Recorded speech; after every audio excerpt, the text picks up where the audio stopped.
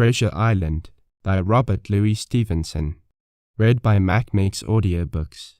Part 1, The Old Buccaneer. Chapter 1, The Old Sea Dog at the Admiral Benbow. Squire Trelawney, Dr. Livesey, and the rest of these gentlemen having asked me to write down the whole particulars about Treasure Island, from the beginning to the end, keeping nothing back but the bearings of the island, and that only because there is still treasure not yet lifted, I take up my pen in the year of grace 17 and go back to the time when my father kept the Admiral Benbow Inn, and the brown old seaman with the sabre cut first took up his lodging under our roof. I remember him as if it were yesterday, as he came plodding to the inn door, his sea-chest following behind him in a hand-barrow, a tall, strong, heavy, nut brown man, his tarry pigtail falling over the shoulder of his soiled blue coat, his hands ragged and scarred, with black, broken nails, and the sabre cut across one cheek, a dirty, livid white. I remember him looking round the cove and whistling to himself as he did so, and then breaking out in that old sea song that he sang so often afterwards. 15 men on the dead man's chest, yo-ho-ho, and a bottle of rum, in the high, old tottering voice that seemed to have been tuned and broken at the capstan bars. Then he rapped on the door with a bit of stick like a handspike that he carried, and when my father appeared, called roughly for a glass of rum. This, when it was brought to him, he drank slowly, like a connoisseur, lingering on the taste and still looking about him at the cliffs and up at our signboard. "This is a handy cove," says he at length, "and a pleasant situated grog shop. Much company, mate." My father told him no, very little company, the more was the pity.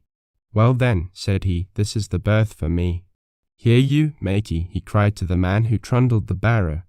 "Bring up alongside and help up my chest." "I'll stay here a bit," he continued. "I'm a plain man, rum and bacon and eggs is what I want, and to head up there to watch ships off. What you might call me. You might call me captain. Oh, I see what you're at, there," and he threw down 3 or 4 gold pieces on the threshold. "You can tell me when I've worked through that," says he, looking as fierce as a commander. And indeed bad as his clothes were and coarsely as he spoke, he had none of the appearance of a man who sailed before the mast, but seemed like a mate or skipper accustomed to be obeyed or to strike. The man who came with the barrow told us the mail had set him down the morning before at the Royal George, that he had inquired what inns there were along the coast, and hearing ours well spoken of, I suppose, and described as lonely, had chosen it from the others for his place of residence. And that was all we could learn of our guest. He was a very silent man by custom. All day he hung round the cove or upon the cliffs with a brass telescope. All evening he sat in a corner of the parlour next the fire and drank rum and water very strong. Mostly he would not speak when spoken to, only look up sudden and fierce and blow through his nose like a fog horn, and we and the people who came about our house soon learned to let him be. Every day when he came back from his stroll he would ask if any seafaring men had gone by along the road. At first we thought it was the want of company of his own kind that made him ask this question, but at last we began to see he was desirous to avoid them. When a seaman did put up at the Admiral Benbow he would look in at him through the curtained door before he entered the parlour, and he was always sure to be as silent as a mouse when any such was present. For me, at least, there was no secret about the matter, for I was, in a way, a sharer in his alarms. He had taken me aside one day and promised me a silver 4penny on the 1st of every month if I would only keep my weather eye open for a seafaring man with one leg and let him know the moment he appeared. Often enough when the 1st of the month came round and I applied to him for my wage, he would only blow through his nose at me and stare me down, but before the week was out he was sure to think better of it, bring me my 4penny piece, and repeat his orders to look out for the seafaring man with one leg. How that personage haunted my dreams, I need scarcely tell you. On stormy nights, when the wind shook the full corners of the house and the surf roared along the cove and up the cliffs, I would see him in 1,000 forms, and with 1,000 diabolical expressions. Now the leg would be cut off at the knee, now at the hip, now he was a monstrous kind of a creature who had never had but the one leg, and that in the middle of his body. To see him leap and run and pursue me over hedge and ditch was the worst of nightmares. and altogether I paid pretty dear for my monthly 4-penny piece in the shape of these abominable fancies.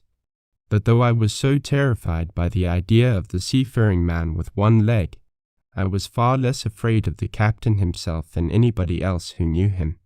There were nights when he took a deal more rum and water than his head would carry, and then he would sometimes sit and sing his wicked, old, wild sea songs, minding nobody, but sometimes he would call for glasses round and force all the trembling company to listen to his stories or bear a chorus to his singing. Often I have heard the house shaking with yo-ho-ho and a bottle of rum, all the neighbours joining in for dear life, with the fear of death upon them, and each singing louder than the other to avoid remark. For in these fits he was the most overriding companion ever known. He would slap his hand on the table for silence all round. He would fly up in a passion of anger at a question, or sometimes because none was put, and so he judged the company was not following his story. Nor would he allow anyone to leave the inn till he had drunk himself sleepy and reeled off to bed. His stories were what frightened people worst of all. Dreadful stories they were, about hanging, and walking the plank, and storms at sea, and the dry Tortugas, and wild deeds and places on the Spanish Main.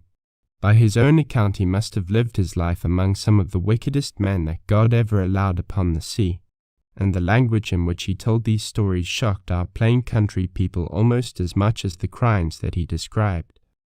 My father was always saying the inn would be ruined, for people would soon cease coming there to be tyrannized over and put down, and sent shivering to their beds, but I really believe his presence did us good.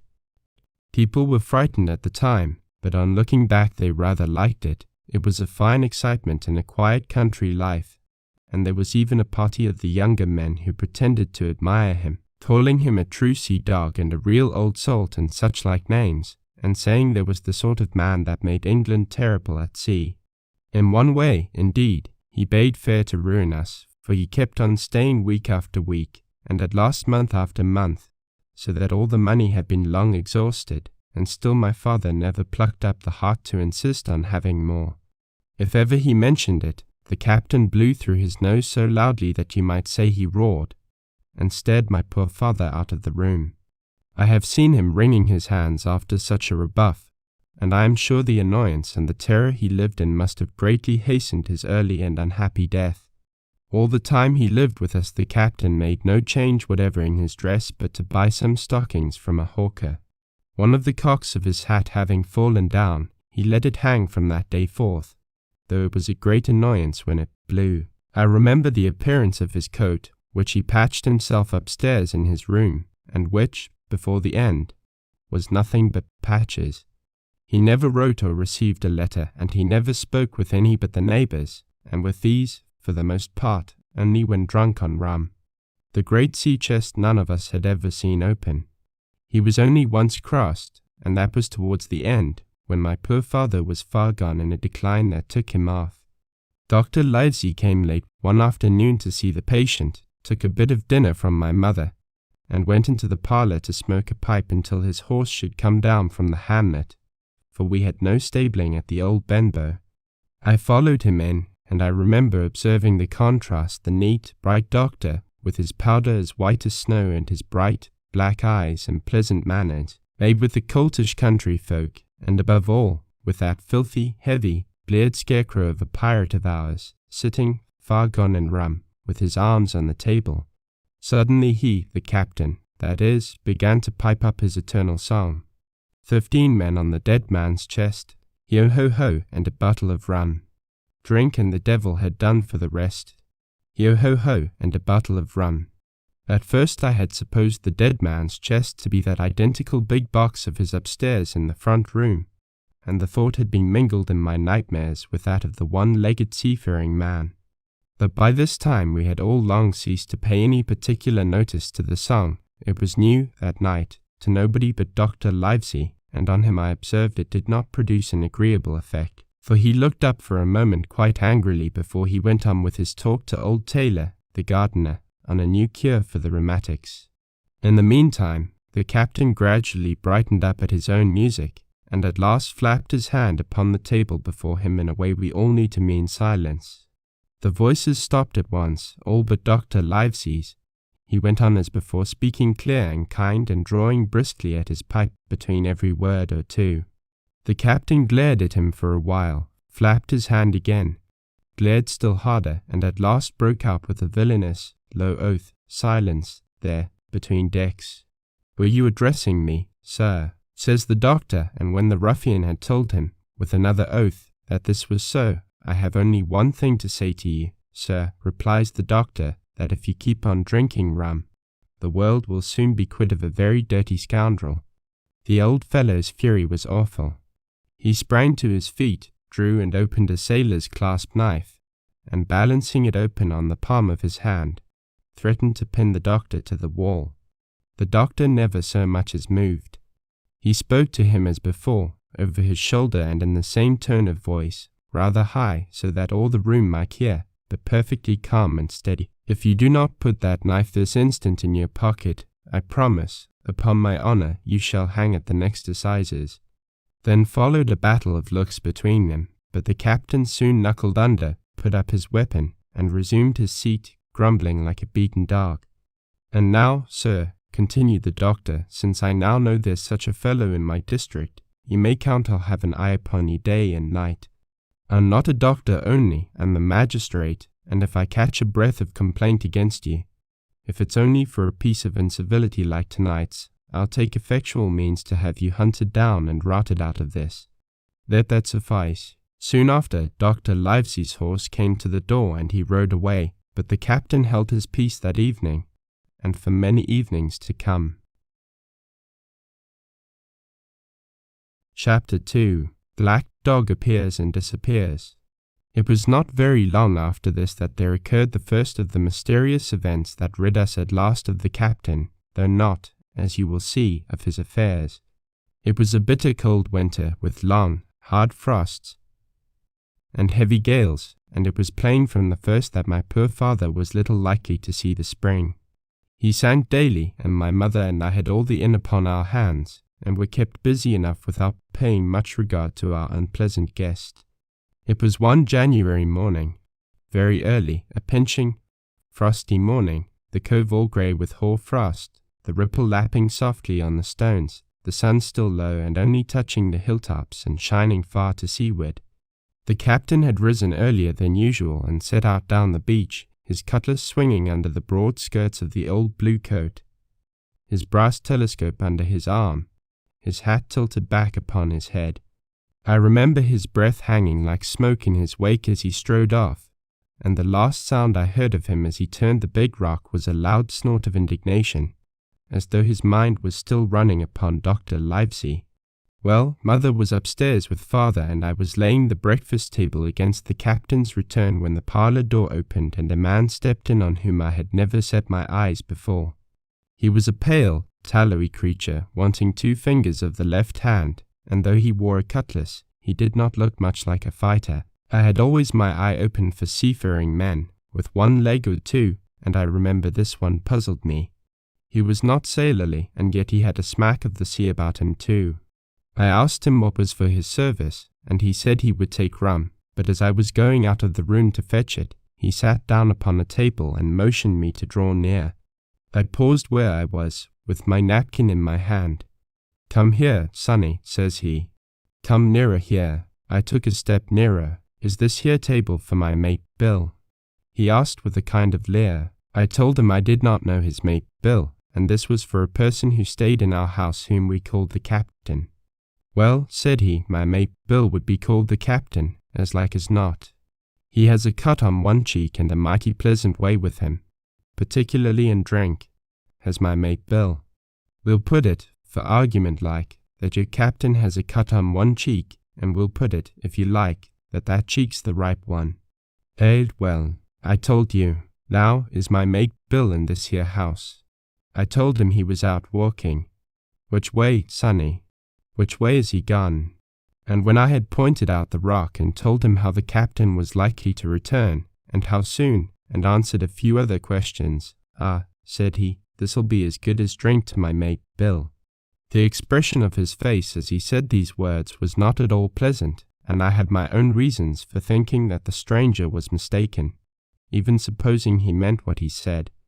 But it was no affair of mine, I thought, and besides, it was difficult to know what to do. The stranger kept hanging about just inside the inn door, peering round the corner like a cat waiting for a mouse. Once I stepped out myself into the road, but he immediately called me back, and as I did not obey quick enough for his fancy, a most horrible change came over his tallowy face, and he ordered me in with an oath that made me jump. As soon as I was back again he returned to his former manner, half fawning, half sneering, patted me on the shoulder, told me I was a good boy and he had taken quite a fancy to me. I have a son of my own, said he, as like you as 2 blocks, and he's all the pride of my art. But the great thing for boys is discipline, sonny, discipline. Now, if you had sailed along of Bill, he wouldn't have stood there to be spoke to twice, not you. That was never Bill's way, nor the way of such as sailed with him. And here, sure enough, is my mate Bill, with a spyglass under his arm. Bless his old art, to be sure. You and me'll just go back into the parlour, Sonny, and get behind the door, and we'll give Bill a little surprise. Bless his art, I say again. So saying, the stranger backed along with me into the parlour and put me behind him in the corner so that we were both hidden by the open door. I was very uneasy and alarmed, as you may fancy, and it rather added to my fears to observe that the stranger was certainly frightened himself. He cleared the hilt of his cutlass and loosened the blade in the sheath, and all the time we were waiting there he kept swallowing as if he felt what we used to call a lump in the throat. At last in strode the captain, slammed the door behind him, without looking to the right or left, and marched straight across the room to where his breakfast awaited him. Bill, said the stranger in a voice that I thought he had tried to make bold and big. The captain spun round on his heel and fronted us. All the brown had gone out of his face, and even his nose was blue. He had the look of a man who sees a ghost, or the evil one, or something worse, if anything can be, and upon my word, I felt sorry to see him all in a moment turn so old and sick. Come, Bill, you know me, you know an old shipmate. Bill, surely, said the stranger. The captain made a sort of gasp. Black dog, said he, and who else? Returned the other, getting more at his ease. Black dog as ever was, come for to see his old shipmate Billy at the Admiral Benbow Inn. Ah, Bill, we have seen a sight of times, us two, since I lost them 2 talons, holding up his mutilated hand. Now, look here, said the captain, you've run me down, here I am. Well, then, speak up, what is it?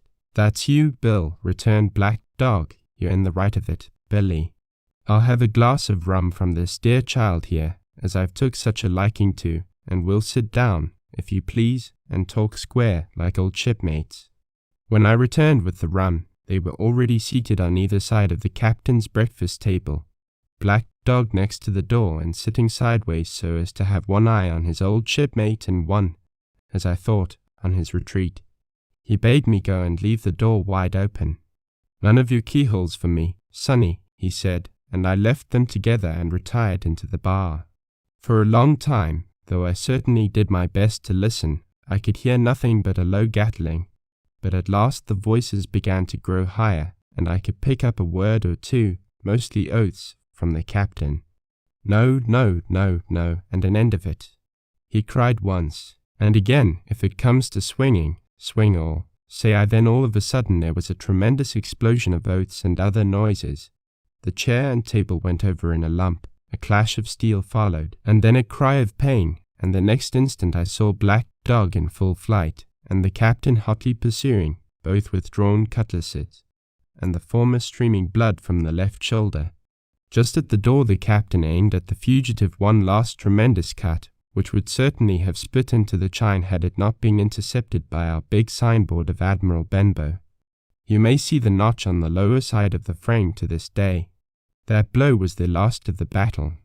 Once out upon the road, Black Dog, in spite of his wound, showed a wonderful clean pair of heels and disappeared over the edge of the hill in half a minute.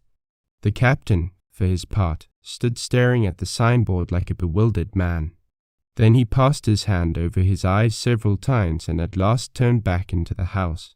Jim, says he, rum, and as he spoke, he reeled a little and caught himself with one hand against the wall. Are you hurt? Cried I, rum, he repeated. I must get away from here. Run. I ran to fetch it, but I was quite unsteady by all that had fallen out, and I broke one glass and fouled the tap. And while I was still getting in my own way, I heard a loud fall in the parlour, and running in, beheld the captain lying full length upon the floor. At the same instant my mother, alarmed by the cries and fighting, came running downstairs to help me. Between us we raised his head. He was breathing very loud and hard, but his eyes were closed and his face a horrible colour. Dearie me, cried my mother, what a disgrace upon the house! And your poor father sick. In the meantime, we had no idea what to do to help the captain, nor any other thought but that he had got his death hurt in the scuffle with the stranger. I got the rum, to be sure, and tried to put it down his throat, but his teeth were tightly shut and his jaws as strong as iron. It was a happy relief for us when the door opened and Dr. Livesey came in, on his visit to my father. Oh, doctor, we cried, what shall we do? Where's he wounded? Wounded? A fiddlestick's end, said the doctor. No more wounded than you are. The man has had a stroke, as I warned him. Now, Mrs. Hawkins, just you run upstairs to your husband and tell him, if possible, nothing about it. For my part, I must do my best to save this fellow's trebly worthless life. Jim, you get me a basin.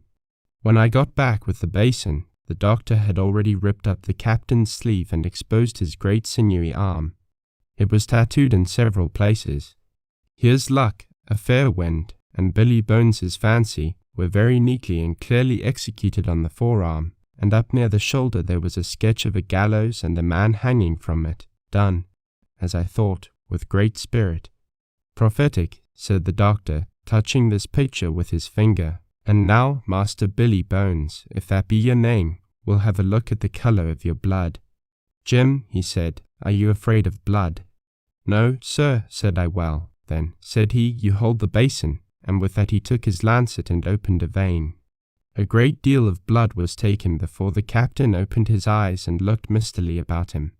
First he recognized the doctor with an unmistakable frown. Then his glance fell upon me, and he looked relieved. But suddenly his colour changed, and he tried to raise himself, crying, Where's black dog? There is no black dog here, said the doctor, except what you have on your own back. You have been drinking rum, you have had a stroke, precisely as I told you, and I have just, very much against my own will, dragged you headforemost out of the grave.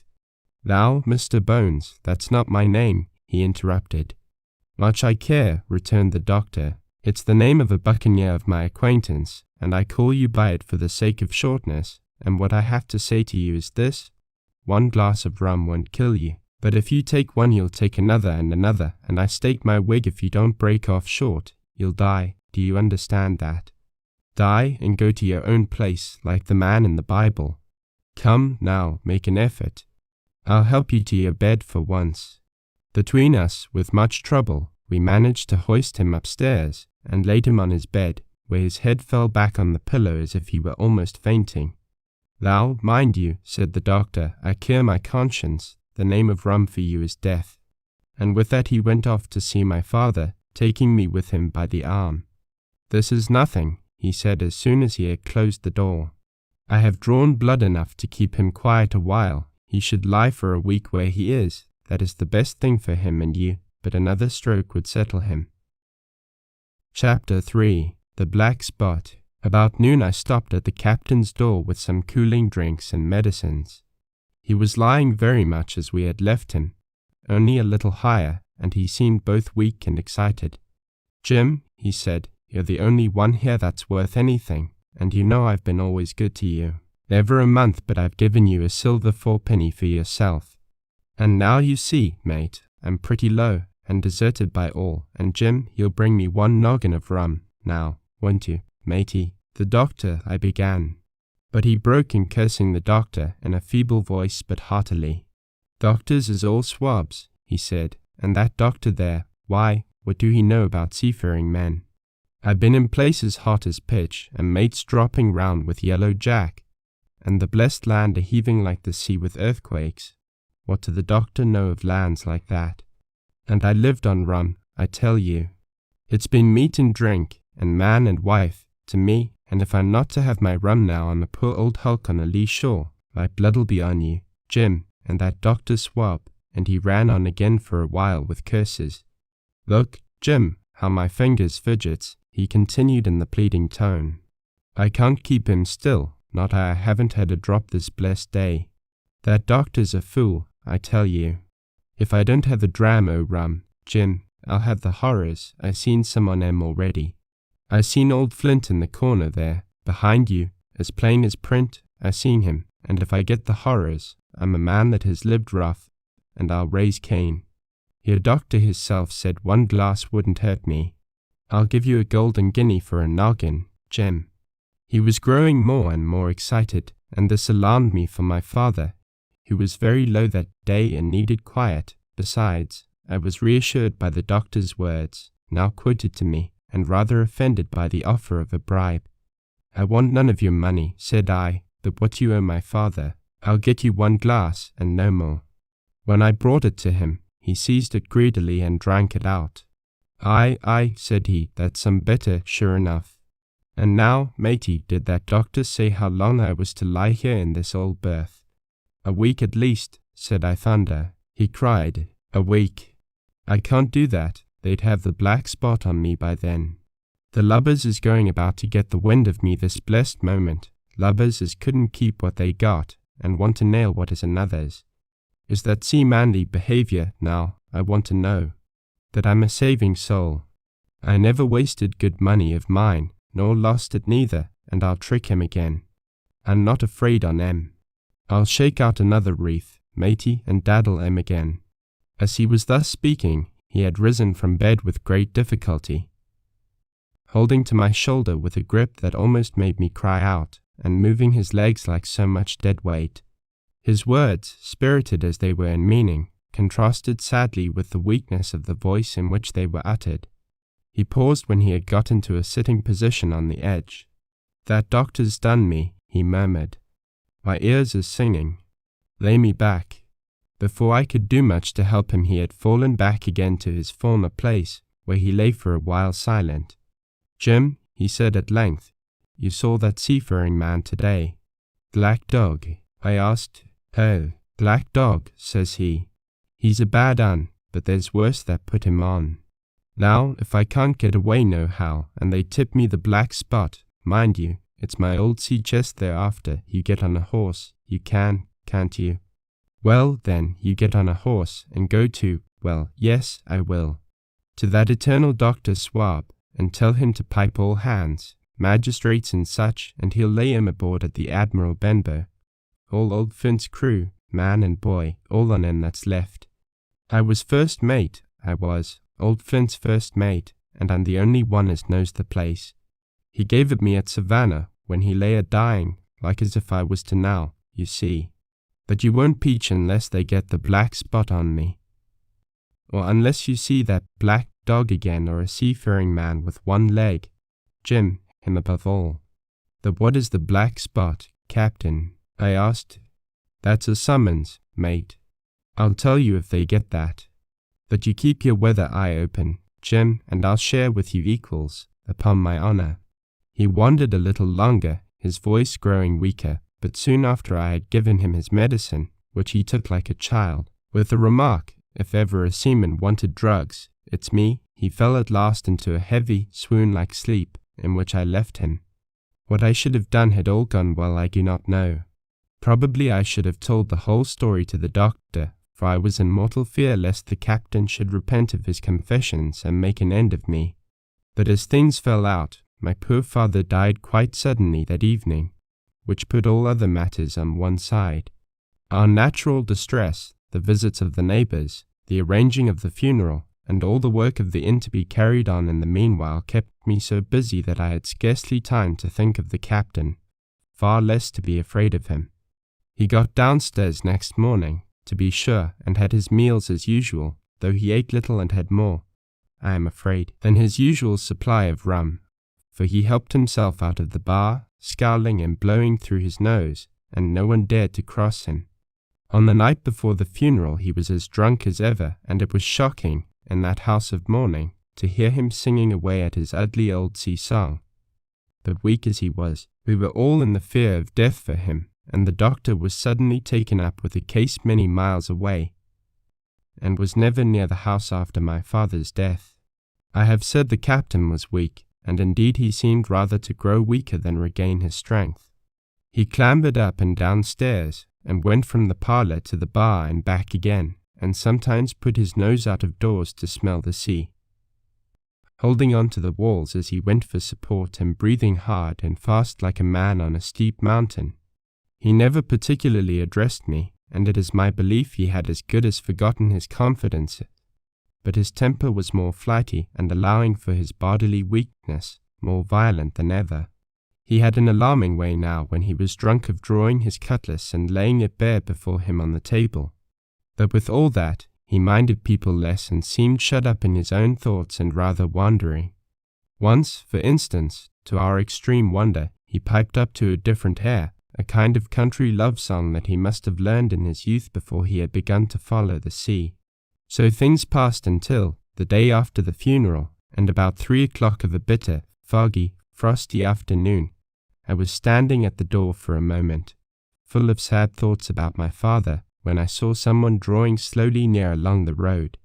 He was plainly blind, for he tapped before him with a stick and wore a great green shade over his eyes and nose, and he was hunched, as if with age or weakness, and wore a huge old tattered sea cloak with a hood that made him appear positively deformed.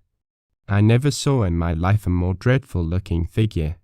He stopped a little from the inn, and raising his voice in an odd sing-song, addressed the air in front of him. Will any kind friend inform a poor blind man, who has lost the precious sight of his eyes in the gracious defence of his native country, England, and God bless King George, where or in what part of this country he may now be? You are at the Admiral Benbow, Black Hill Cove, my good man, said I hear a voice, said he, a young voice. Will you give me your hand, my kind young friend, and lead me in? I held out my hand, and the horrible, soft-spoken, eyeless creature gripped it in a moment like a vice. I was so much startled that I struggled to withdraw, but the blind man pulled me close up to him with a single action of his arm. Now, boy, he said, take me in to the captain. Sir, said I, upon my word I dare not. Oh, he sneered, that's it. Take me in straight or I'll break your arm. And he gave it, as he spoke, a wrench that made me cry out. Sir, said I, it is for yourself I mean.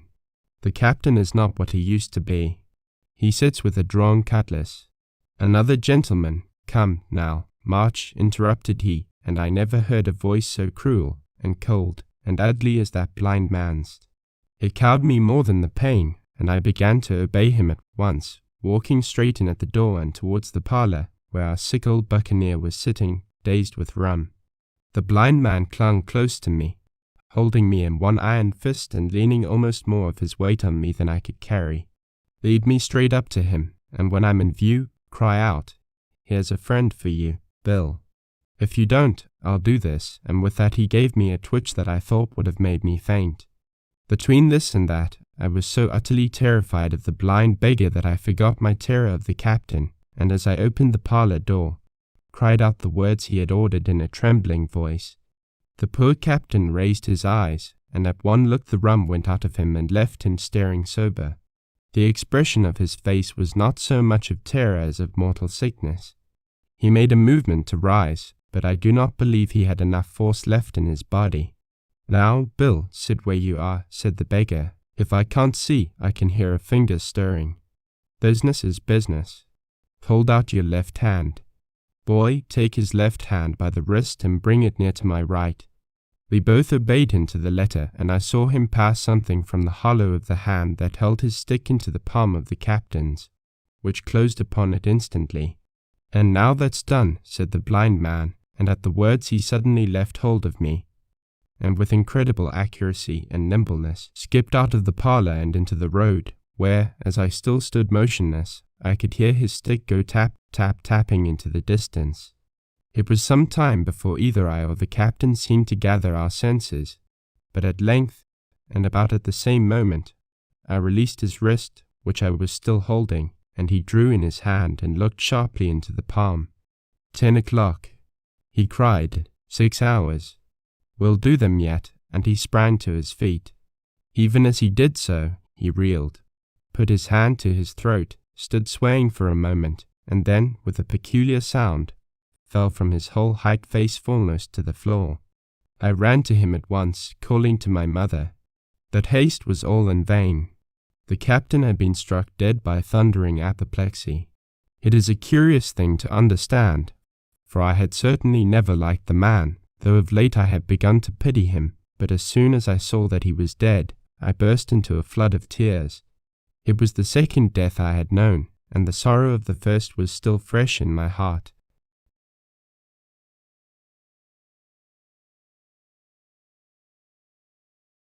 Chapter 4. The Sea Chest. I lost no time, of course, in telling my mother all that I knew, and perhaps should have told her long before, and we saw ourselves at once in a difficult and dangerous position. Some of the man's money, if he had any, was certainly due to us, but it was not likely that our captain's shipmates, above all the 2 specimens seen by me, Black Dog and the blind beggar, would be inclined to give up their booty in payment of the dead man's debts. The captain's order to mount at once and ride for Dr. Livesey would have left my mother alone and unprotected, which was not to be thought of. Indeed, it seemed impossible for either of us to remain much longer in the house. The fall of coals in the kitchen grate, the very ticking of the clock, filled us with alarms. The neighborhood, to our ears, seemed haunted by approaching footsteps, and what between the dead body of the captain on the parlor floor and the thought of that detestable blind beggar hovering near at hand and ready to return, there were moments when, as the saying goes, I jumped in my skin for terror. Something must speedily be resolved upon, and it occurred to us at last to go forth together and seek help in the neighboring hamlet. No sooner said than done.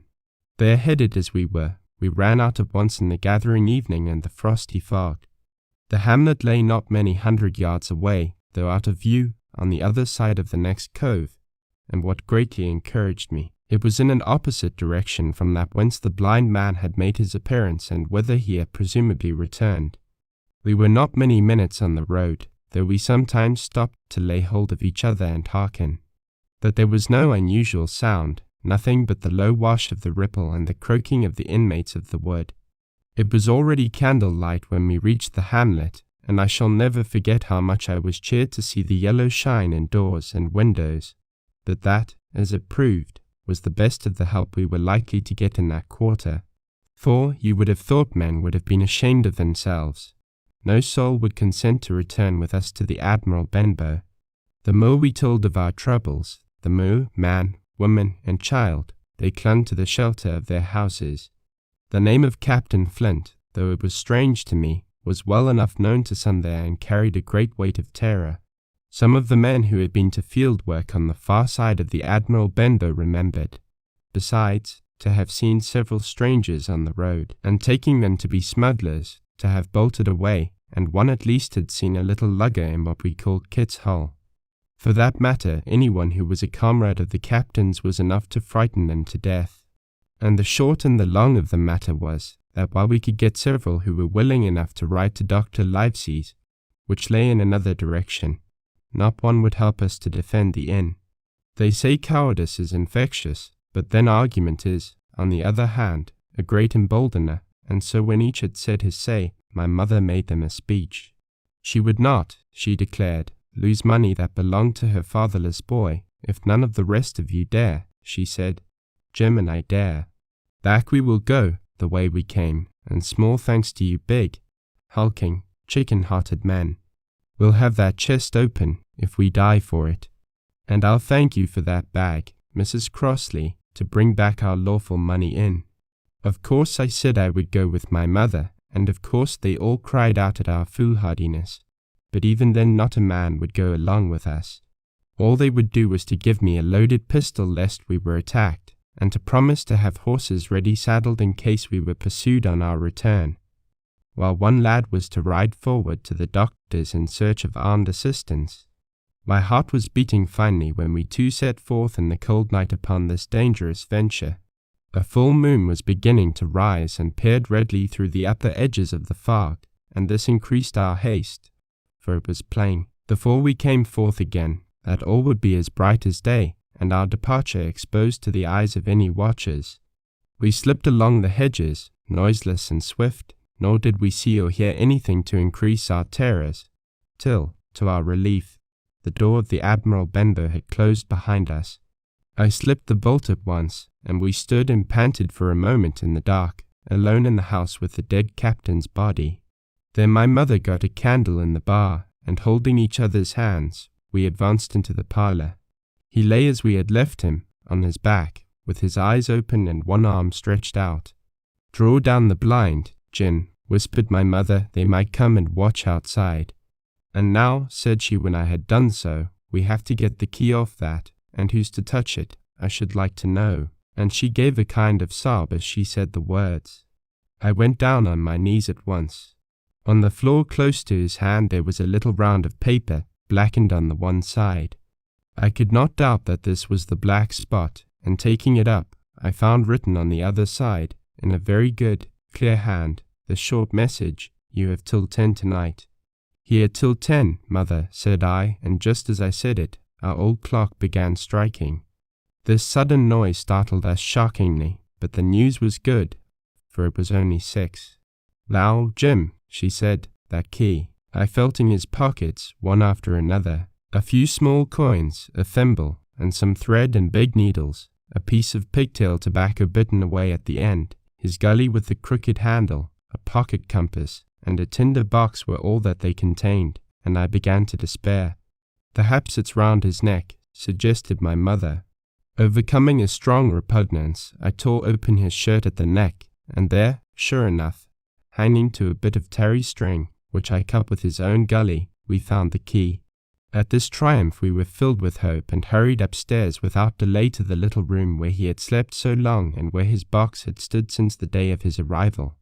It was like any other seaman's chest on the outside, the initial B burned on the top of it with a hot iron, and the corners somewhat smashed and broken as by long, rough usage.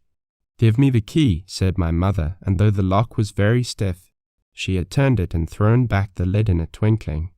A strong smell of tobacco and tar rose from the interior, but nothing was to be seen on the top except a suit of very good clothes, carefully brushed and folded. They had never been worn, my mother said. Under that, the miscellany began, a quadrant, a tin cannikin, several sticks of tobacco, 2 brace of very handsome pistols, a piece of bar silver, an old Spanish watch, and some other trinkets of little value and mostly of foreign make, a pair of compasses mounted with brass, and 5 or 6 curious West Indian shells. I have often wondered since why he should have carried about these shells with him in his wandering, guilty, and hunted life. In the meantime, we had found nothing of any value but the silver and the trinkets, and neither of these were in our way. Underneath there was an old boat cloak, whitened with sea salt on many a harbour bar. My mother pulled it up with impatience, and there lay before us, the last things in the chest, a bundle tied up in oilcloth, and looking like papers, and a canvas bag that gave forth, at a touch, the jingle of gold. "I'll show these robes that I'm an honest woman," said my mother. "I'll have my dues, and not a farthing over. Hold Mrs. Crossley's bag." And she began to count over the amount of the captain's score from the sailor's bag into the one that I was holding. It was a long, difficult business, for the coins were of all countries and sizes, doubloons and louis d'ors and guineas and pieces of 8, and I know not what besides, all shaken together at random. The guineas, too, were about the scarcest, and it was with these only that my mother knew how to make her count. When we were about halfway through, I suddenly put my hand upon her arm, for I had heard in the silent frosty air a sound that brought my heart into my mouth, the tap-tapping of the blind man's stick upon the frozen road. It drew nearer and nearer, while we sat holding our breath. Then it struck sharp on the inn door, and then we could hear the handle being turned and the bolt rattling as the wretched being tried to enter, and then there was a long time of silence both within and without. At last the tapping recommenced, and, to our indescribable joy and gratitude, died slowly away again until it ceased to be heard.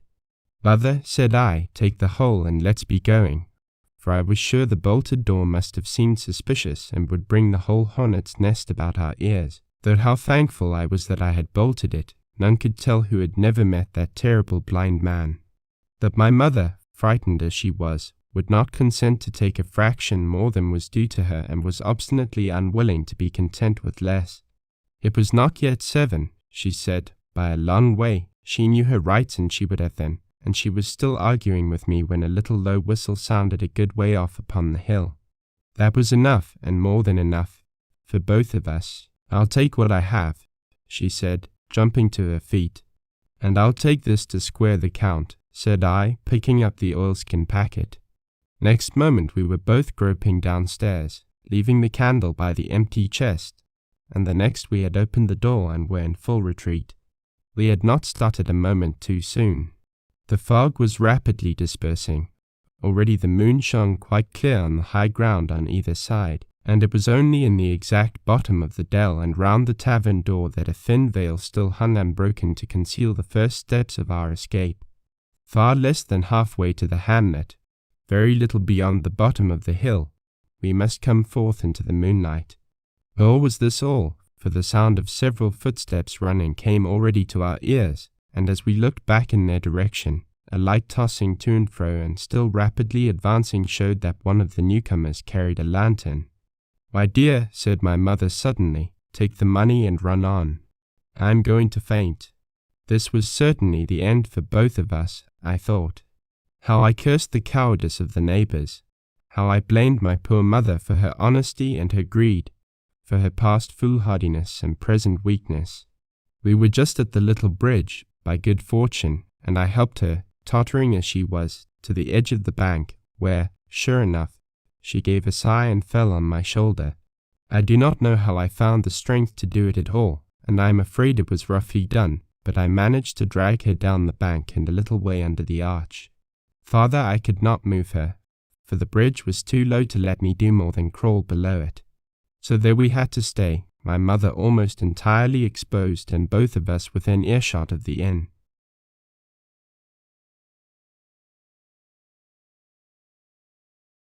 Chapter 5. The Last of the Blind Man.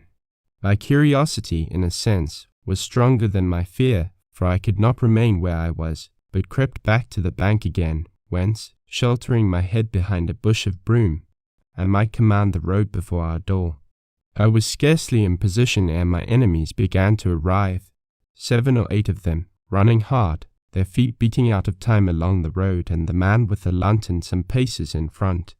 3 men ran together, hand in hand, and I made out, even through the mist, that the middle man of this trio was the blind beggar.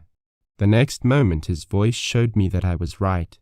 "Down with the door," he cried. "Aye, sir," answered 2 or 3, and a rush was made upon the Admiral Benbow, the lantern-bearer following, and then I could see them pause, and hear speeches passed in a lower key, as if they were surprised to find the door open.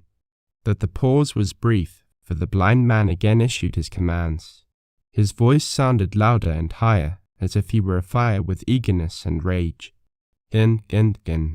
He shouted, and cursed them for their delay. 4 or 5 of them obeyed at once, 2 remaining on the road with the formidable beggar.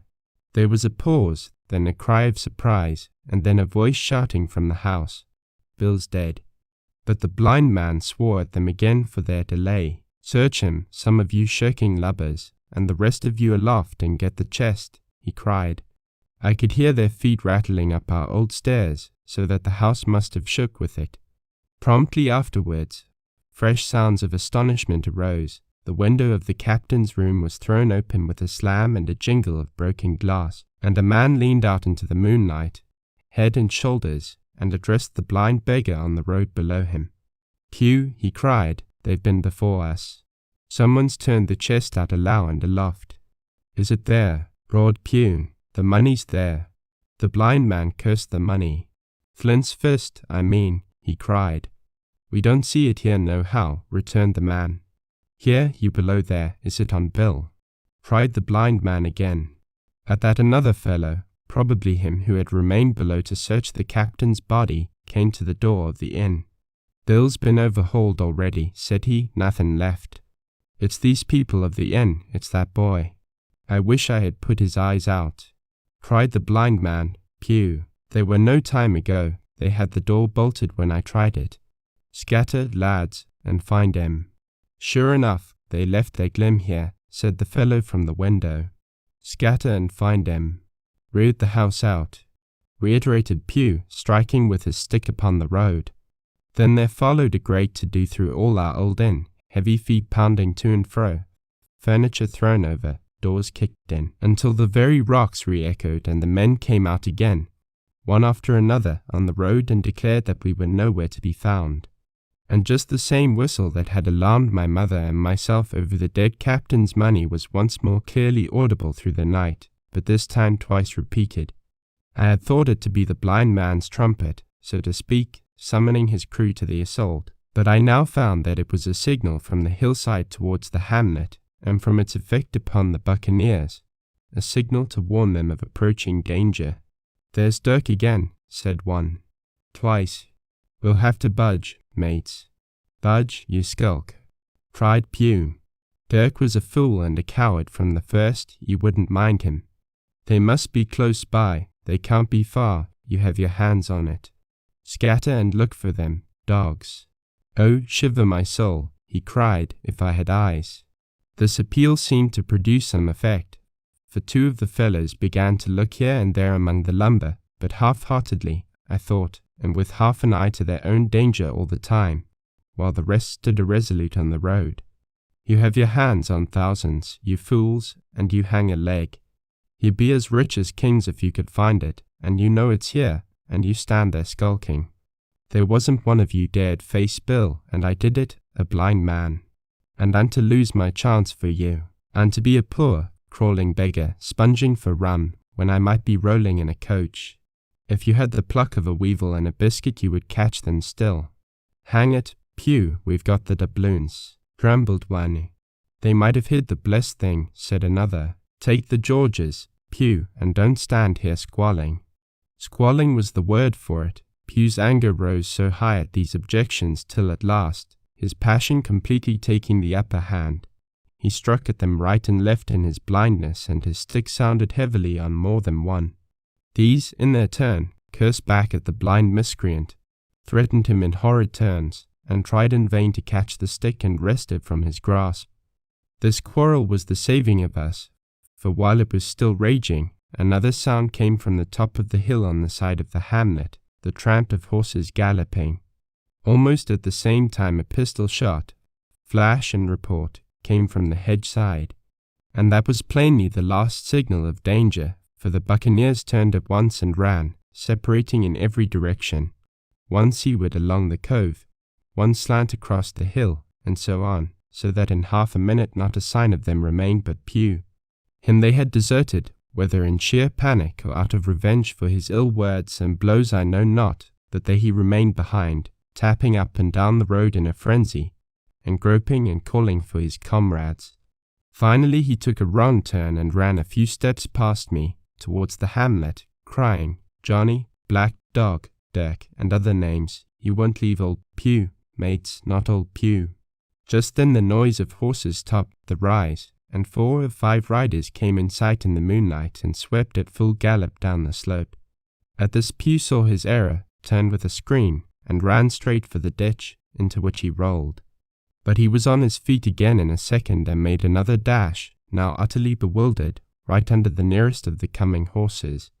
The rider tried to save him, but in vain. Down went Pew with a cry that rang high into the night, and the 4 hoofs trampled and spurned him and passed by. He fell on his side, then gently collapsed upon his face and moved no more. I leaped to my feet and hailed the riders.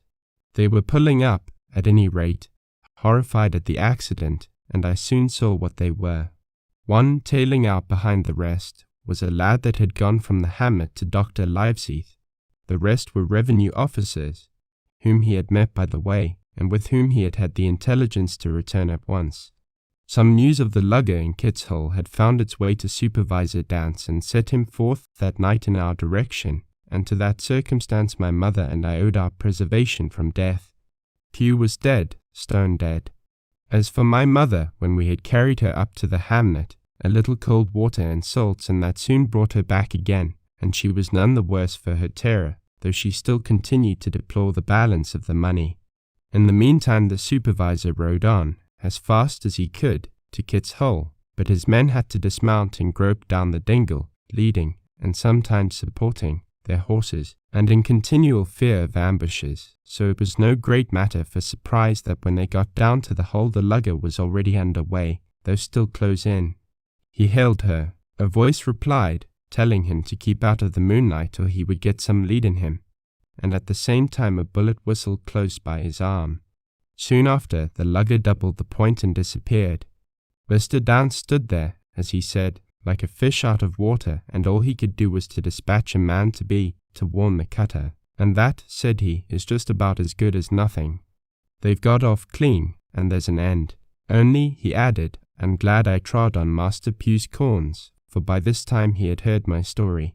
I went back with him to the Admiral Benbow, and you cannot imagine a house in such a state of smash. The very clock had been thrown down by these fellows in their furious hunt after my mother and myself, and though nothing had actually been taken away except the captain's money bag and a little silver from the till, I could see at once that we were ruined. Mr. Downs could make nothing of the scene. They got the money, you say. Well, then, Hawkins, what in fortune were they after? More money, I suppose. No, sir, not money, I think, replied I. In fact, sir, I believe I have the thing in my breast pocket, and to tell you the truth, I should like to get it put in safety. To be sure, boy, quite right, said he. I'll take it, if you like. I thought perhaps Dr. Livesey, I began. Perfectly right, he interrupted very cheerily. Perfectly right, a gentleman and a magistrate. And, now I come to think of it, I might as well ride round there myself and report to him or squire. Master Pugh's dead, when all's done. Not that I regret it, but he's dead, you see, and people will make it out against an officer of His Majesty's revenue, if make it out they can. Now, I'll tell you, Hawkins, if you like, I'll take you along. I thanked him heartily for the offer, and we walked back to the hamlet where the horses were. By the time I had told Mother of my purpose, they were all in the saddle. Dogger, said Mr. Downs, you have a good horse. Take up this lad behind you. As soon as I was mounted, holding on to Dogger's belt, the supervisor gave the word, and the party struck out at a bouncing trot on the road to Dr. Livesey's house.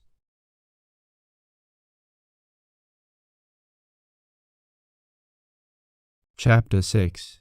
The Captain's Papers. We rode hard all the way till we drew up before Dr. Livesey's door. The house was all dark to the front. Mr. Downs told me to jump down and knock, and Dogger gave me a stirrup to descend by. The door was opened almost at once by the maid. Is Dr. Livesey in? I asked. No, she said. He had come home in the afternoon, but had gone up to the hall to dine and passed the evening with the squire. So there we go, boys, said Mr. Downs.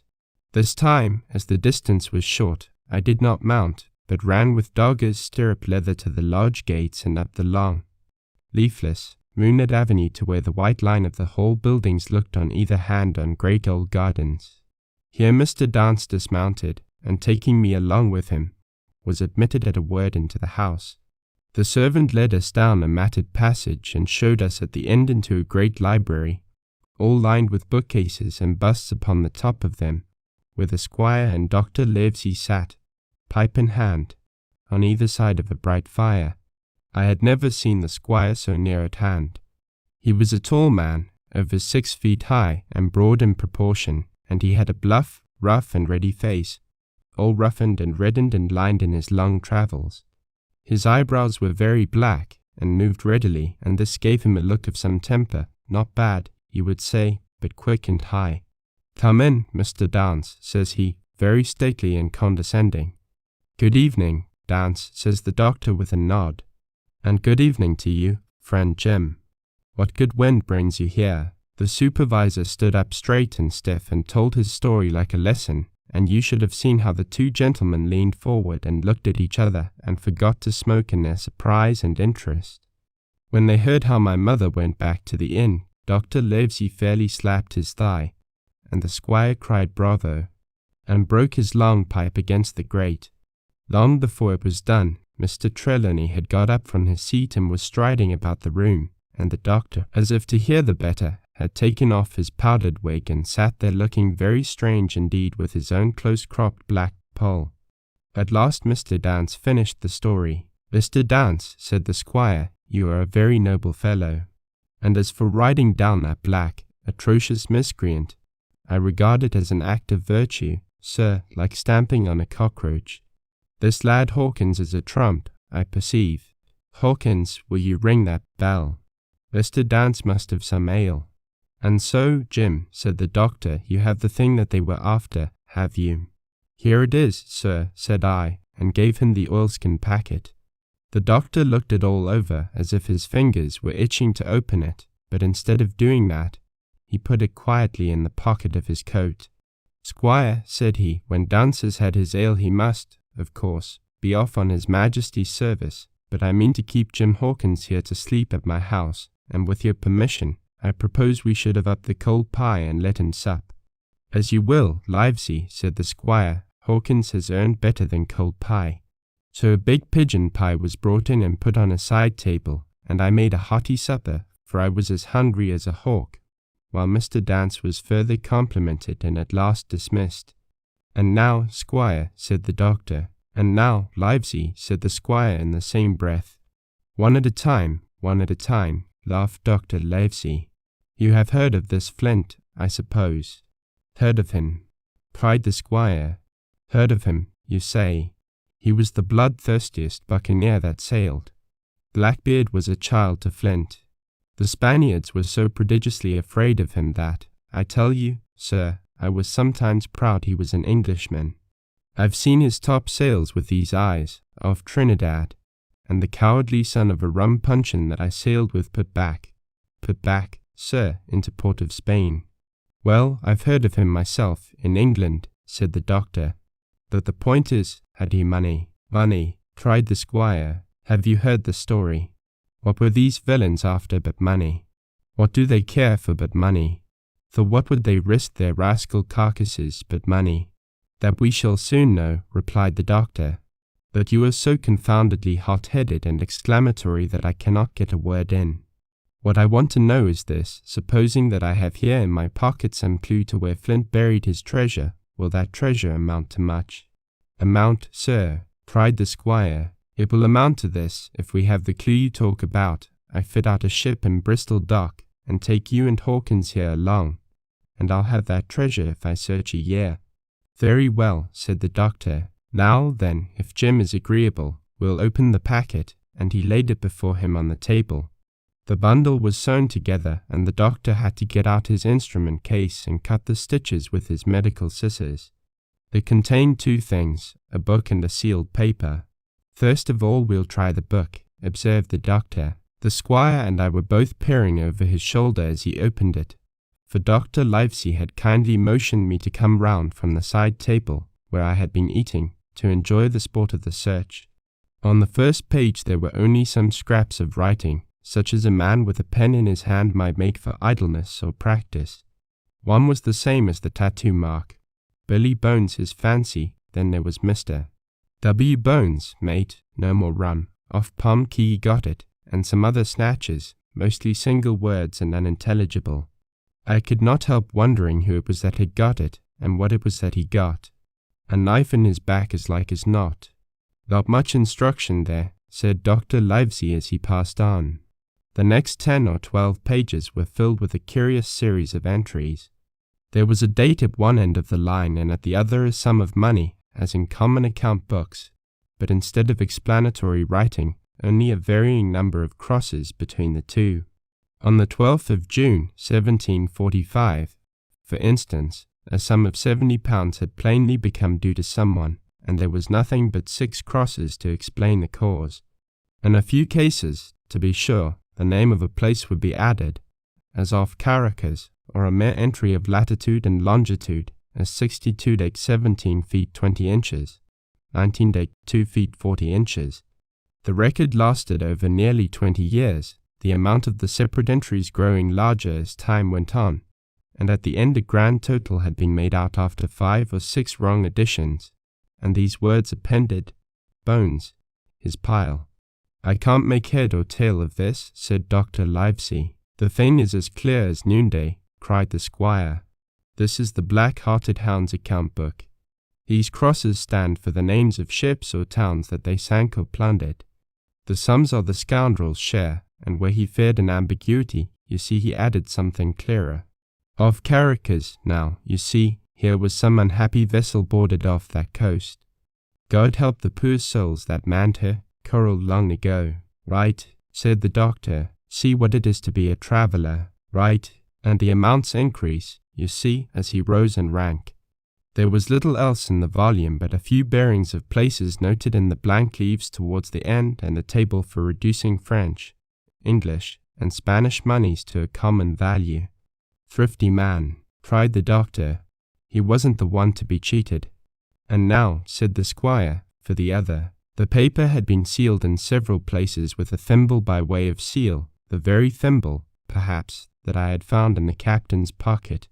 The doctor opened the seals with great care, and there fell out the map of an island, with latitude and longitude, soundings, names of hills and bays and inlets, and every particular that would be needed to bring a ship to a safe anchorage upon its shores. It was about 9 miles long and 5 across, shaped, you might say, like a fat dragon standing up, and had 2 fine land-locked harbours, and a hill in the centre part marked the spyglass. There were several editions of a later date, but above all, 3 crosses of red ink, 2 on the north part of the island, 1 in the southwest, and beside this last, in the same red ink and in a small, neat hand, very different from the captain's tottery characters, these words, bulk of treasure here. Over on the back the same hand had written this further information, tall tree, spyglass shoulder, bearing a point to the N of NNE, Skeleton Island ESE, and by E 10 feet. The bar silver is in the north cache. You can find it by the trend of the east hummock, 10 fathoms south of the black crag with the face on it. The arms are easy found, in the sand hill and point of North Inlet Cape, bearing E and a quarter NJF.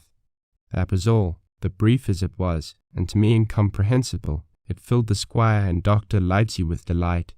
Livesey, said the squire, you will give up this wretched practice at once. Tomorrow I start for Bristol. In 3 weeks' time, 3 weeks, 2 weeks, 10 days, we'll have the best ship, sir, and the choicest crew in England. Hawkins shall come as cabin boy.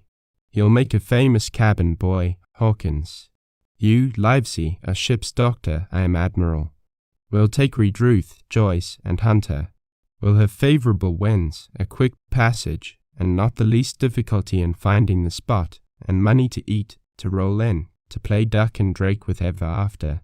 Trelawney, said the doctor, I'll go with you, and I'll go bail for it, so will Jim, and be a credit to the undertaking. There's only one man I'm afraid of.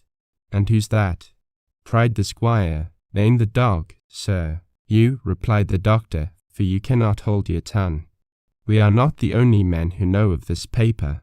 These fellows who attacked the inn tonight, bold, desperate blades, for sure, and the rest who stayed aboard that lugger, and more, I dare say, not far off, are, one and all, through thick and thin, bound that they'll get that money. We must none of us go alone till we get to sea. Jim and I shall stick together in the meanwhile. You'll take Joyce and Hunter when you ride to Bristol, and from first to last, not one of us must breathe a word of what we've found. Livesey, returned the squire, you are always in the right of it. I'll be as silent as the grave.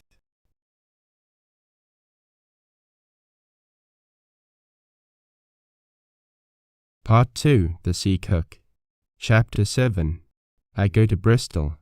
It was longer than the squire imagined ere we were ready for the sea, and none of our first plans, not even Dr. Livesey's, of keeping me beside him, could be carried out as we intended.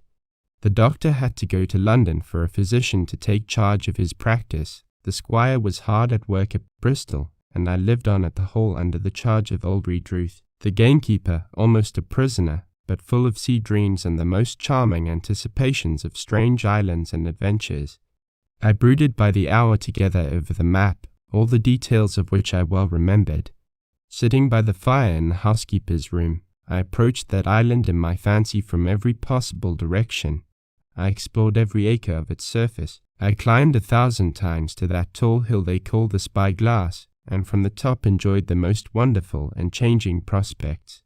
Sometimes the isle was thick with savages, with whom we fought, sometimes full of dangerous animals that hunted us, but in all my fancies nothing occurred to me so strange and tragic as our actual adventures.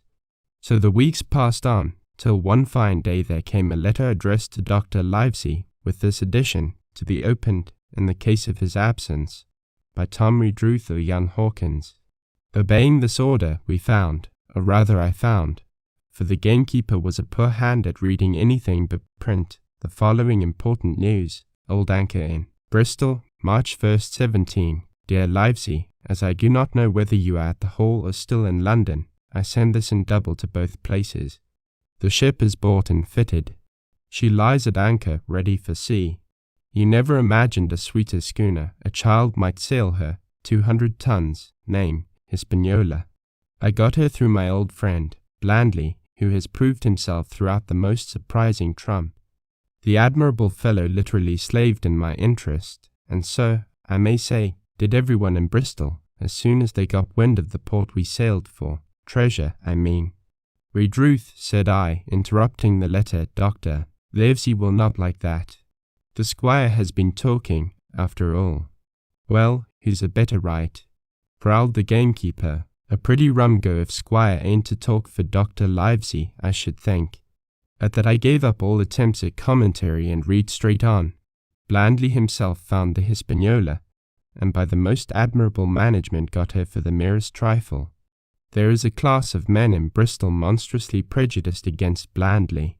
They go the length of declaring that this honest creature would do anything for money, that the Hispaniola belonged to him, and that he sold at me absurdly high, the most transparent calumnies.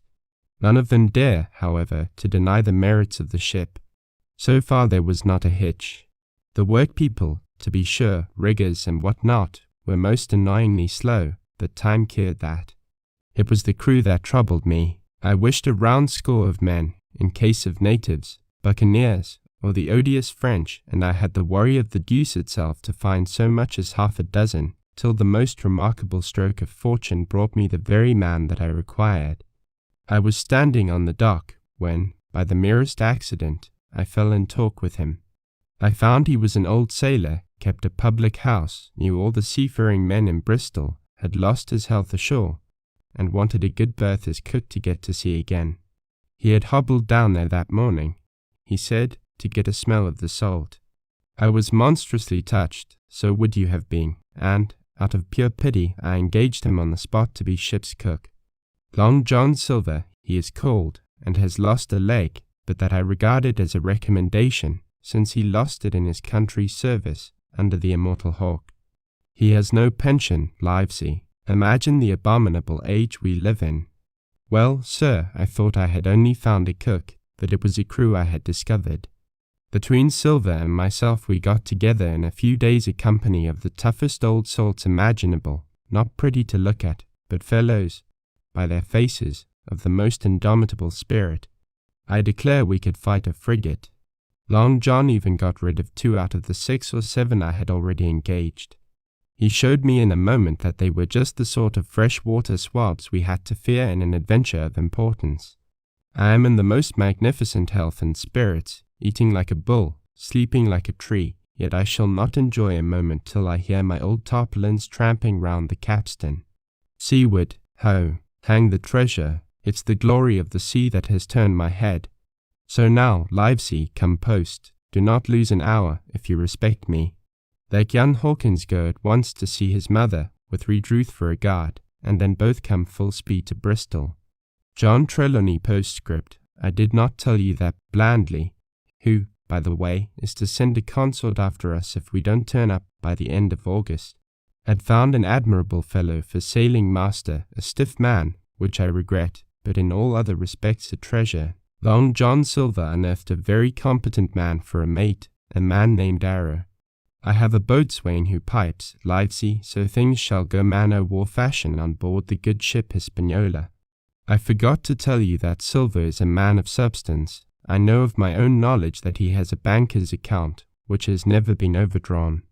He leaves his wife to manage the inn, and as she is a woman of colour, a pair of old bachelors like you and I may be excused for guessing that it is the wife, quite as much as the health, that sends him back to roving. JTPPS. Hawkins may stay one night with his mother. JT, you can fancy the excitement into which that letter put me. I was half beside myself with glee, and if ever I despised a man, it was old Tom Redruth, who could do nothing but grumble and lament. Any of the under gamekeepers would gladly have changed places with him, but such was not the squire's pleasure, and the squire's pleasure was like law among them all. Nobody but old Redruth would have dared so much as even to grumble. The next morning he and I set out on foot for the Admiral Benbow, and there I found my mother in good health and spirits. The captain, who had so long been a cause of so much discomfort, was gone where the wicked cease from troubling. The squire had everything repaired, and the public rooms and the sign repainted, and had added some furniture, above all a beautiful armchair for mother in the bar. He had found her a boy as an apprentice also, so that she should not want help while I was gone. It was on seeing that boy that I understood, for the first time, my situation.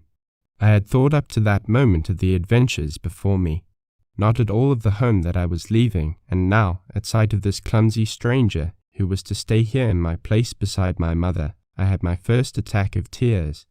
I am afraid I led that boy a dog's life, for as he was new to the work, I had 100 opportunities of setting him right and putting him down, and I was not slow to profit by them. The night passed, and the next day, after dinner, Redruth and I were afoot again and on the road. I said good-bye to mother and the cove where I had lived since I was born, and the dear old Admiral Benbow, since he was repainted, no longer quite so dear. One of my last thoughts was of the captain, who had so often strode along the beach with his cocked hat, his sabre-cut cheek, and his old brass telescope. Next moment we had turned the corner and my home was out of sight. The mail picked us up about dusk at the Royal George on the heath. I was wedged in between Redruth and a stout old gentleman, and in spite of the swift motion and the cold night air, I must have dozed a great deal from the very first, and then slept like a log uphill and down dale through stage after stage. For when I was awakened at last it was by a punch in the ribs, and I opened my eyes to find that we were standing still before a large building in a city street, and that the day had already broken a long time. "Where are we?" I asked. "Bristol," said Tom. "Get down." Mr. Trelawney had taken up his residence at an inn far down the docks to superintend the work upon the schooner. Thither we had now to walk, and our way, to my great delight, lay along the quays and beside the great multitude of ships of all sizes and rigs and nations. In one, sailors were singing at their work, in another there were men aloft, high over my head, hanging to threads that seemed no thicker than a spider's. Though I had lived by the shore all my life, I seemed never to have been near the sea till then. The smell of tar and salt was something new. I saw the most wonderful figureheads that had all been far over the ocean. I saw, besides, many old sailors, with rings in their ears, and whiskers curled and ringlets, and tarry pigtails, and their swaggering, clumsy sea walk, and if I had seen as many kings or archbishops I could not have been more delighted. And I was going to sea myself, to sea in a schooner, with a piping boatswain and pig-tailed singing seamen, to sea, bound for an unknown island, and to seek for buried treasure. While I was still in this delightful dream, we came suddenly in front of a large inn and met Squire Trelawney, all dressed out like a sea officer, in stout blue cloth, coming out of the door with a smile on his face and a capital imitation of a sailor's walk. "Here you are," he cried, "and the doctor came last night from London. Bravo, the ship's company complete." "Oh, sir," cried I, "when do we sail?" "Sail," says he, "we sail tomorrow."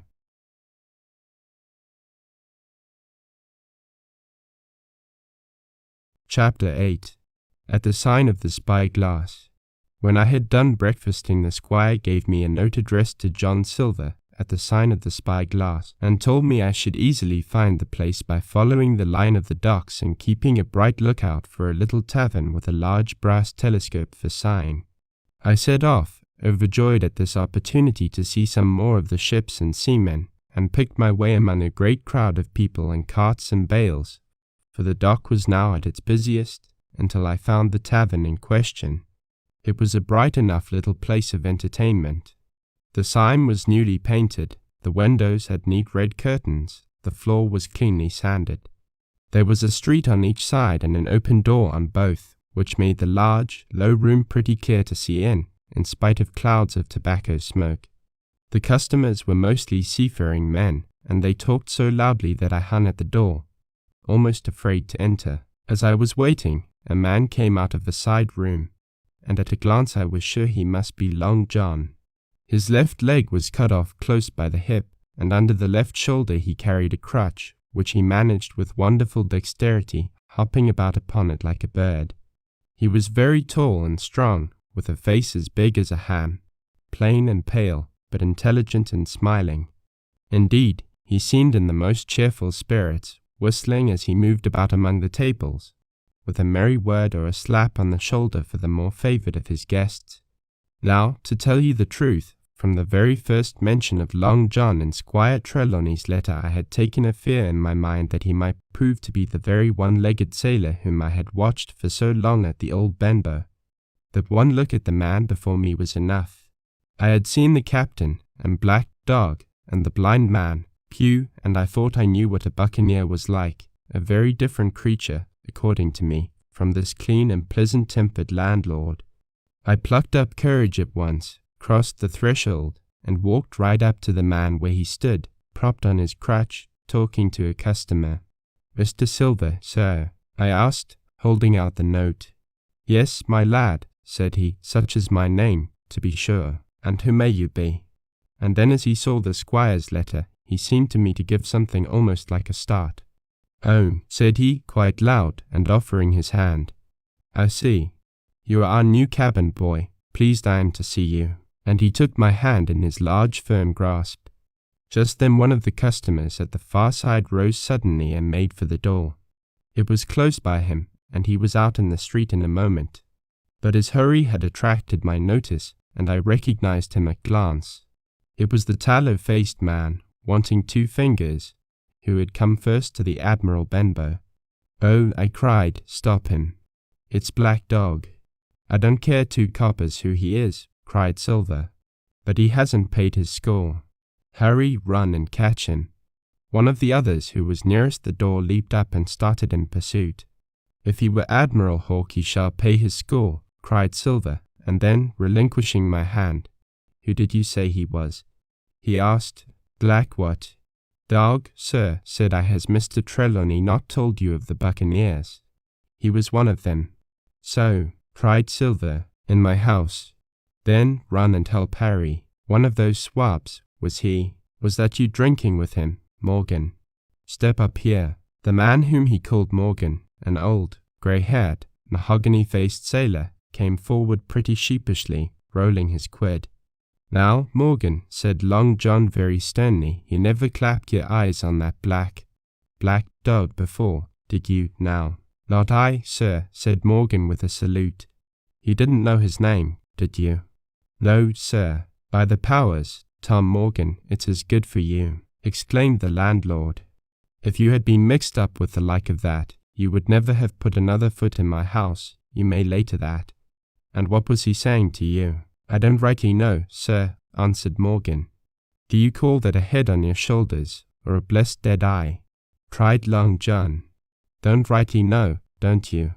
Perhaps you don't happen to rightly know who you were speaking to, perhaps. Come, now, what was he jawing? Voyages, captains, ships. Pipe up. What was it?" "We was a-talking of keel-hauling," answered Morgan. "Keel-hauling was you, and a mighty suitable thing, too, and you may lay to that. Get back to your place for a lubber, Tom." And then, as Morgan rolled back to his seat, Silver added to me in a confidential whisper that was very flattering, as I thought, "He's quite an honest man, Tom Morgan, only stupid." And now he ran on again, aloud, "Let's see, Black Dog. No, I don't know the name, not I yet. I kind of think yes, I've seen the swab. He used to come here with a blind beggar, he used." "That he did, you may be sure," said I. "I knew that blind man too. His name was Pew." "It was. cried Silver, now quite excited. Q, that were his name for certain. Ah, he looked a shark, he did. If we run down this black dog, now, there'll be news for Captain Trelawney. Ben's a good runner, few seamen run better than Ben. He should run him down, hand over hand, by the powers. He talked o' keel hauling, did he? I'll keel haul him. All the time he was jerking out these phrases he was stumping up and down the tavern on his crutch, slapping tables with his hand, and giving such a show of excitement as would have convinced an Old Bailey judge or a Bow Street runner. My suspicions had been thoroughly reawakened on finding Black Dog at the spy-glass, and I watched the cook narrowly. But he was too deep, and too ready, and too clever for me, and by the time the two men had come back out of breath and confessed that they had lost the track in a crowd, and been scolded like thieves, I would have gone bail for the innocence of Long John Silver. See here, now, Hawkins, said he, here's a blessed hard thing on a man like me, now, ain't it? There's Captain Trelawney, what's he to think? Here I have this confounded son of a Dutchman sitting in my own house drinking of my own rum.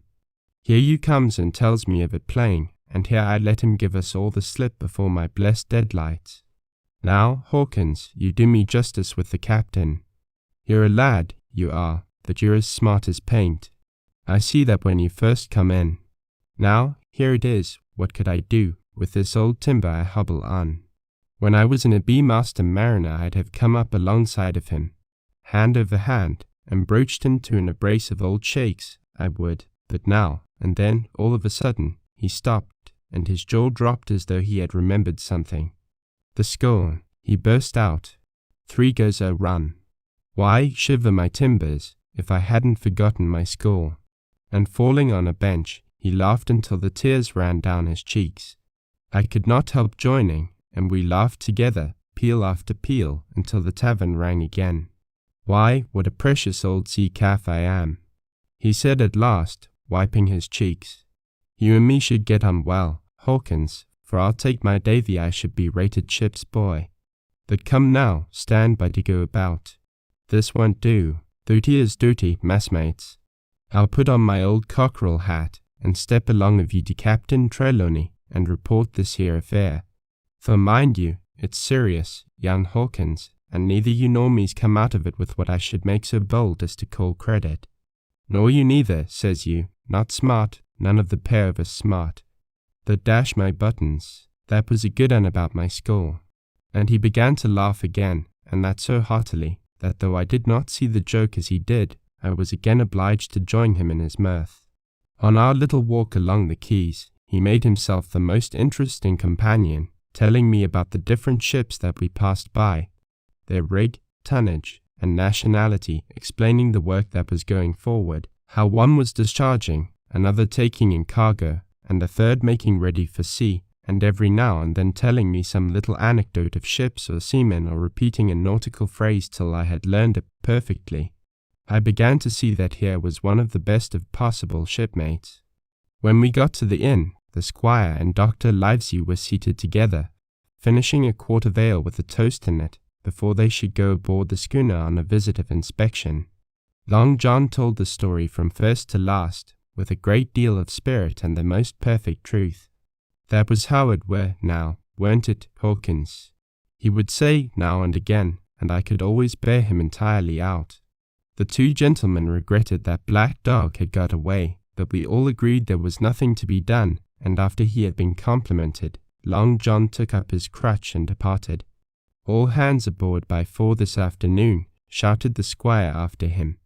Aye, aye, sir, cried the cook in the passage. Well, squire, said Dr. Livesey, I don't put much faith in your discoveries, as a general thing, but I will say this, John Silver suits me. The man's a perfect trump, declared the squire. And now, added the doctor, Jim may come on board with us, may he not? To be sure he may, says squire. Take your hat, Hawkins, and we'll see the ship.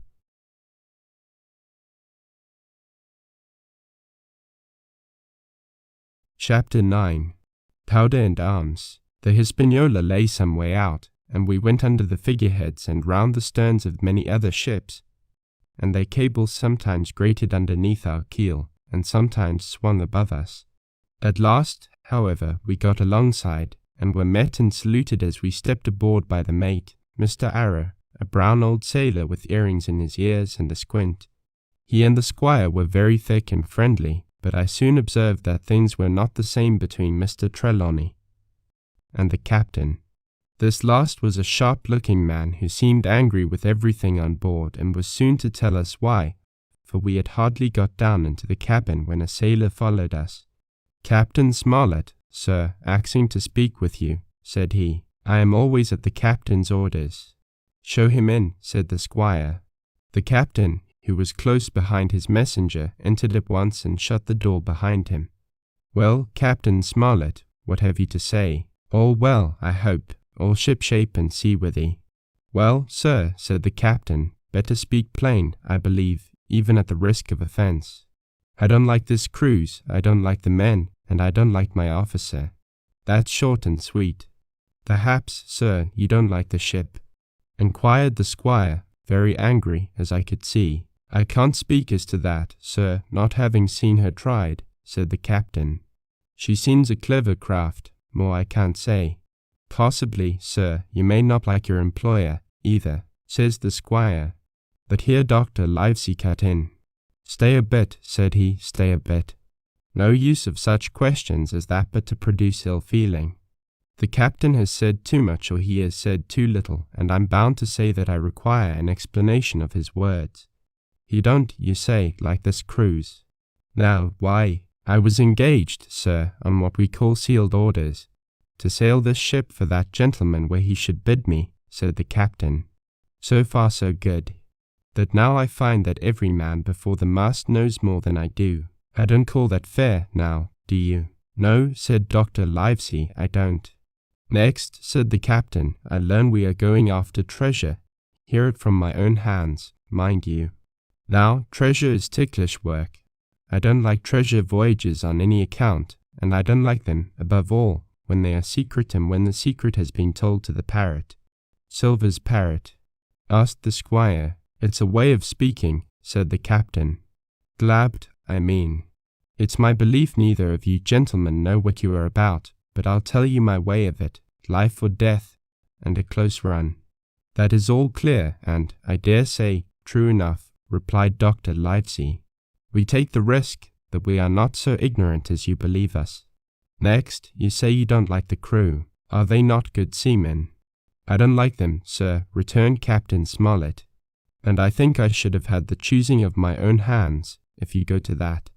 "Perhaps you should," replied the doctor. "My friend should, perhaps, have taken you along with him, but the slight, if there be one, was unintentional.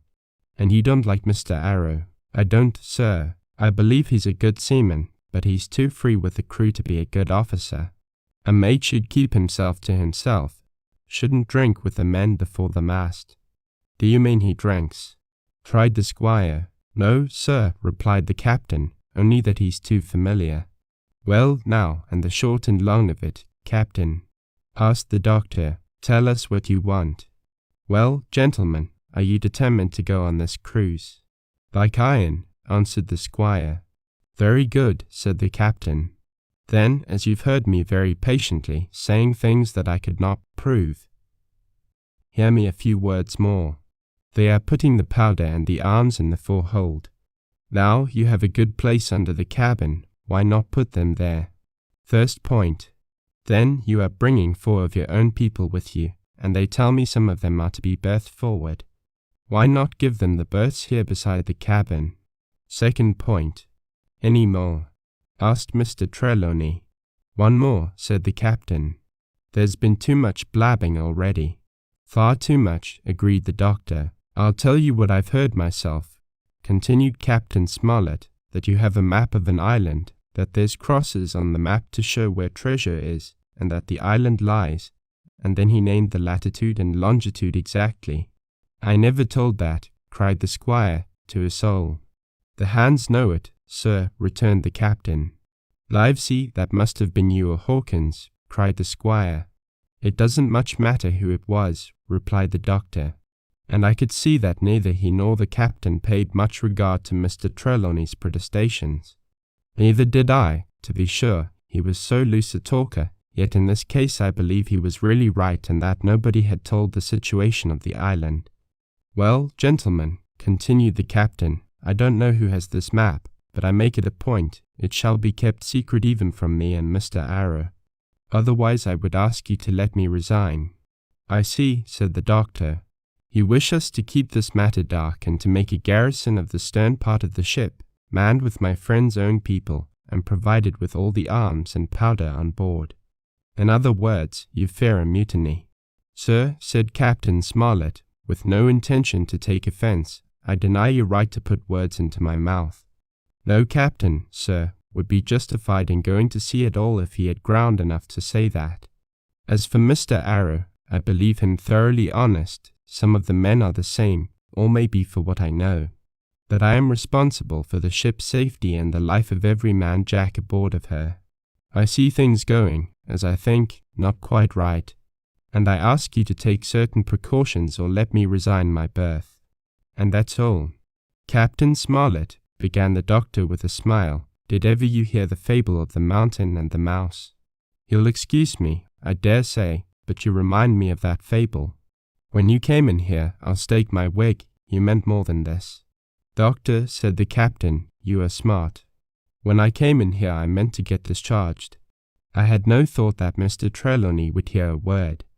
"No more I would," cried the squire. "Had Livesey not been here I should have seen you to the deuce. As it is, I have heard you. I will do as you desire, but I think the worse of you." "That's as you please, sir," said the captain. "You'll find I do my duty," and with that he took his leave. "Trelawney," said the doctor, "contrary to all my notions, I believe you have managed to get 2 honest men on board with you, that man and John Silver." "Silver, if you like," cried the squire, "but as for that intolerable humbug, I declare I think his conduct unmanly, unsailorly, and downright un-English." "Well," says the doctor, "we shall see." When we came on deck, the men had begun already to take out the arms and powder, yo-hoing at their work, while the captain and Mr. Arrow stood by superintending. The new arrangement was quite to my liking. The whole schooner had been overhauled, 6 berths had been made astern out of what had been the after part of the main hull, and this set of cabins was only joined to the galley and forecastle by a sparred passage on the port side. It had been originally meant that the captain, Mr. Arrow, Hunter, Joyce, the doctor, and the squire were to occupy these 6 berths. Now Reed Ruth and I were to get 2 of them, and Mr. Arrow and the captain were to sleep on deck in the companion, which had been enlarged on each side till you might almost have called it a round house. Very low it was still, of course, but there was room to swing 2 hammocks, and even the mate seemed pleased with the arrangement. Even he, perhaps, had been doubtful as to the crew, but that is only guess, for as you shall hear, we had not long the benefit of his opinion. We were all hard at work, changing the powder and the berths, when the last man or 2, and Long John along with them, came off in a shoal boat. The cook came up the side like a monkey for cleverness, and as soon as he saw what was doing, "So ho, mates," says he, "what's this?" "We're a changing of the powder, Jack," answers one. "Why, by the powers," cried Long John, "if we do, we'll miss the morning tide." "My orders," said the captain shortly. "You may go below, my man. Hands will want supper." "Aye, aye, sir," answered the cook, and touching his forelock, he disappeared at once in the direction of his galley. "That's a good man, captain," said the doctor. "Very likely, sir," replied Captain Smollett. "Easy with that, men, easy," he ran on, to the fellows who were shifting the powder, and then suddenly observing me examining the swivel we carried amidships, a long brass 9. "Here you, ship's boy," he cried, out o' that. "Off with you to the cook and get some work." And then as I was hurrying off I heard him say, quite loudly, to the doctor, "I'll have no favourites on my ship." I assure you I was quite of the squire's way of thinking, and hated the captain deeply.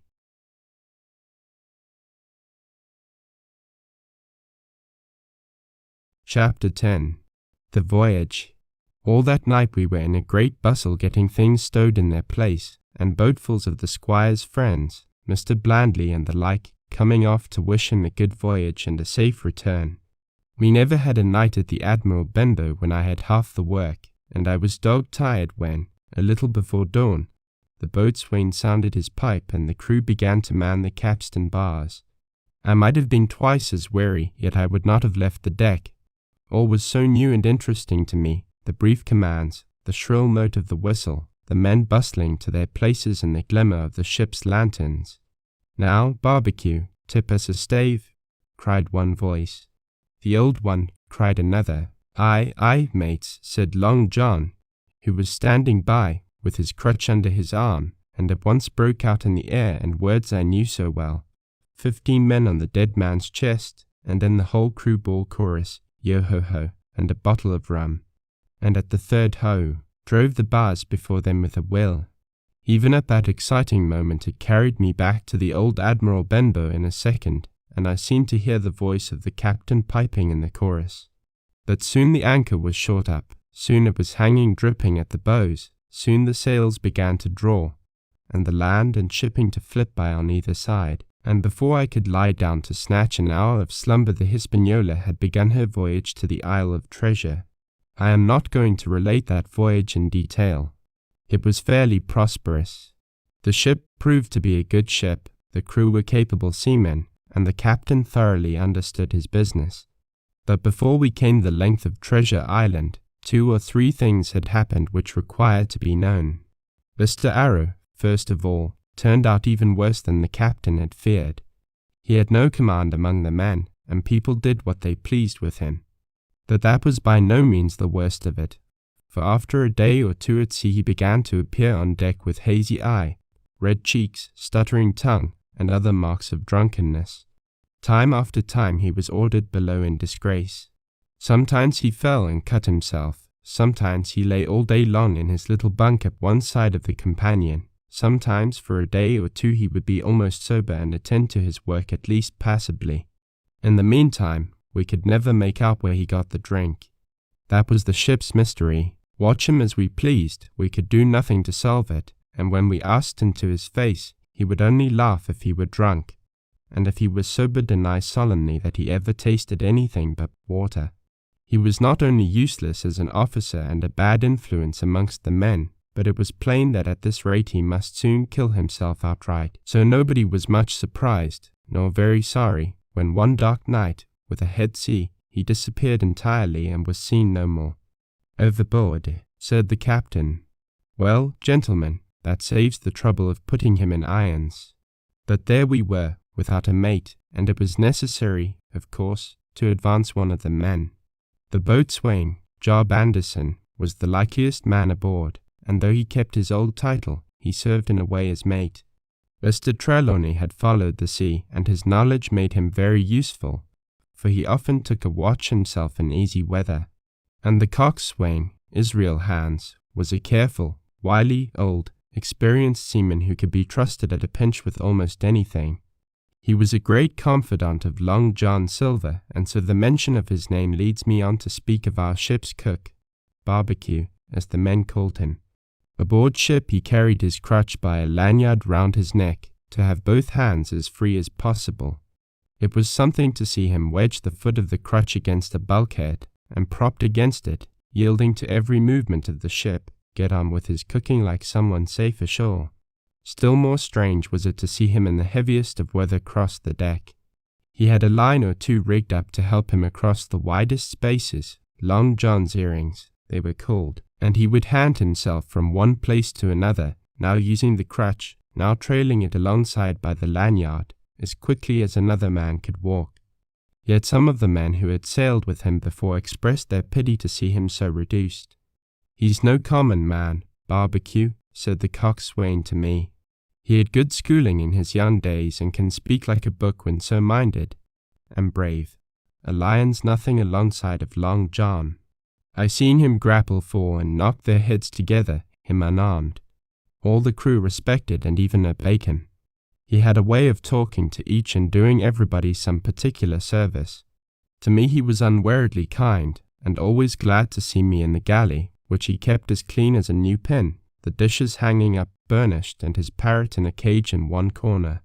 "Come away, Hawkins," he would say, "come and have a yarn with John." Nobody more welcome than yourself, my son. Sit you down and hear the news. Here's Captain Flint. I calls my parrot Captain Flint. After the famous buccaneer, here's Captain Flint predicting success to our voyage. Wasn't you, Captain? And the parrot would say, with great rapidity, pieces of 8. Pieces of 8. Pieces of 8. Till you wondered that it was not out of breath, or till John threw his handkerchief over the cage. Now that bird, he would say, is, maybe, 200 years old. Hawkins, they live forever mostly, and if anybody's seen more wickedness, it must be the devil himself. She sailed with England, the great Captain England, the pirate. She's been at Madagascar and at Malabar and Suriname and Providence and Portobello. She was at the fishing up of the wrecked plate ships. It's there she learned pieces of 8, and little wonder, 350,000 of them. Hawkins. She was at the boarding of the Viceroy of the Indies out of Goa, she was, and to look at her you would think she was a babby. But you smelled powder, didn't you, Captain? Stand by to go about, the parrot would scream. Ah, she's a handsome craft, she is, the cook would say, and give her sugar from his pocket, and then the bird would peck at the bars and swear straight on, passing belief for wickedness. There, John would add, you can't touch pitch and not be mucked, lad. Here's this poor old innocent bird o' mine swearing blue fire, and none the wiser, you may lay to that. She would swear the same, in a manner of speaking, before Chaplain. And John would touch his forelock with a solemn way he had that made me think he was the best of men. In the meantime, the squire and Captain Smollett were still on pretty distant terms with one another.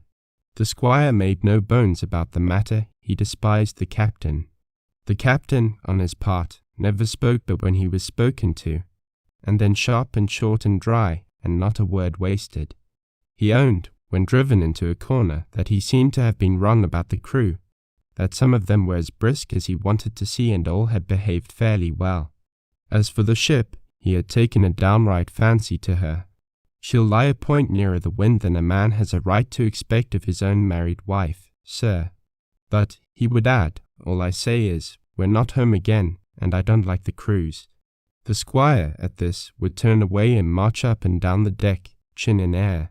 The trifle more of that man, he would say, and I shall explode. We had some heavy weather, which only proved the qualities of the Hispaniola. Every man on board seemed well content, and they must have been hard to please if they had been otherwise, for it is my belief there was never a ship's company so spoiled since Noah put to sea. Double grog was going on the least excuse, there was duff on odd days, as, for instance, if the squire heard it was any man's birthday, and always a barrel of apples standing broached in the waist for anyone to help himself that had a fancy. Never knew good come of it yet, the captain said to Dr. Livesey, spoil forecastle hands, make devils. That's my belief. But good did come of the apple barrel, as you shall hear, for if it had not been for that, we should have had no note of warning and might all have perished by the hand of treachery. This was how it came about. We had run up the trades to get the wind of the island we were after. I am not allowed to be more plain, and now we were running down for it with a bright lookout day and night. It was about the last day of our outward voyage by the largest computation. Some time that night, or at latest before noon of the morrow, we should sight the treasure island. We were heading SSW, and had a steady breeze abeam and a quiet sea. The Hispaniola rolled steadily, dipping her bowsprit now and then with a whiff of spray. All was drawing alow and aloft. Everyone was in the bravest spirits because we were now so near an end of the first part of our adventure. Now, just after sundown, when all my work was over and I was on my way to my berth, it occurred to me that I should like an apple. I ran on deck. The watch was all forward looking out for the island. The man at the helm was watching the luff of the sail and whistling away gently to himself, and that was the only sound excepting the swish of the sea against the bows and around the sides of the ship. And I got bodily into the apple barrel, and found there was scarce an apple left, but sitting down there in the dark, what with the sound of the waters and the rocking movement of the ship, I had either fallen asleep or was on the point of doing so when a heavy man sat down with rather a clash close by. The barrel shook as he leaned his shoulders against it, and I was just about to jump up when the man began to speak. It was Silver's voice, and before I had heard a dozen words, I would not have shown myself for all the world, but lay there, trembling and listening, in the extreme of fear and curiosity, for from these dozen words I understood that the lives of all the honest men aboard depended upon me alone.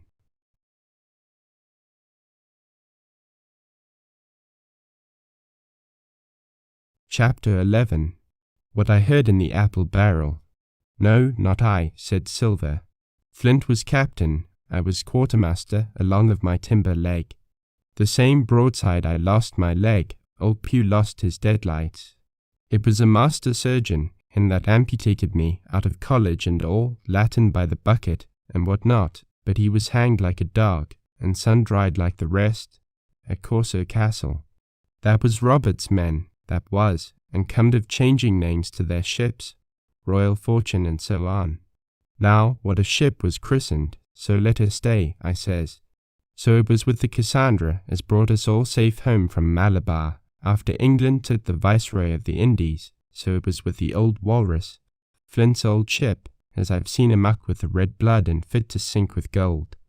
Oh, cried another voice, that of the youngest hand on board, and evidently full of admiration. He was the flower of the flock, was Flint. Davis was a man too, by all accounts, said Silver. I never sailed along of him, first with England, then with Flint. That's my story, and now here on my own account, in a manner of speaking. I laid by 900 safe, from England, and 2,000 after Flint. That ain't bad for a man before the mast, all safe in bank.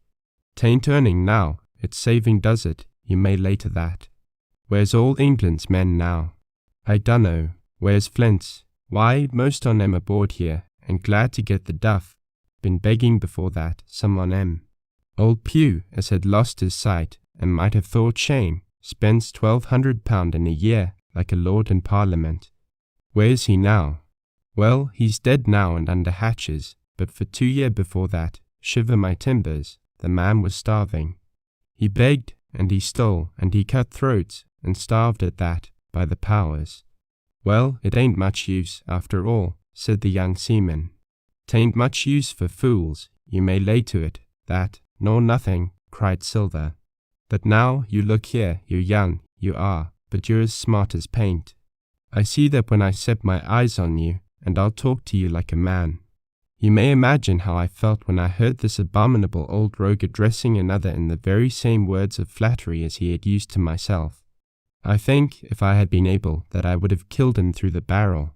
Meantime, he ran on, little supposing he was overheard. Here it is about gentlemen of fortune. They lives rough, and they risk swinging, that they eat and drink like fighting cocks, and when a cruise is done, why, it's hundreds of pounds instead of hundreds of farthings in their pockets. Now, the most goes for rum and a good fling, and to sea again in their shirts. But that's not the course I lay. I puts it all away, some here, some there, and none too much anywheres, by reason of suspicion. And 50, mark you, once back from this cruise, I set up gentlemen in earnest.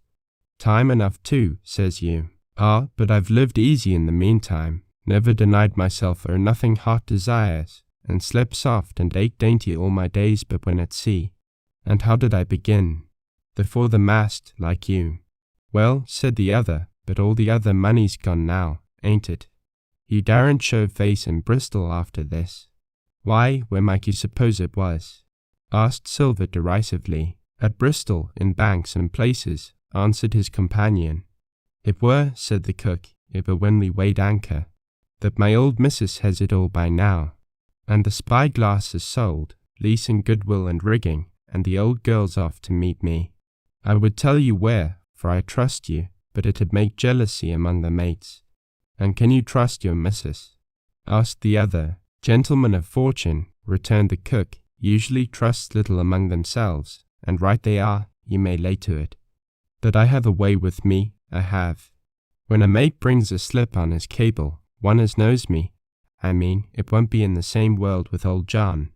There was some that was feared of Pew, and some that was feared of Flint, but Flint his own self was feared of me. Feared he was, and proud. They was the roughest crew afloat, was Flint, the devil himself would have been feared to go to sea with them. Well now, I tell you, I'm not a boasting man, and you seen yourself how easy I keep company, but when I was quartermaster, lands wasn't the word for Flint's old buccaneers. Ah, you may be sure of yourself in old John's ship. Well, I tell you now, replied the lad, I didn't half a quarter like the job till I had this talk with you, John, but there's my hand on it now. And a brave lad you were, and smart too, answered Silver, shaking hands so heartily that all the barrel shook, and a finer figurehead for a gentleman of fortune I never clapped my eyes on. By this time I had begun to understand the meaning of their terms. By a gentleman of fortune they plainly meant neither more nor less than a common pirate, and the little scene that I had overheard was the last act in the corruption of one of the honest hands, perhaps of the last one left aboard. But on this point I was soon to be relieved, for Silver giving a little whistle, a third man strolled up and sat down by the party.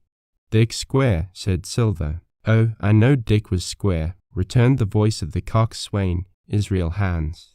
He's no fool, is Dick. And he turned his quid and spat. But look here, he went on. Here's what I want to know, Barbecue. How long are we going to stand off and on like a blessed bumboat? I've had almost enough o' Captain Smollett. He's hazed me long enough. By thunder, I want to go into that cabin, I do. I want their pickles and wines and that. Israel, said Silver, your head ain't much account, nor ever was. But you're able to hear, I reckon. Leastways, your ears is big enough. Now, here's what I say, you'll berth forward, and you'll live hard, and you'll speak soft, and you'll keep sober till I give the word. And you may lay to that, my son. Well, I don't say no, do I? Growled the coxswain. What I say is, when. That's what I say, when. By the powers. Cried Silver. Well now, if you want to know, I'll tell you when. The last moment I can manage, and that's when. Here's a first-rate seaman, Captain Smollett, sails the blessed ship for us. Here's the squire and doctor with a map and such. I don't know where it is, do I? No more do you, says you. Well then, I mean the squire and doctor shall find the stuff, and help us to get it aboard, by the powers. Then we'll see. If I was sure of you all, sons of double Dutchmen, I'd have Captain Smollett navigate us halfway back again before I struck. Why, we're all seamen aboard here, I should think, said the lad Dick. We're all forecastle hands, you mean, snapped Silver. We can steer a course, but who's to set one? That's what all you gentlemen split on, first and last. If I had my way, I'd have Captain Smollett work us back into the trades at least. Then we'd have no blessed miscalculations and a spoonful of water a day. But I know the sort you are. I'll finish with them at the island, as soon as the blunt's on board, and a pity it is, that you're never happy till you're drunk. Split my sides, I've a sick heart to sail with the likes of you. Easy all, Long John, cried Israel. Who's a crossin' of you? Why, how many tall ships, think ye, now, have I seen laid aboard? And how many brisk lads drying in the sun at Execution Dock? Cried Silver, and all for this same hurry and hurry and hurry. You hear me? I seen a thing or two at sea, I have. If you would only lay your course, and a point to windward, you would ride in carriages, you would. But not you, I know you. You'll have your mouthful of rum tomorrow, and go hang. Everybody knowed you was a kind of a chaplain, John, but there's others as could hand and steer as well as you, said Israel. They liked a bit o' fun, they did. They wasn't so high and dry, nohow, but took their fling like jolly companions every one. So, says Silver. Well, and where are they now? Q was that sort, and he died a beggar man. Flint was, and he died of rum at Savannah. Ah, they was a sweet crew, they was. Only, where are they? But us, Dick, when we do lay a mouthwort, what are we to do with him, anyhow? There's the man for me, cried the cook admiringly. That's what I call business. Well, what would you think? Put them ashore like maroons. That would have been England's way. We'll cut him down like that much pork. That would have been Flint's or Billy Bones. Billy was the man for that, said Israel. Well, he's dead now hisself. He knows the long and short on it now, and if ever a rough hand come to port, it was Billy. Right you are, said Silver, rough and ready. But mark you here, I'm an easy man, and quite the gentleman, says you, but this time it's serious. 30 is duty, mates. I give my vote, death. When I'm in Parliament and riding in my coach, I don't want none of these sea lawyers in the cabinet coming home, unlooked for, like the devil at prayers. Wait is what I say, but when the time comes, why, let her rip. John, cries the coxswain, you're a man. He'll say so, Israel, when you see, said Silver. Only one thing I claim Trelawney. I'll wring his calf's head off his body with these hands. Dick, he added, breaking off. You just jump up, like a sweet lad, and get me an apple, to wet my pipe like.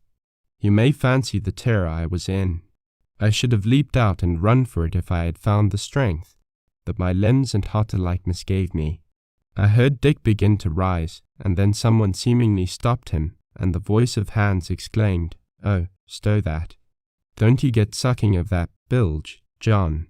Let's have a go of the run. Dick, said Silver, I trust you. I've a gauge on the keg, mind. There's the key, you fill a pannikin and bring it up. Terrified as I was, I could not help thinking to myself that this must have been how Mr. Arrow got the strong waters that destroyed him. Dick was gone but a little while, and during his absence Israel spoke straight on in the cook's ear. It was but a word or two that I could catch, and yet I gathered some important news, for besides other scraps that tended to the same purpose, this whole clause was audible, not another man of them will join. Hence there were still faithful men on board.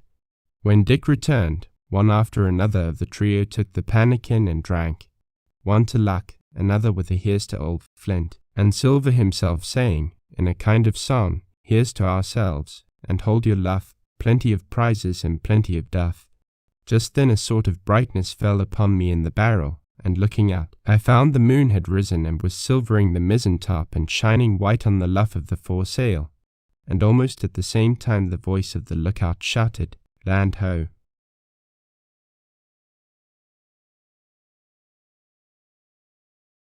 Chapter 12.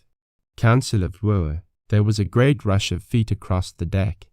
I could hear people tumbling up from the cabin and the forecastle, and slipping in an instant outside my barrel, I dived behind the foresail, made a double towards the stern, and came out upon the open deck in time to join Hunter and Dr. Livesey in the rush for the weather bow. There all hands were already congregated. A belt of fog had lifted almost simultaneously with the appearance of the moon. Away to the southwest of us we saw two low hills, about a couple of miles apart, and rising behind one of them a third and higher hill, whose peak was still buried in the fog. All three seemed sharp and conical in figure, so much I saw, almost in a dream, for I had not yet recovered from my horrid fear the minute or two before. And then I heard the voice of Captain Smollett issuing orders. The Hispaniola was laid a couple of points nearer the wind, and now sailed a course that would just clear the island on the east. And now, men, said the captain, when all was sheeted home, has any one of you ever seen that land ahead? I have, sir, said Silver. I've watered there with a trader I was cook in. The anchorage is on the south, behind an islet, I fancy, asked the captain. Yes, sir, Skeleton Island they calls it. It were a main place for pirates once, and a hand we had on board knowed all their names for it. That hill to the nor'ard they calls the foremast hill. There are 3 hills in a row running south'ard, fore, main, and mizzen, sir. But the main, that's the big un, with the cloud on it, they usually calls the spy-glass, by reason of a lookout they kept when they was in the anchorage cleaning, for it's there they cleaned their ships, sir, asking your pardon. I have a chart here, says Captain Smollett. See if that's the place. Long John's eyes burned in his head as he took the chart, but by the fresh look of the paper I knew he was doomed to disappointment. This was not the map we found in Billy Bones's chest, but an accurate copy, complete in all things, names and heights and soundings, with the single exception of the red crosses and the written notes. Sharp as must have been his annoyance, Silver had the strength of mind to hide it. Yes, sir, said he, this is the spot, to be sure, and very prettily drawed out. Who might have done that, I wonder? The pirates were too ignorant, I reckon. Aye, here it is, Captain. Kidd's Anchorage, just the name my shipmate called it. There's a strong current runs along the south, and then away nor'ard up the west coast. Right you was, sir, says he, to haul your wind and keep the weather of the island. Leastways, if such was your intention as to enter and careen, and there ain't no better place for that in these waters. Thank you, my man, says Captain Smollett. I'll ask you later on to give us a help. You may go. I was surprised at the coolness with which John avowed his knowledge of the island, and I own I was half frightened when I saw him drawing nearer to myself. He did not know, to be sure, that I had overheard his counsel from the apple barrel, and yet I had by this time taken such a horror of his cruelty, duplicity, and power that I could scarce conceal a shudder when he laid his hand upon my arm. Ah, says he, this here is a sweet spot, this island, a sweet spot for a lad to get ashore on. You'll bathe, and you'll climb trees, and you'll hunt goats, you will, and you'll get aloft on them hills like a goat yourself. Why, it makes me young again. I was going to forget my timber leg, I was. It's a pleasant thing to be young and have 10 toes, and you may lay to that. When you want to go a bit of exploring, you just ask old John, and he'll put up a snack for you to take along. And clapping me in the friendliest way upon the shoulder, he hobbled off forward and went below. Captain Smollett, the squire, and Dr. Livesey were talking together on the quarter-deck, and anxious as I was to tell them my story, I durst not interrupt them openly. While I was still casting about in my thoughts to find some probable excuse, Dr. Livesey called me to his side. He had left his pipe below, and being a slave to tobacco, had meant that I should fetch it, but as soon as I was near enough to speak and not to be overheard, I broke immediately. Doctor, let me speak. Get the captain and squire down to the cabin, and then make some pretence to send for me. I have terrible news. The doctor changed countenance a little, but next moment he was master of himself. Thank you, Jim, said he quite loudly. That was all I wanted to know, as if he had asked me a question. And with that he turned on his heel and rejoined the other two. They spoke together for a little, and though none of them started, or raised his voice, or so much as whistled, it was plain enough that Dr. Livesey had communicated my request. For the next thing that I heard was the captain giving an order to Job Anderson, and all hands were piped on deck. My lads, said Captain Smollett, I've a word to say to you. This land that we have sighted is the place we have been sailing for. Mr. Trelawney, being a very open-handed gentleman, as we all know, has just asked me a word or two, and as I was able to tell him that every man on board had done his duty, alow and aloft, as I never asked to see it done better, why, he and I and the doctor are going below to the cabin to drink your health and luck, and you'll have grog served out for you to drink our health and luck. I'll tell you what I think of this. I think it handsome, and if you think as I do, you'll give a good sea cheer for the gentleman that does it. The cheer followed. That was a matter of course, but it rang out so full and hearty that I confess I could hardly believe these same men were plotting for our blood. One more cheer for Captain Smollett, cried Long John when the first had subsided, and this also was given with a will. On the top of that the 3 gentlemen went below, and not long after, word was sent forward that Jim Hawkins was wanted in the cabin.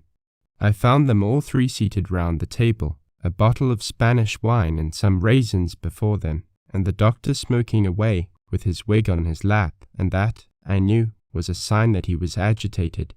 The stern window was open, for it was a warm night, and you could see the moon shining behind on the ship's wake. Now, Hawkins, said the squire, you have something to say. Speak up. I did as I was bid, and as short as I could make it, told the whole details of Silver's conversation. Nobody interrupted me till I was done, nor did any one of the 3 of them make so much as a movement, but they kept their eyes upon my face from first to last. Jim, said Dr. Livesey, take a seat. And they made me sit down at table beside them, poured me out a glass of wine, filled my hands with raisins, and all 3, one after the other, and each with a bow, drank my good health, and their service to me, for my luck and courage. Now, Captain, said the squire, you were right, and I was wrong. I own myself an ass, and I await your orders. No more an ass than I, sir, returned the captain. I never heard of a crew that meant to mutiny but what showed signs before, for any man that had an eye in his head to see the mischief and take steps according. But this crew, he added, beats me. Captain, said the doctor, with your permission, that's Silver, a very remarkable man. He'd look remarkably well from a yard arm, sir, returned the captain. But this is talk, this don't lead to anything. I see 3 or 4 points, and with Mr. Trelawney's permission, I'll name them. You, sir, are the captain. It is for you to speak, says Mr. Trelawney grandly. First point, began Mr. Smollett. We must go on, because we can't turn back. If I gave the word to go about, they would rise at once. Second point, we have time before us, at least until this treasure's found. Third point, there are faithful hands. Now, sir, it's got to come to blows sooner or later, and what I propose is to take time by the forelock, as the saying is, and come to blows some fine day when they least expect it. We can count, I take it, on your own home servants, Mr. Trelawney, as upon myself, declared the squire. 3, reckoned the captain, ourselves make 7, counting Hawkins here. Now, about the honest hands. Most likely Trelawney's own men, said the doctor, those he had picked up for himself before he lit on Silver. Nay, replied the squire, Hans was one of mine. I did think I could have trusted Hans, added the captain. And to think that they're all Englishmen, broke out the squire. Sir, I could find it in my heart to blow the ship up. Well, gentlemen, said the captain, the best that I can say is not much. We must lay to, if you please, and keep a bright lookout. It's trying on a man, I know. It would be pleasanter to come to blows. But there's no help for it till we know our men. Lay to and whistle for a wind, that's my view. Jim here, said the doctor, can help us more than anyone. The men are not shy with him, and Jim is a noticing lad. Hawkins, I put prodigious faith in you, added the squire. I began to feel pretty desperate at this, for I felt altogether helpless, and yet, by an odd train of circumstances, it was indeed through me that safety came. In the meantime, talk as we pleased, there were only 7 out of the 26 on whom we knew we could rely, and out of these 7 one was a boy, so that the grown men on our side were 6 to their 19.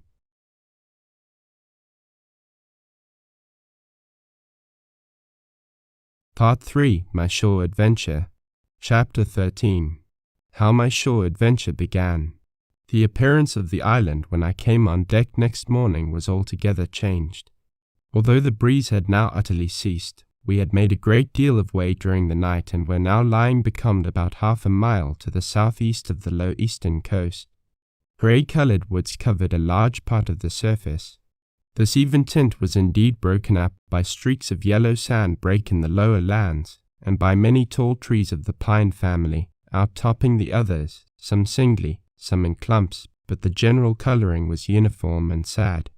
The hills ran up clear above the vegetation in spires of naked rock. All was strangely shaped, and the spyglass, which was by 300 or 400 feet the tallest on the island, was likewise the strangest in configuration, running up sheer from almost every side and then suddenly cut off at the top like a pedestal to put a statue on. The Hispaniola was rolling scuppers under in the ocean swell.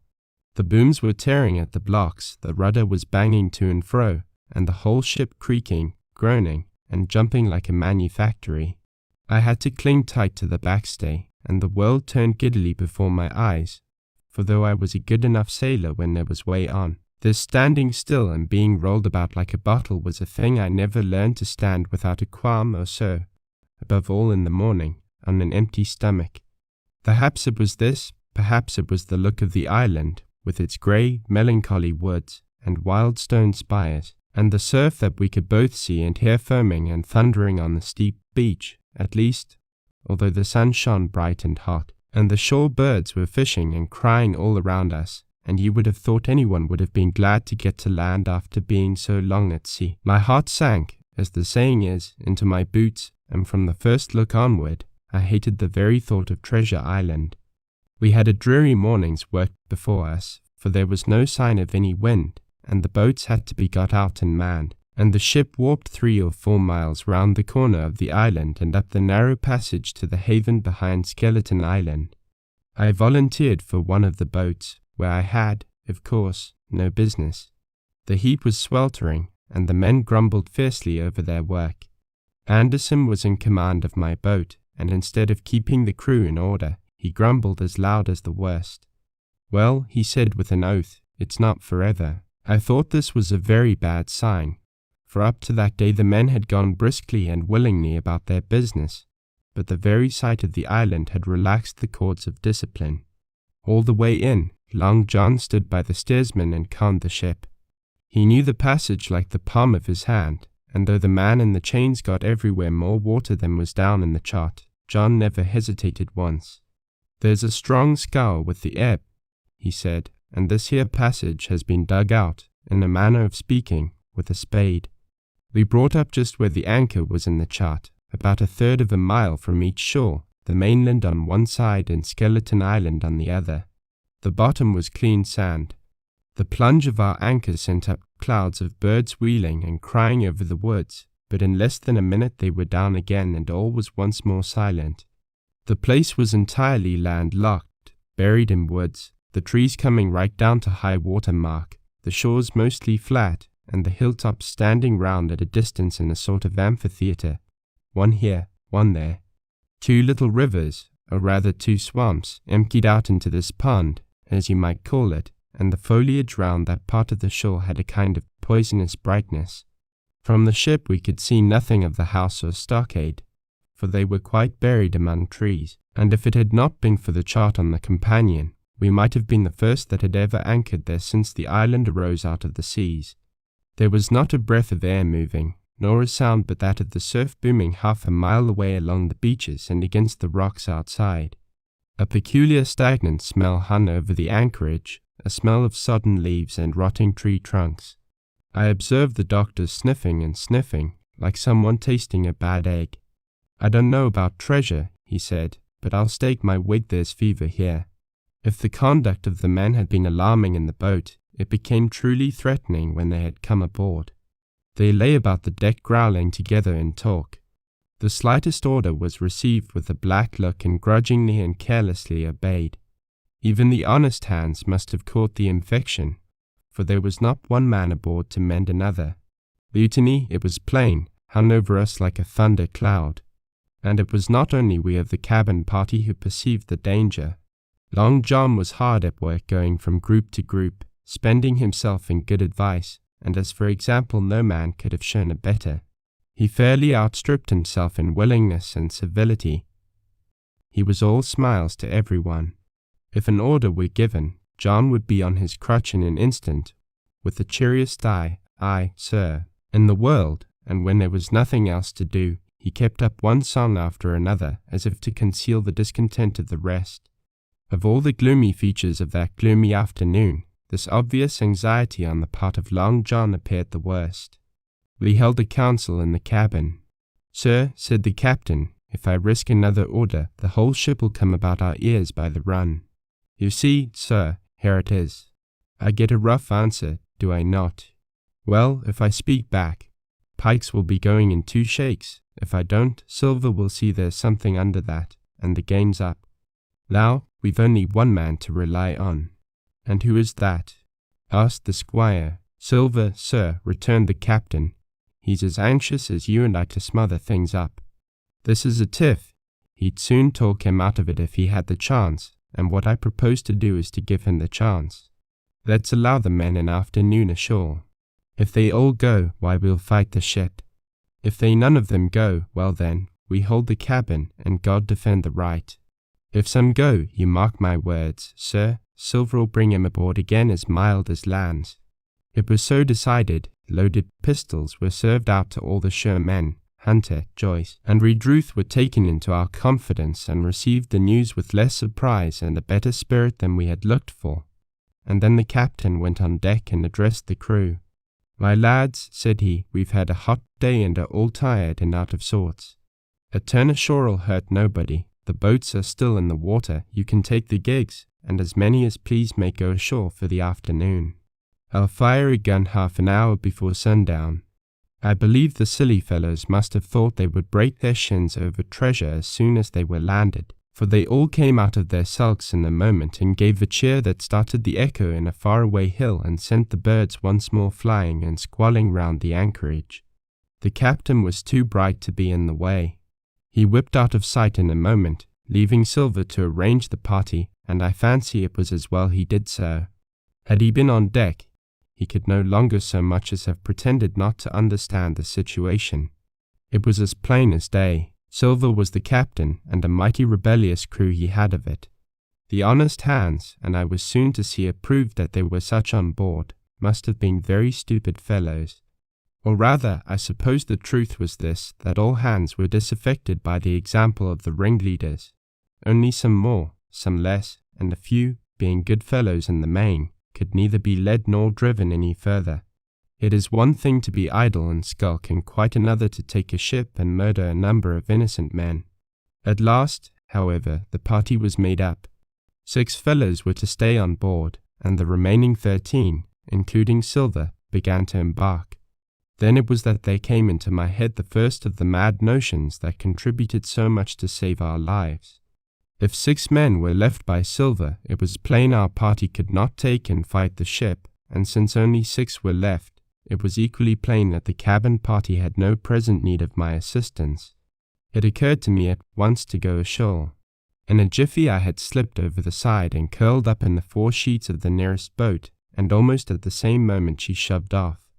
No one took notice of me, only the bow-oar saying, "Is that you, Jim? Keep your head down." But Silver, from the other boat, looked sharply over and called out to know if that were me. And from that moment I began to regret what I had done. The crews raced for the beach, but the boat I was in, having some start and being at once the lighter and the better manned, shot far ahead of her consort, and the bow had struck among the shore-side trees, and I had caught a branch and swung myself out and plunged into the nearest thicket while Silver and the rest were still 100 yards behind.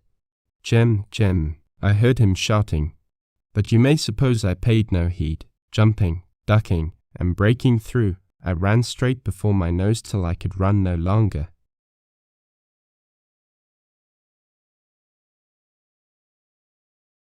Chapter 14. The First Blow. I was so pleased at having given the slip to Long John that I began to enjoy myself and look around me with some interest on the strange land that I was in. I had crossed a marshy tract full of willows, bulrushes, and odd, outlandish, swampy trees, and I had now come out upon the skirts of an open piece of undulating, sandy country about a mile long, dotted with a few pines and a great number of contorted trees, not unlike the oak in growth, but pale in the foliage, like willows. On the far side of the open stood one of the hills, with 2 quaint, craggy peaks shining vividly in the sun. I now felt for the first time the joy of exploration. The isle was uninhabited, my shipmates I had left behind, and nothing lived in front of me but dumb brutes and fowls. I turned hither and thither among the trees. Here and there were flowering plants, unknown to me. Here and there I saw snakes, and one raised his head from a ledge of rock and hissed at me with a noise not unlike the spinning of a top. Little did I suppose that he was a deadly enemy and that the noise was the famous rattle. Then I came to a long thicket of these oak-like trees, live, or evergreen, oaks, I heard afterwards they should be called, which grew low along the sand like brambles, the boughs curiously twisted, the foliage compact, like thatch. The thicket stretched down from the top of one of the sandy knolls, spreading and growing taller as it went, until it reached the margin of the broad, reedy fen, through which the nearest of the little rivers soaked its way into the anchorage. The marsh was steaming in the strong sun, and the outline of the spy-glass trembled through the haze.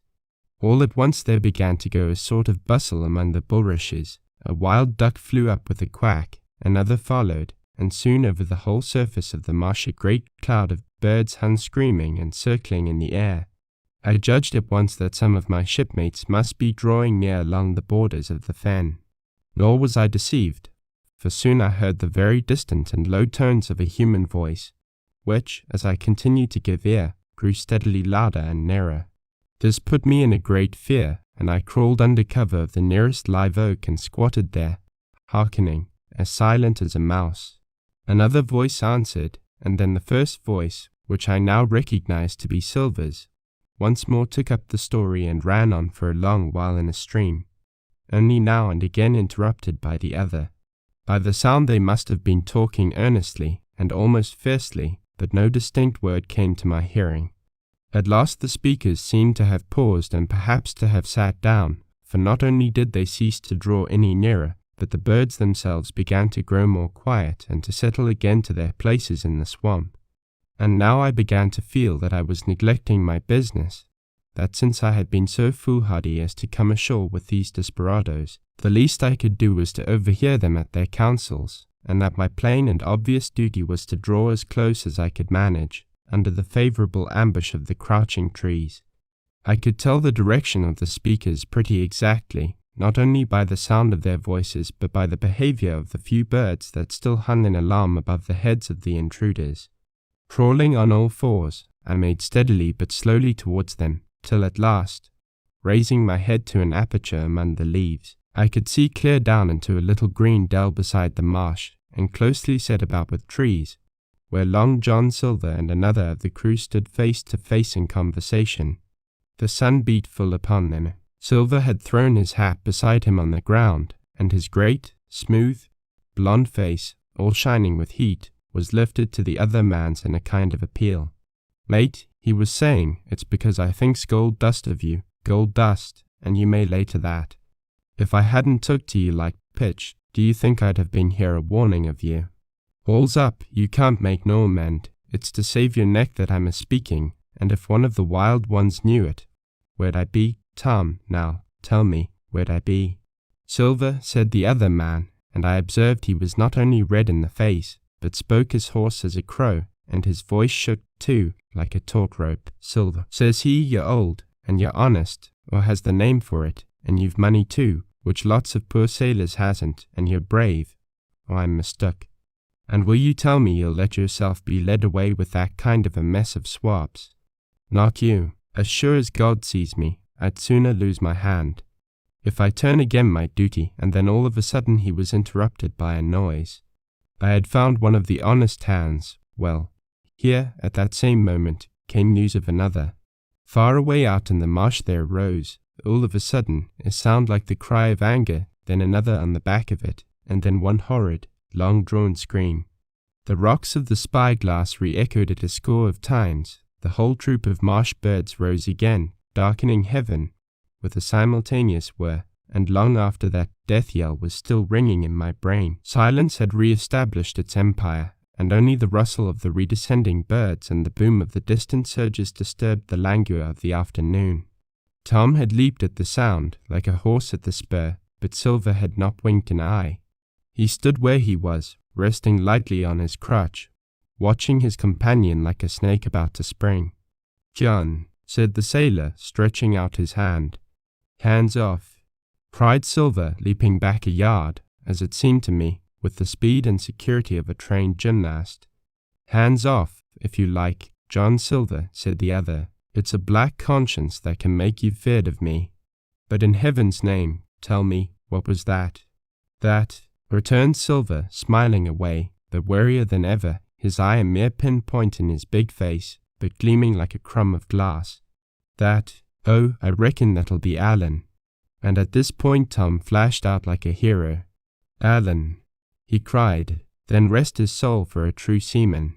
And as for you, John Silver, long you've been a mate of mine, but you're mate of mine no more. If I die like a dog, I'll die in my duty. You've killed Allen, have you? Kill me too, if you can. But I defies you." And with that, this brave fellow turned his back directly on the cook and set off walking for the beach. But he was not destined to go far. With a cry, John seized the branch of a tree, whipped the crutch out of his armpit, and sent that uncouth missile hurtling through the air. It struck poor Tom, point foremost, and with stunning violence, right between the shoulders in the middle of his back. His hands flew up, he gave a sort of gasp, and fell. Whether he were injured much or little, none could ever tell. Like enough, to judge from the sound, his back was broken on the spot. But he had no time given him to recover. Silver, agile as a monkey even without leg or crutch, was on the top of him next moment and had twice buried his knife up to the hilt in that defenseless body. From my place of ambush, I could hear him pant aloud as he struck the blows. I do not know what it rightly is to faint, but I do know that for the next little while the whole world swam away from before me in a whirling mist, Silver and the birds, and the tall spy-glass hilltop, going round and topsy-turvy before my eyes, and all manner of bells ringing and distant voices shouting in my ear. When I came again to myself, the monster had pulled himself together, his crutch under his arm, his hat upon his head. Just before him Tom lay motionless upon the sward, but the murderer minded him not a whit, cleansing his blood-stained knife the while upon a wisp of grass. Everything else was unchanged, the sun still shining mercilessly on the steaming marsh and the tall pinnacle of the mountain, and I could scarce persuade myself that murder had been actually done and a human life cruelly cut short a moment since before my eyes. But now John put his hand into his pocket, brought out a whistle, and blew upon it several modulated blasts that rang far across the heated air. I could not tell, of course, the meaning of the signal, but it instantly awoke my fears. All men would be coming. I might be discovered. They had already slain 2 of the honest people. After Tom and Alan, might not I come next? Instantly I began to extricate myself and crawl back again, with what speed and silence I could manage, to the more open portion of the wood. As I did so, I could hear hails coming and going between the old buccaneer and his comrades, and this sound of danger lent me wings. As soon as I was clear of the thicket, I ran as I never ran before, scarce minding the direction of my flight, so long as it led me from the murderers, and as I ran, fear grew and grew upon me until it turned into a kind of frenzy. Indeed, could anyone be more entirely lost than I? When the gun fired, how should I dare to go down to the boats among those fiends, still smoking from their crime? Would not the first of them who saw me wring my neck like a snipe's? Would not my absence itself be an evidence to them of my alarm, and therefore of my fatal knowledge? It was all over, I thought. Goodbye to the Hispaniola, goodbye to the squire, the doctor, and the captain. There was nothing left for me but death by starvation or death by the hands of the mutineers. All this while, as I say, I was still running, and without taking any notice. I had drawn near to the foot of the little hill with the 2 peaks and had got into a part of the island where the live oaks grew more widely apart and seemed more like forest trees in their bearing and dimensions. Mingled with these were a few scattered pines, some 50, some nearer 70 feet high. The air too smelt more freshly than down beside the marsh, and here a fresh alarm brought me to a standstill with a thumping heart.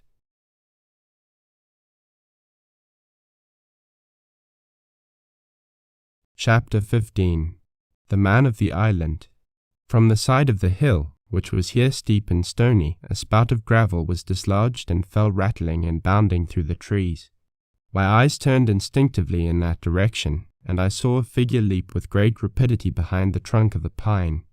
What it was, whether bear or man or monkey, I could in no wise tell. It seemed dark and shaggy, more I knew not. But the terror of this new apparition brought me to a stand. I was now, it seemed, cut off upon both sides, behind me the murderers, before me this lurking nondescript. And immediately I began to prefer the dangers that I knew to those I knew not. Silver himself appeared less terrible in contrast with this creature of the woods, and I turned on my heel, and looking sharply behind me over my shoulder, began to retrace my steps in the direction of the boats. Instantly the figure reappeared, and making a wide circuit, began to head me off. I was tired, at any rate, but had I been as fresh as when I rose, I could see it was in vain for me to contend in speed with such an adversary. From trunk to trunk the creature flitted like a deer, running manlike on 2 legs, but unlike any man that I had ever seen, stooping almost double as it ran. Yet a man it was, I could no longer be in doubt about that. I began to recall what I had heard of cannibals. I was within an ace of calling for help. But the mere fact that he was a man, however wild, had somewhat reassured me, and my fear of Silver began to revive in proportion. I stood still, therefore, and cast about for some method of escape, and as I was so thinking, the recollection of my pistol flashed into my mind. As soon as I remembered I was not defenseless, courage glowed again in my heart, and I set my face resolutely for this man of the island and walked briskly towards him. He was concealed by this time behind another tree trunk, but he must have been watching me closely, for as soon as I began to move in his direction he reappeared and took a step to meet me. Then he hesitated, drew back, came forward again, and at last, to my wonder and confusion, threw himself on his knees and held out his clasped hands in supplication. At that I once more stopped. "Who are you?" I asked. "Ben Gunn," he answered, and his voice sounded hoarse and awkward, like a rusty lock. "I'm poor Ben Gunn, I am, and I haven't spoke with a Christian these 3 years." I could now see that he was a white man like myself, and that his features were even pleasing. His skin, wherever it was exposed, was burnt by the sun, even his lips were black, and his fair eyes looked quite startling in so dark a face. Of all the beggar men that I had seen or fancied, he was the chief for raggedness. He was clothed with tatters of old ship's canvas and old sea cloth, and this extraordinary patchwork was all held together by a system of the most various and incongruous fastenings, brass buttons, bits of stick, and loops of tarry gaskin. About his waist he wore an old brass-buckled leather belt, which was the one thing solid in his whole accoutrement. 3 years, I cried. Were you shipwrecked? Mate, said he, marooned. I had heard the word, and I knew it stood for a horrible kind of punishment common enough among the buccaneers, in which the offender is put ashore with a little powder and shot and left behind on some desolate and distant island. Marooned 3 years agone, he continued, and lived on goats since then, and berries, and oysters. Wherever a man is, says I, a man can do for himself. But, mate, my heart is sore for Christian diet. You mightn't happen to have a piece of cheese about you, now. No, well, many's the long night I've dreamed of cheese, toasted, mostly, and woke up again, and here I were. If ever I can get aboard again, said I, you shall have cheese by the stone. All this time he had been feeling the stuff of my jacket, smoothing my hands, looking at my boots, and generally, in the intervals of his speech, showing a childish pleasure in the presence of a fellow creature. But at my last words he perked up into a kind of startled slyness. If ever you can get aboard again, says you. He repeated, why, now, who's to hinder you? Not you, I know, was my reply. And right you was, he cried. Now you, what do you call yourself, mate? Jim, I told him. Jim, says he, quite pleased apparently. Well, now, Jim, I've lived that rough as you'd be ashamed to hear of. Now, for instance, you wouldn't think I had had a pious mother to look at me. He asked. Why, no, not in particular, I answered. Well, said he, but I had, remarkable pious, and I was a civil, pious boy, and could rattle off my catechism that fast, as you couldn't tell one word from another. And here's what it come to, Jim, and it begun with chuck farthing on the blessed gravestones. That's what it begun with, but it went further than that, and so my mother told me, and predicted the whole, she did, the pious woman. But it were Providence that put me here. I've thought it all out in this here lonely island, and I'm back on piety. You don't catch me tasting rum so much, but just a thimbleful for luck, of course, the first chance I have. I'm bound I'll be good, and I see the way too. And, Jim, looking all round him and lowering his voice to a whisper, I'm rich. I now felt sure that the poor fellow had gone crazy in his solitude, and I suppose I must have shown the feeling in my face, for he repeated the statement hotly, rich. Rich, I says, and I'll tell you what, I'll make a man of you, Jim. Ah, Jim, you'll bless your stars, you will, he was the first that found me. And at this there came suddenly a lowering shadow over his face, and he tightened his grasp upon my hand and raised a forefinger threateningly before my eyes. Now, Jim, you tell me true, that ain't Flint's ship? He asked. At this I had a happy inspiration. I began to believe that I had found an ally, and I answered him at once. It's not Flint's ship, and Flint is dead, but I'll tell you true, as you ask me, there are some of Flint's hands aboard. Worse luck for the rest of us. Not a man, with one leg. He gasped. Silver, I asked.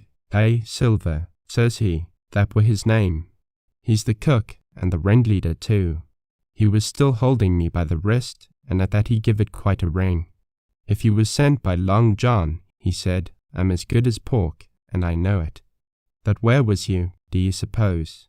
I had made my mind up in a moment, and by way of answer told him the whole story of our voyage and the predicament in which we found ourselves.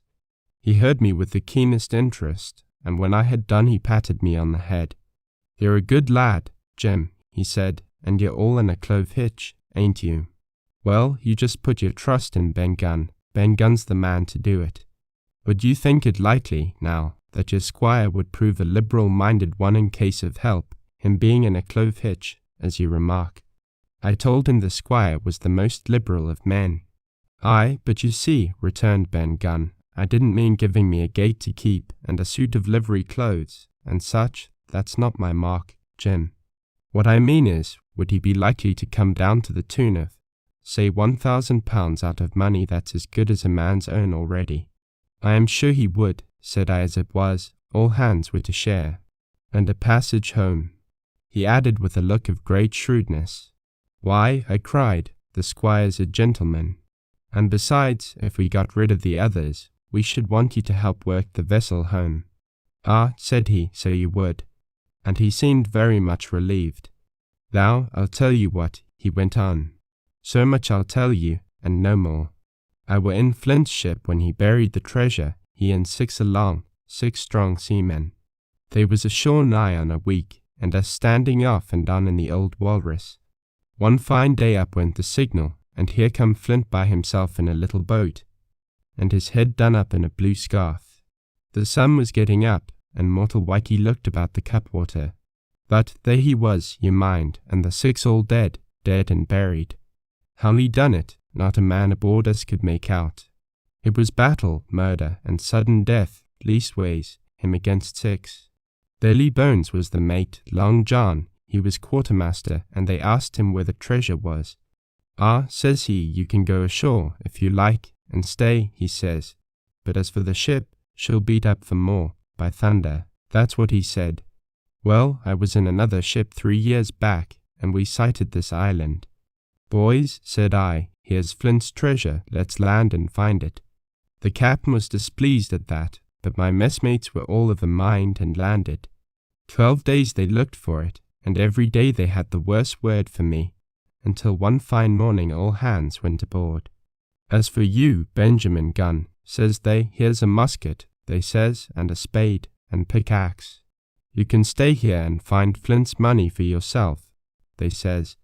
Well, Jim, 3 years have I been here, and not a bite of Christian diet from that day to this. That now, you look here, look at me. Do I look like a man before the mast? "No," says you. "No, I weren't, neither," I says. And with that he winked and pinched me hard. "Just you mention them words to your squire, Jim," he went on. "No, he weren't, neither, that's the words. 3 years he were the man of this island, light and dark, fair and rain, and sometimes he would maybe think upon a prayer, and sometimes he would maybe think of his old mother, so be as she's alive, but the most part of Gunn's time, the most part of his time was took up with another matter. And then you'll give him a nip, like I do." And he pinched me again in the most confidential manner. "Then," he continued, "then you'll up, and you'll say this Gunn is a good man, and he puts a precious sight more confidence, a precious sight, mind that, in a gentleman born than in these gentlemen of fortune, having been one himself." "Well," I said, "I don't understand one word that you've been saying. But that's neither here nor there, for how am I to get on board?" "Ah," said he, "that's the hitch, for sure. Well, there's my boat, that I made with my 2 hands. I keep her under the White Rock. If the worst come to the worst, we might try that after dark." "Hi," he broke out. "What's that?" For just then, although the sun had still an hour or 2 to run, all the echoes of the island awoke and bellowed to the thunder of a cannon. "They have begun to fight," I cried. "Follow me," and I began to run towards the anchorage, my terrors all forgotten, while close at my side the maroon man in his goatskins trotted easily and lightly. "Left, left," says he, "keep to your left hand, mate Jim. Under the trees with you. There's where I killed my first goat. They don't come down here now. They're all mast-headed on them mountings for the fear of Benjamin Gunn. Oh, and there's the cemetery, he must have meant.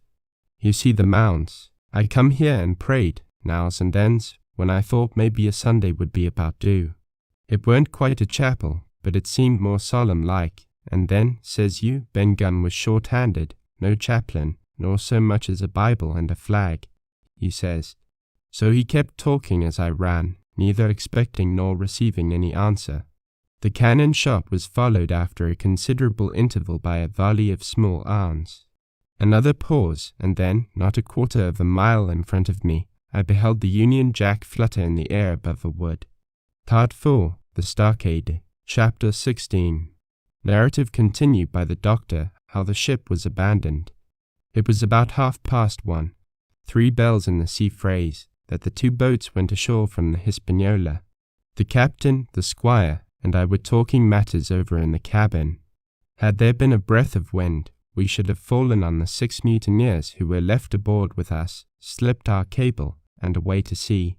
But the wind was wanting, and to complete our helplessness, down came Hunter with the news that Jim Hawkins had slipped into a boat and was gone ashore with the rest. It never occurred to us to doubt Jim Hawkins, but we were alarmed for his safety. With the men and the temper they were in, it seemed an even chance if we should see the lad again. We ran on deck. The pitch was bubbling in the seams. The nasty stench of the place turned me sick. If ever a man smelt fever and dysentery, it was in that abominable anchorage. The 6 scoundrels were sitting grumbling under a sail in the forecastle. Ashore we could see the gigs made fast and a man sitting in each, hard by where the river runs in. One of them was whistling Lillibolero.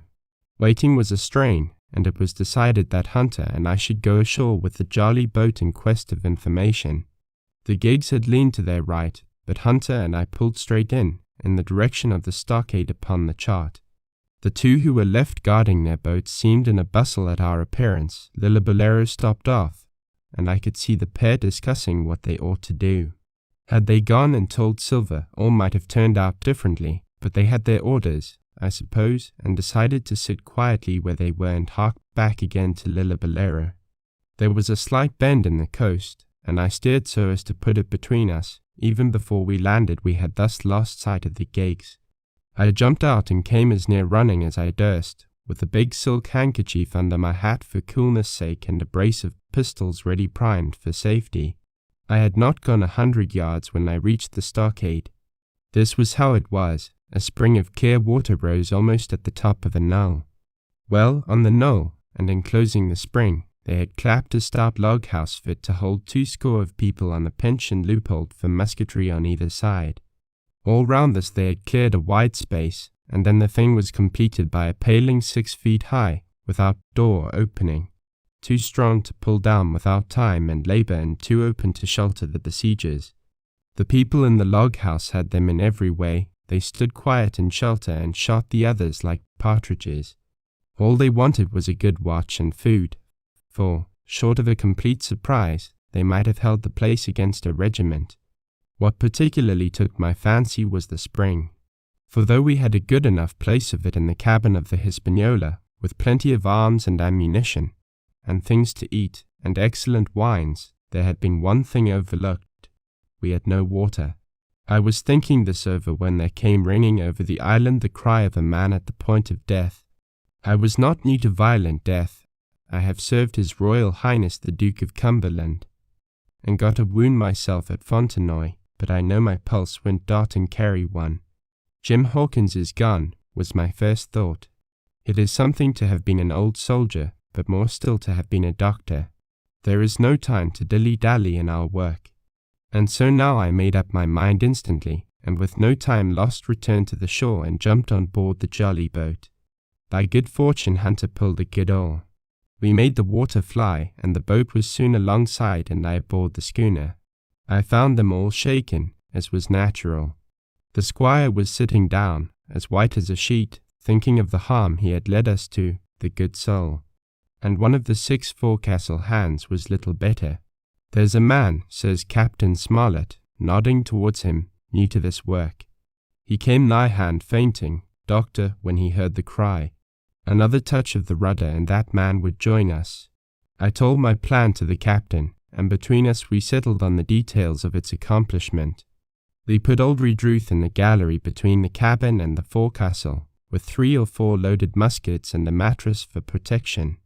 Hunter brought the boat round under the stern port, and Joyce and I set to work loading her with powdered tins, muskets, bags of biscuits, kegs of pork, a cask of cognac, and my invaluable medicine chest. In the meantime, the squire and the captain stayed on deck, and the latter hailed the coxswain, who was the principal man aboard. "Mr. Hans," he said, "here are 2 of us with a brace of pistols each. If any one of you 6 make a signal of any description, that man's dead." They were a good deal taken aback, and after a little consultation one and all tumbled down the fore companion, thinking no doubt to take us on the rear. But when they saw Redruth waiting for them in the sparred galley, they went about ship at once, and a head popped out again on deck. "Down, dog," cries the captain, and the head popped back again, and we heard no more, for the time, of these 6 very faint-hearted seamen. By this time, tumbling things in as they came, we had the jolly boat loaded as much as we dared. Joyce and I got out through the stern port, and we made for shore again as fast as oars could take us. This second trip fairly aroused the watchers along shore. The Bolero was dropped again, and just before we lost sight of them behind the little point, one of them whipped ashore and disappeared. I had half a mind to change my plan and destroy their boats, but I feared that Silver and the others might be close at hand, and all might very well be lost by trying for too much. We had soon touched land in the same place as before and set to provision the blockhouse. All 3 made the first journey, heavily laden, and tossed our stores over the palisade. Then, leaving Joyce to guard them, 1 man, to be sure, but with half a dozen muskets, Hunter and I returned to the jolly boat and loaded ourselves once more. So we proceeded without pausing to take breath, till the whole cargo was bestowed, when the 2 servants took up their position in the blockhouse, and I, with all my power, sculled back to the Hispaniola. That we should have risked a second boatload seems more daring than it really was. They had the advantage of numbers, of course, but we had the advantage of arms. Not one of the men ashore had a musket, and before they could get within range for pistol shooting, we flattered ourselves we should be able to give a good account of a half-dozen at least. The squire was waiting for me at the stern window, all his faintness gone from him. He caught the painter and made it fast, and we fell to loading the boat for our very lives. Pork, powder, and biscuit was the cargo, with only a musket and a cutlass apiece for the squire and me and Redruth and the captain. The rest of the arms and powder we dropped overboard in 2 fathoms and a half of water, so that we could see the bright steel shining far below us in the sun, on the clean, sandy bottom. By this time the tide was beginning to ebb, and the ship was swinging round to her anchor. Voices were heard faintly hallooing in the direction of the 2 gigs, and though this reassured us for Joyce and Hunter, who were well to the eastward, it warned our party to be off. Redruth retreated from his place in the gallery and dropped into the boat, which we then brought round to the ship's counter to be handier for Captain Smollett. "Thou, man," said he, "do you hear me?" There was no answer from the forecastle. "It's to you, Abraham Gray, it's to you I am speaking." Still no reply. "Gray," resumed Mr. Smollett, a little louder, "I am leaving this ship, and I order you to follow your captain. I know you are a good man at bottom, and I dare say not one of the lot of you's as bad as he makes out. I have my watch here in my hand. I give you 30 seconds to join me in." There was a pause. "Come, my fine fellow," continued the captain, "don't hang so long in stays. I'm risking my life and the lives of these good gentlemen every second." There was a sudden scuffle, a sound of blows, and out burst Abraham Gray with a knife cut on the side of the cheek, and came running to the captain like a dog to the whistle. "I'm with you, sir," said he, and the next moment he and the captain had dropped aboard of us, and we had shoved off and given way. We were clear out of the ship, but not yet ashore in our stockade.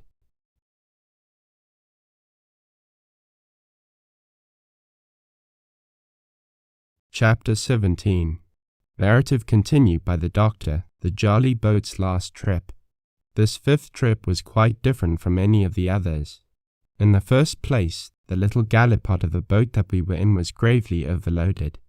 5 grown men, and 3 of them, Trelawney, Redruth, and the captain, over 6 feet high, was already more than she was meant to carry. Add to that the powder, pork, and bread bags. The gunwale was lipping astern.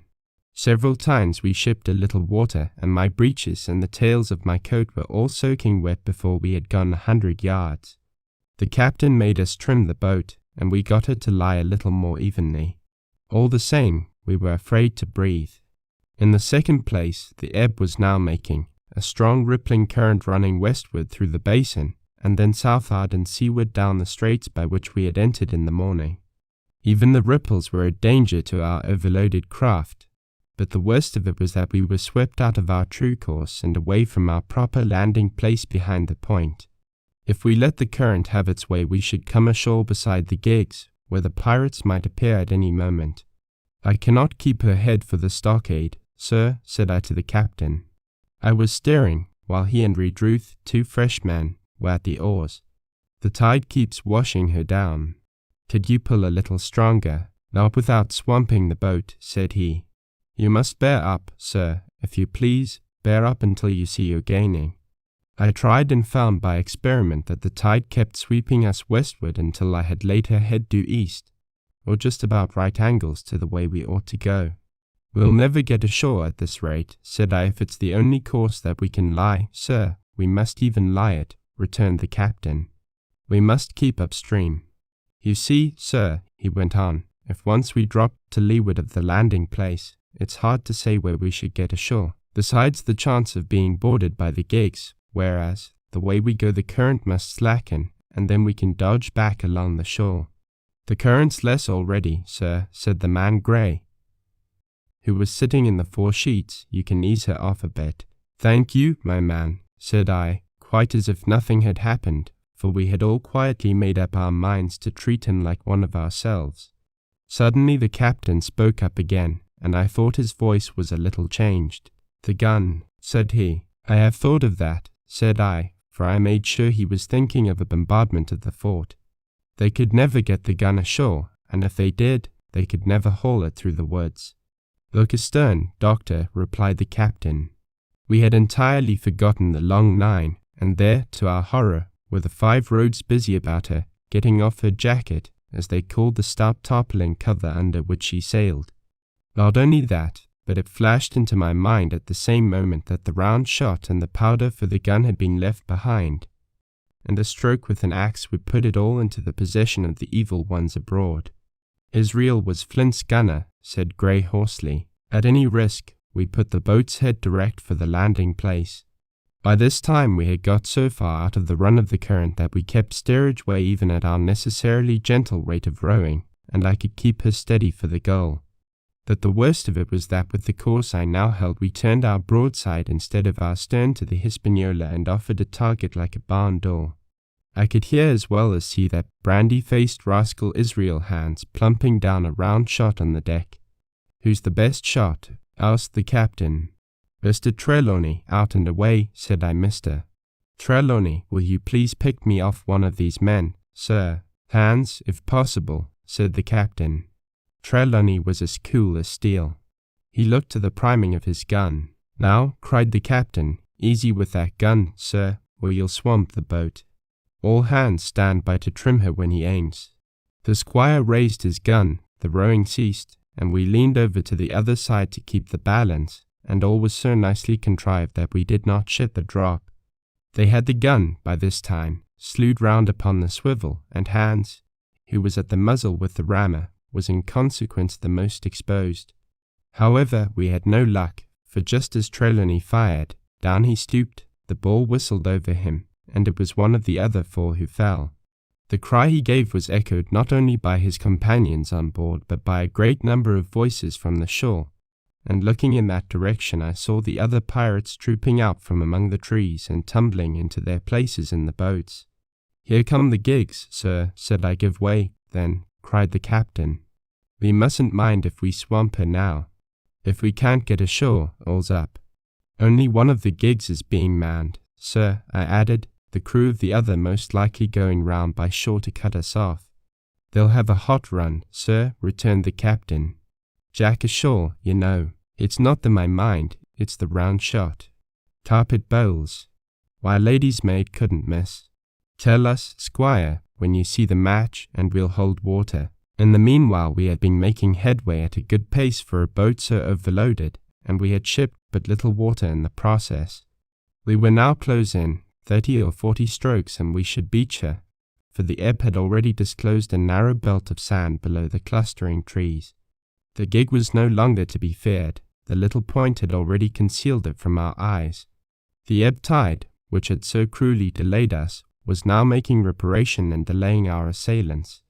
The one source of danger was the gun. "If I durst," said the captain, "I'd stop and pick off another man." But it was plain that they meant nothing should delay their shot. They had never so much as looked at their fallen comrade, though he was not dead, and I could see him trying to crawl away. "Ready," cried the squire. "Hold," cried the captain, quick as an echo, and he and Redruth backed with a great heave that sent her stern bodily under water. The report fell in at the same instant of time. This was the first that Jim heard, the sound of the squire's shot not having reached him. Where the ball passed, not one of us precisely knew, but I fancy it must have been over our heads, and that the wind of it may have contributed to our disaster. At any rate, the boat sank by the stern, quite gently, in 3 feet of water, leaving the captain and myself, facing each other, on our feet. The other 3 took complete headers, and came up again drenched and bubbling. So far there was no great harm. No lives were lost, and we could wade ashore in safety. But there were all our stores at the bottom, and to make things worse, only 2 guns out of 5 remained in a state for service. Mine I had snatched from my knees and held over my head, by a sort of instinct. As for the captain, he had carried his over his shoulder by a bandolier, and like a wise man, lock uppermost. The other 3 had gone down with the boat. To add to our concern, we heard voices already drawing near us in the woods along shore, and we had not only the danger of being cut off from the stockade in our half-crippled state, but the fear before us whether, if Hunter and Joyce were attacked by half a dozen, they would have the sense and conduct to stand firm. Hunter was steady, that we knew. Joyce was a doubtful case, a pleasant, polite man for a valet and to brush one's clothes, but not entirely fitted for a man of war. With all this in our minds, we waded ashore as fast as we could, leaving behind us the poor jolly boat and a good half of all our powder and provisions.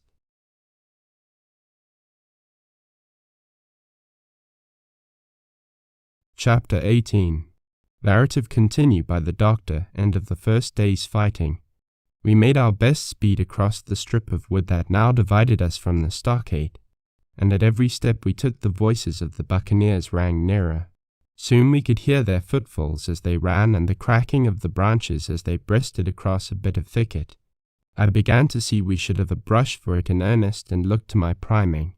"Captain," said I, "Trelawney is the dead shot. Give him your gun, his own is useless." They exchanged guns, and Trelawney, silent and cool as he had been since the beginning of the bustle, hung a moment on his heel to see that all was fit for service. At the same time, observing Grey to be unarmed, I handed him my cutlass. It did all our hearts good to see him spit in his hand, knit his brows, and make the blade sing through the air. It was plain from every line of his body that our new hand was worth his salt. 40 paces farther we came to the edge of the wood and saw the stockade in front of us. We struck the enclosure about the middle of the south side, and almost at the same time, 7 mutineers, Job Anderson, the boatswain, at their head, appeared in full cry at the southwestern corner.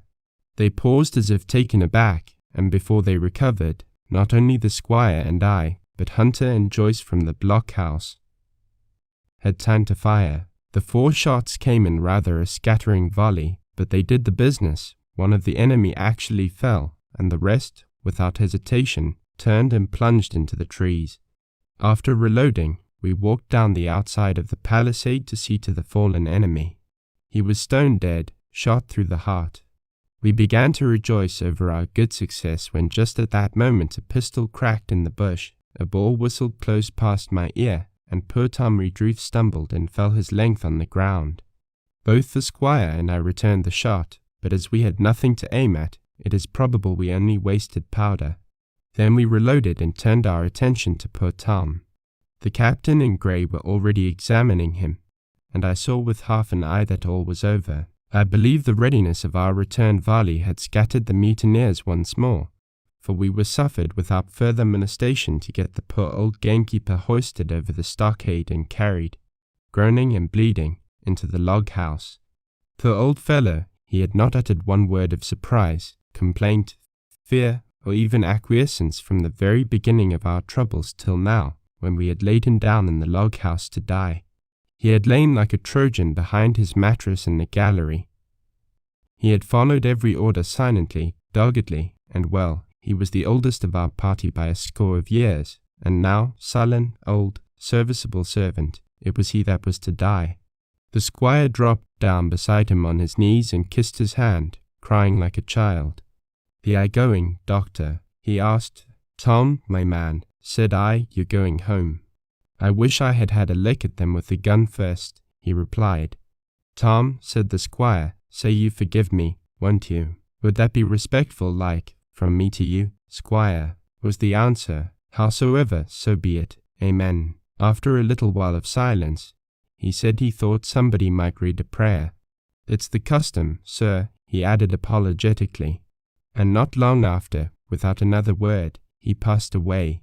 In the meantime the captain, whom I had observed to be wonderfully swollen about the chest and pockets, had turned out a great many various stores, the British colours, a Bible, a coil of stoutish rope, pen, ink, the logbook, and pounds of tobacco. He had found a longish fir tree lying felled and trimmed in the enclosure, and with the help of Hunter he had set it up at the corner of the log house where the trunks crossed and made an angle. Then, climbing on the roof, he had with his own hand bent and run up the colours. This seemed mightily to relieve him. He re-entered the log house and set about counting up the stores as if nothing else existed. But he had an eye on Tom's passage for all that, and as soon as all was over, came forward with another flag and reverently spread it on the body. "Don't you take on, sir," he said, shaking the squire's hand. "All's well with him, no fear for a hand that's been shot down in his duty to captain and owner.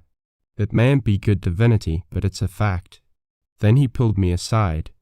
"Doctor, Livesey," he said, "in how many weeks do you and squire expect the consort?"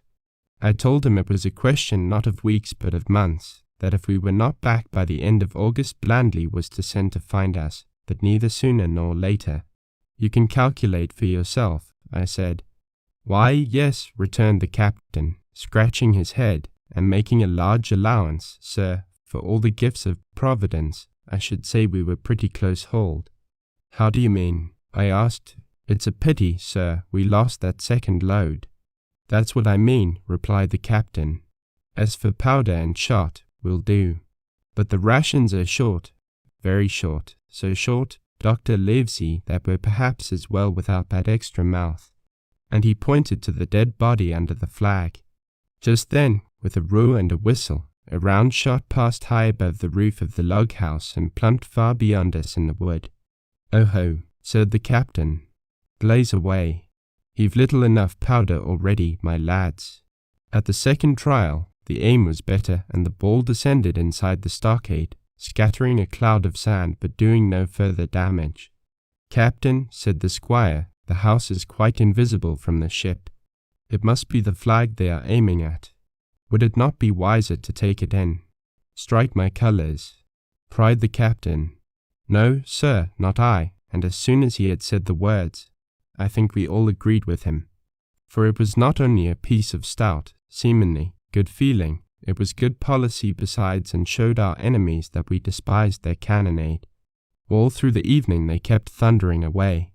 Ball after ball flew over or fell short or kicked up the sand in the enclosure, but they had to fire so high that the shot fell dead and buried itself in the soft sand. We had no ricochet to fear, and though one popped in through the roof of the log house and out again through the floor, we soon got used to that sort of horseplay and minded it no more than cricket. "There is one good thing about all this," observed the captain. "The wood in front of us is likely clear." The ebb has made a good while. Our stores should be uncovered. Volunteers to go and bring in pork. Gray and Hunter were the first to come forward. Well armed, they stole out of the stockade, but it proved a useless mission. The mutineers were bolder than we fancied, or they put more trust in Israel's gunnery. For 4 or 5 of them were busy carrying off our stores and wading out with them to one of the gigs that lay close by, pulling an oar so to hold her steady against the current. Silver was in the stern sheets in command, and every man of them was now provided with a musket from some secret magazine of their own. The captain sat down to his log, and here is the beginning of the entry: Alexander Smollett, Master; David Livesey, ship's doctor; Abraham Gray, carpenter's mate; John Trelawney, owner; John Hunter and Richard Joyce, owners' servants, landsmen, being all that is left faithful of the ship's company, with stores for 10 days at short rations, came ashore this day and flew British colours on the log house and Treasure Island. Thomas Reed Ruth, owner's servant, landsman, shot by the mutineers; James Hawkins, cabin boy, and at the same time I was wondering over poor Jim Hawkins' fate. The hail on the land side. Somebody hailing us, said Hunter, who was on guard. Doctor, Squire, Captain, Hullo, Hunter, is that you? Came the cries, and I ran to the door in time to see Jim Hawkins, safe and sound, come climbing over the stockade.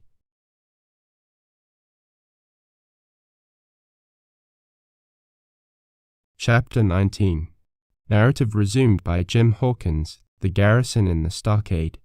As soon as Ben Gunn saw the colours, he came to a halt, stopped me by the arm, and sat down. Now, said he, there's your friends, sure enough. Far more likely it's the mutineers, I answered. That, he cried. Why, in a place like this, where nobody puts in but gentlemen of fortune, Silver would fly the Jolly Roger, he don't make no doubt of that. No, that's your friends. There's been blows too, and I reckon your friends has had the best of it, and here they are ashore in the old stockade, as was made years and years ago by Flint. Ah, he was the man to have a headpiece, was Flint. Barring rum, his match were never seen.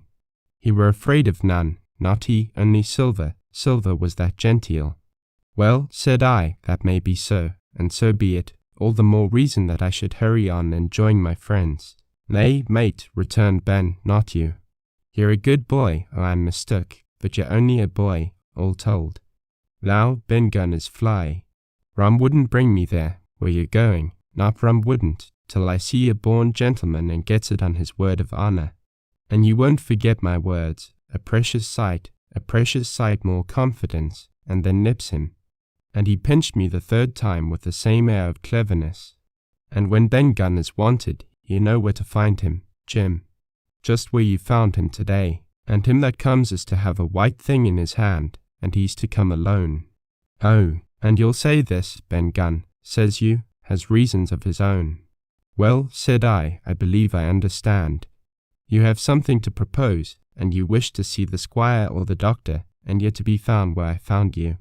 Is that all? And when? Says you, he added. Why, from about noon observation to about 6 bells. Good, said I, and now may I go? He won't forget. He inquired anxiously.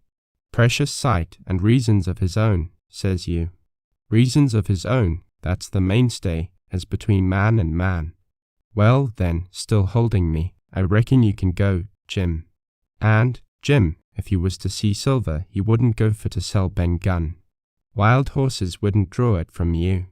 No, says you, and if them pirates camp ashore, Jim, what would you say but there'd be widders in the morning? Here he was interrupted by a loud report, and a cannonball came tearing through the trees and pitched in the sand not 100 yards from where we two were talking. The next moment each of us had taken to his heels in a different direction. For a good hour to come frequent reports shook the island, and balls kept crashing through the woods.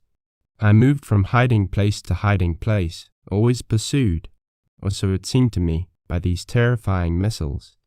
But towards the end of the bombardment, though still I durst not venture in the direction of the stockade, where the balls fell oftenest, I had begun, in a manner, to pluck up my heart again, and after a long detour to the east, crept down among the shore-side trees. The sun had just set, The sea breeze was rustling and tumbling in the woods and ruffling the grey surface of the anchorage. The tide, too, was far out, and great tracts of sand lay uncovered. The air, after the heat of the day, chilled me through my jacket. The Hispaniola still lay where she had anchored, but, sure enough, there was the Jolly Roger, the black flag of piracy, flying from her peak. Even as I looked, there came another red flash and another report that sent the echoes clattering, and one more round shot whistled through the air. It was the last of the cannonade. I lay for some time watching the bustle which succeeded the attack. Men were demolishing something with axes on the beach near the stockade, the poor jolly boat, I afterwards discovered. Away near the mouth of the river, a great fire was glowing among the trees, and between that point and the ship one of the gigs kept coming and going, the men, whom I had seen so gloomy, shouting at the oars like children. But there was a sound in their voices which suggested rum. At length I thought I might return towards the stockade. I was pretty far down on the low, sandy spit that encloses the anchorage to the east, and is joined at half water to Skeleton Island, and now, as I rose to my feet, I saw, some distance further down the spit and rising from among low bushes, an isolated rock, pretty high and peculiarly white in colour. It occurred to me that this might be the white rock of which Ben Gunn had spoken, and that some day or other a boat might be wanted and I should know where to look for one. Then I skirted among the woods until I had regained the rear, or shoreward side, of the stockade, and was soon warmly welcomed by the faithful party. I had soon told my story and began to look about me.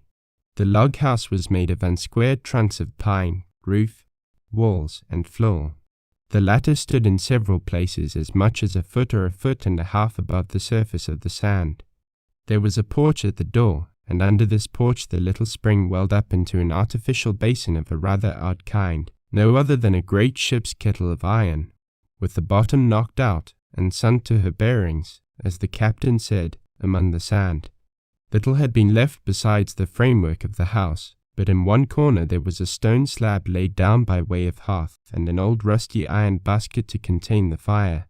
The slopes of the knoll and all the inside of the stockade had been cleared of timber to build the house, and we could see by the stumps what a fine and lofty grove had been destroyed.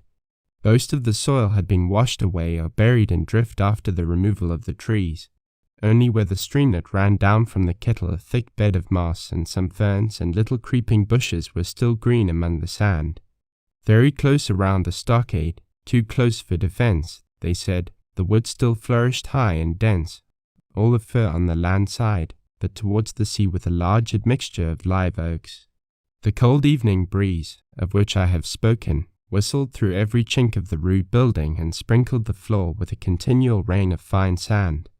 There was sand in our eyes, sand in our teeth, sand in our suppers, sand dancing in the spring at the bottom of the kettle, for all the world like porridge beginning to boil. Our chimney was a square hole in the roof. It was but a little part of the smoke that found its way out, and the rest eddied about the house and kept us coughing and piping the eye. Add to this that Gray, the new man, had his face tied up in a bandage for a cut he had got in breaking away from the mutineers, and that poor old Tom Redruth, still unburied, lay along the wall, stiff and stark, under the Union Jack. If we had been allowed to sit idle, we should all have fallen in the blues, but Captain Smollett was never the man for that. All hands were called up before him, and he divided us into watches. The doctor and Gray and I for one, the squire, Hunter, and Joyce upon the other. Tired though we all were, 2 were sent out for firewood, 2 more were set to dig a grave for Redruth. The doctor was named Kurt. I was put sentry at the door, and the captain himself went from one to another, keeping up our spirits and lending a hand wherever it was wanted. From time to time the doctor came to the door for a little air, and to rest his eyes, which were almost smoked out of his head, and whenever he did so, he had a word for me. "That man Smollett," he said once, "is a better man than I am, and when I say that it means a deal, Jim." Another time he came and was silent for a while. Then he put his head on one side and looked at me. "Is this Ben Gunn a man?" he asked. "I do not know, sir," said I am not very sure whether he's sane." "If there's any doubt about the matter, he is," returned the doctor. A man who has been 3 years biting his nails on a desert island, Jim, can't expect to appear as sane as you or me. It doesn't lie in human nature. Was it cheese you said he had a fancy for? Yes, sir, cheese, I answered. Well, Jim, says he, just see the good that comes of being dainty in your food. You've seen my snuff box, haven't you? And you never saw me take snuff. The reason being that in my snuff box I carry a piece of Parmesan cheese, a cheese made in Italy, very nutritious. Well, that's for Ben Gunn. Before supper was eaten we buried old Tom in the sand and stood round him for a while bareheaded in the breeze. A good deal of firewood had been got in, but not enough for the captain's fancy, and he shook his head over it and told us we must get back to this tomorrow rather livelier. Then, when we had eaten our pork and each had a good stiff glass of brandy grog, the 3 chiefs got together in a corner to discuss our prospects. It appears they were at their wits' end what to do, the stores being so low that we must have been starved into surrender long before help came. But our best hope, it was decided, was to kill off the buccaneers until they either hauled down their flag or ran away with the Hispaniola. From 19 they were already reduced to 15, 2 others were wounded, and one at least, a man shot beside the gun, severely wounded, if he were not dead. Every time we had a crack at them, we were to take it, saving our own lives, with the extremest care. And besides that, we had 2 able allies, rum and a climate. As for the first, though we were about half a mile away, we could hear them roaring and singing late into the night, and as for the second, the doctor staked his wig that, camped where they were in the marsh and unprovided with remedies, the half of them would be on their backs before a week. So, he added, if we are not all shot down first they'll be glad to be packing in the schooner. It's always a ship, and they can get to buccaneering again, I suppose. First ship that ever I lost, said Captain Smollett. I was dead tired, as you may fancy, and when I got to sleep, which was not till after a great deal of tossing, I slept like a log of wood. The rest had long been up and had already breakfasted and increased the pile of firewood by about half as much again when I was wakened by a bustle and the sound of voices. Flag of truce, I heard someone say, and then, immediately after, with a cry of surprise, Silver himself. And at that up I jumped, and rubbing my eyes, ran to a loophole in the wall.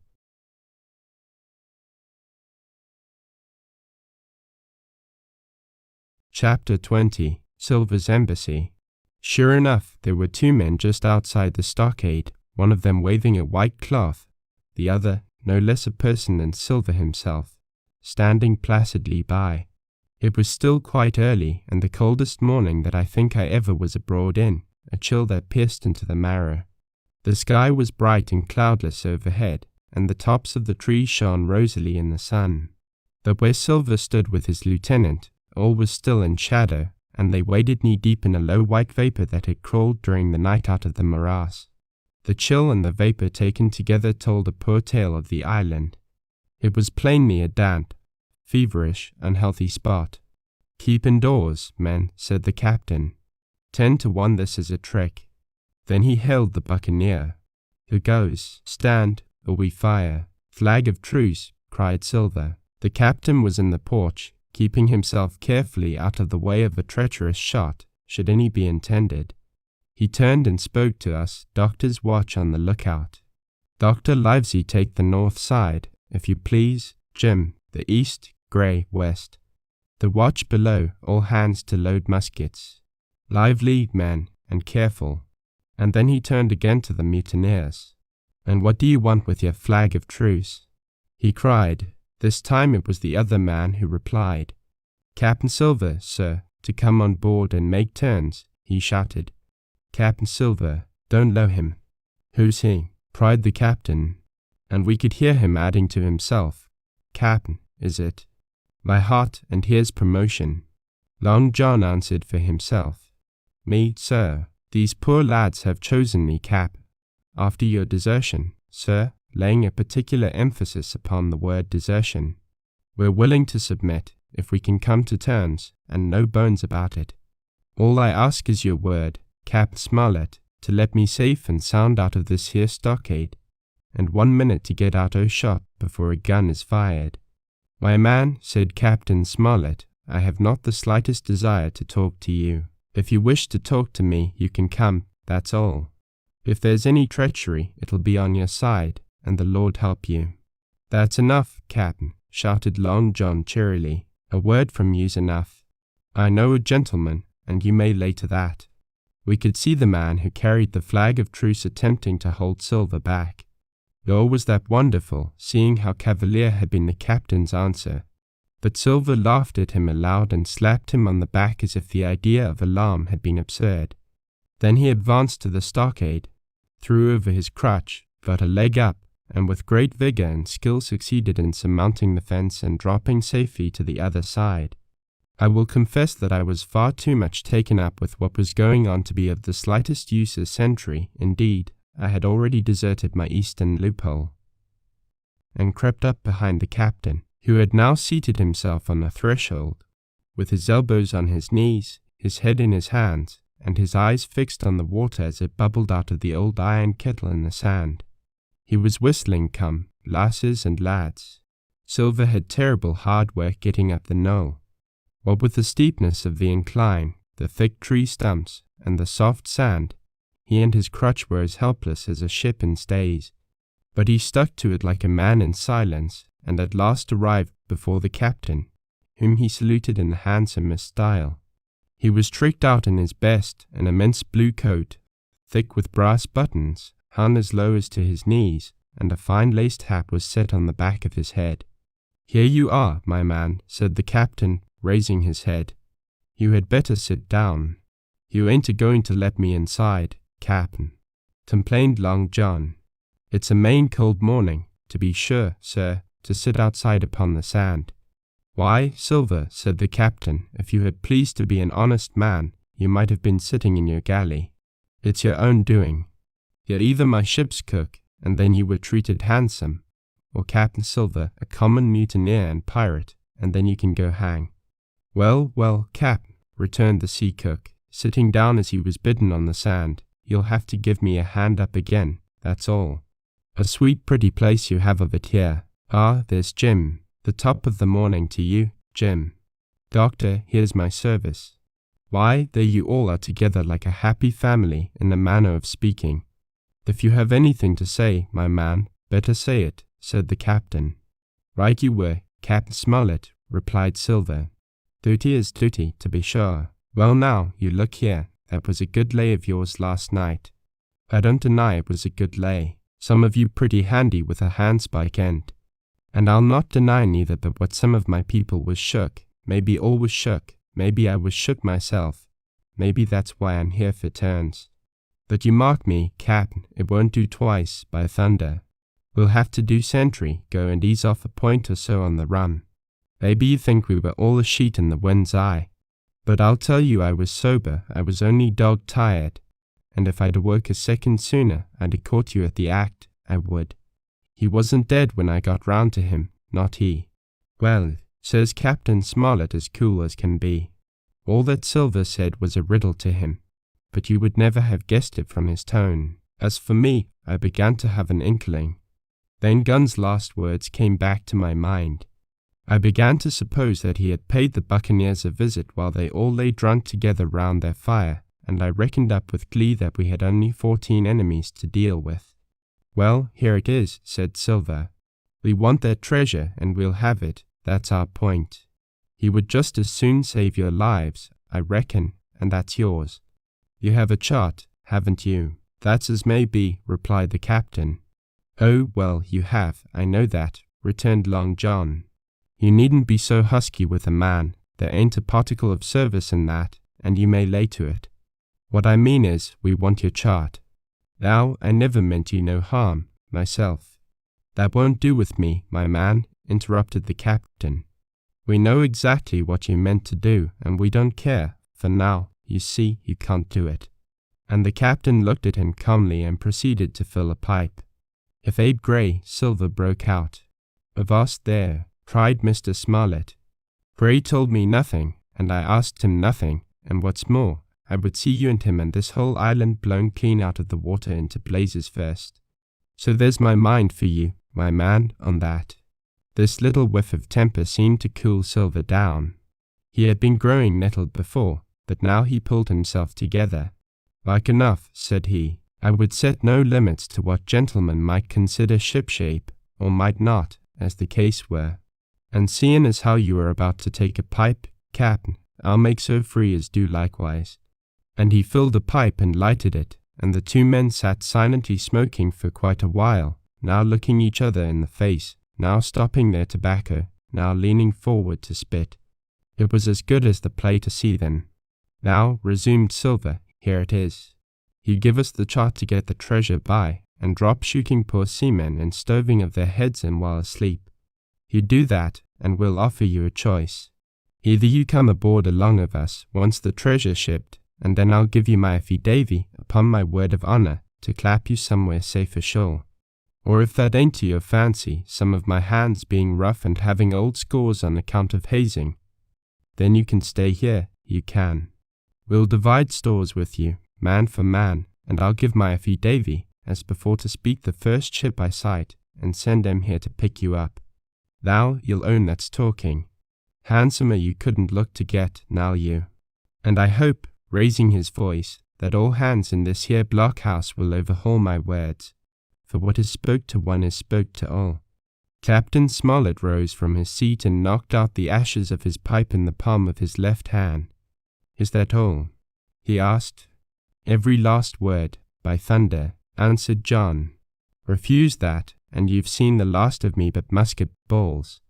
"Very good," said the captain. "Now you'll hear me. If you'll come up one by one, unarmed, I'll engage to clap you all in irons and take you home to a fair trial in England. If you won't, my name is Alexander Smollett. I've flown my sovereign's colours, and I'll see you all to Davy Jones. You can't find the treasure. You can't sail the ship. There's not a man among you fit to sail the ship. You can't fight us, Grey, there, got away from 5 of you. Your ship's in irons, Master Silver, you're on a lee shore, and so you'll find. I stand here and tell you so, and they're the last good words you'll get from me. For in the name of heaven, I'll put a bullet in your back when next I meet you. Tramp, me lad. Bundle out of this, please, hand over hand, and double quick." Silver's face was a picture. His eyes started in his head with wrath. He shook the fire out of his pipe. "Give me a hand up," he cried. "Not I," returned the captain. "Who'll give me a hand up?" he roared. Not a man among us moved. Growling the foulest imprecations, he crawled along the sand till he got hold of the porch and could hoist himself again upon his crutch. Then he spat into the spring. "There," he cried, "that's what I think of ye. Before an hour's out, I'll stove in your old blockhouse like a rum punchin'. Laugh, by thunder, laugh.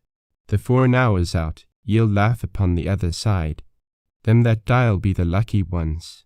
And with a dreadful oath he stumbled off, ploughed down the sand, was helped across the stockade, after 4 or 5 failures, by the man with the flag of truce, and disappeared in an instant afterwards among the trees.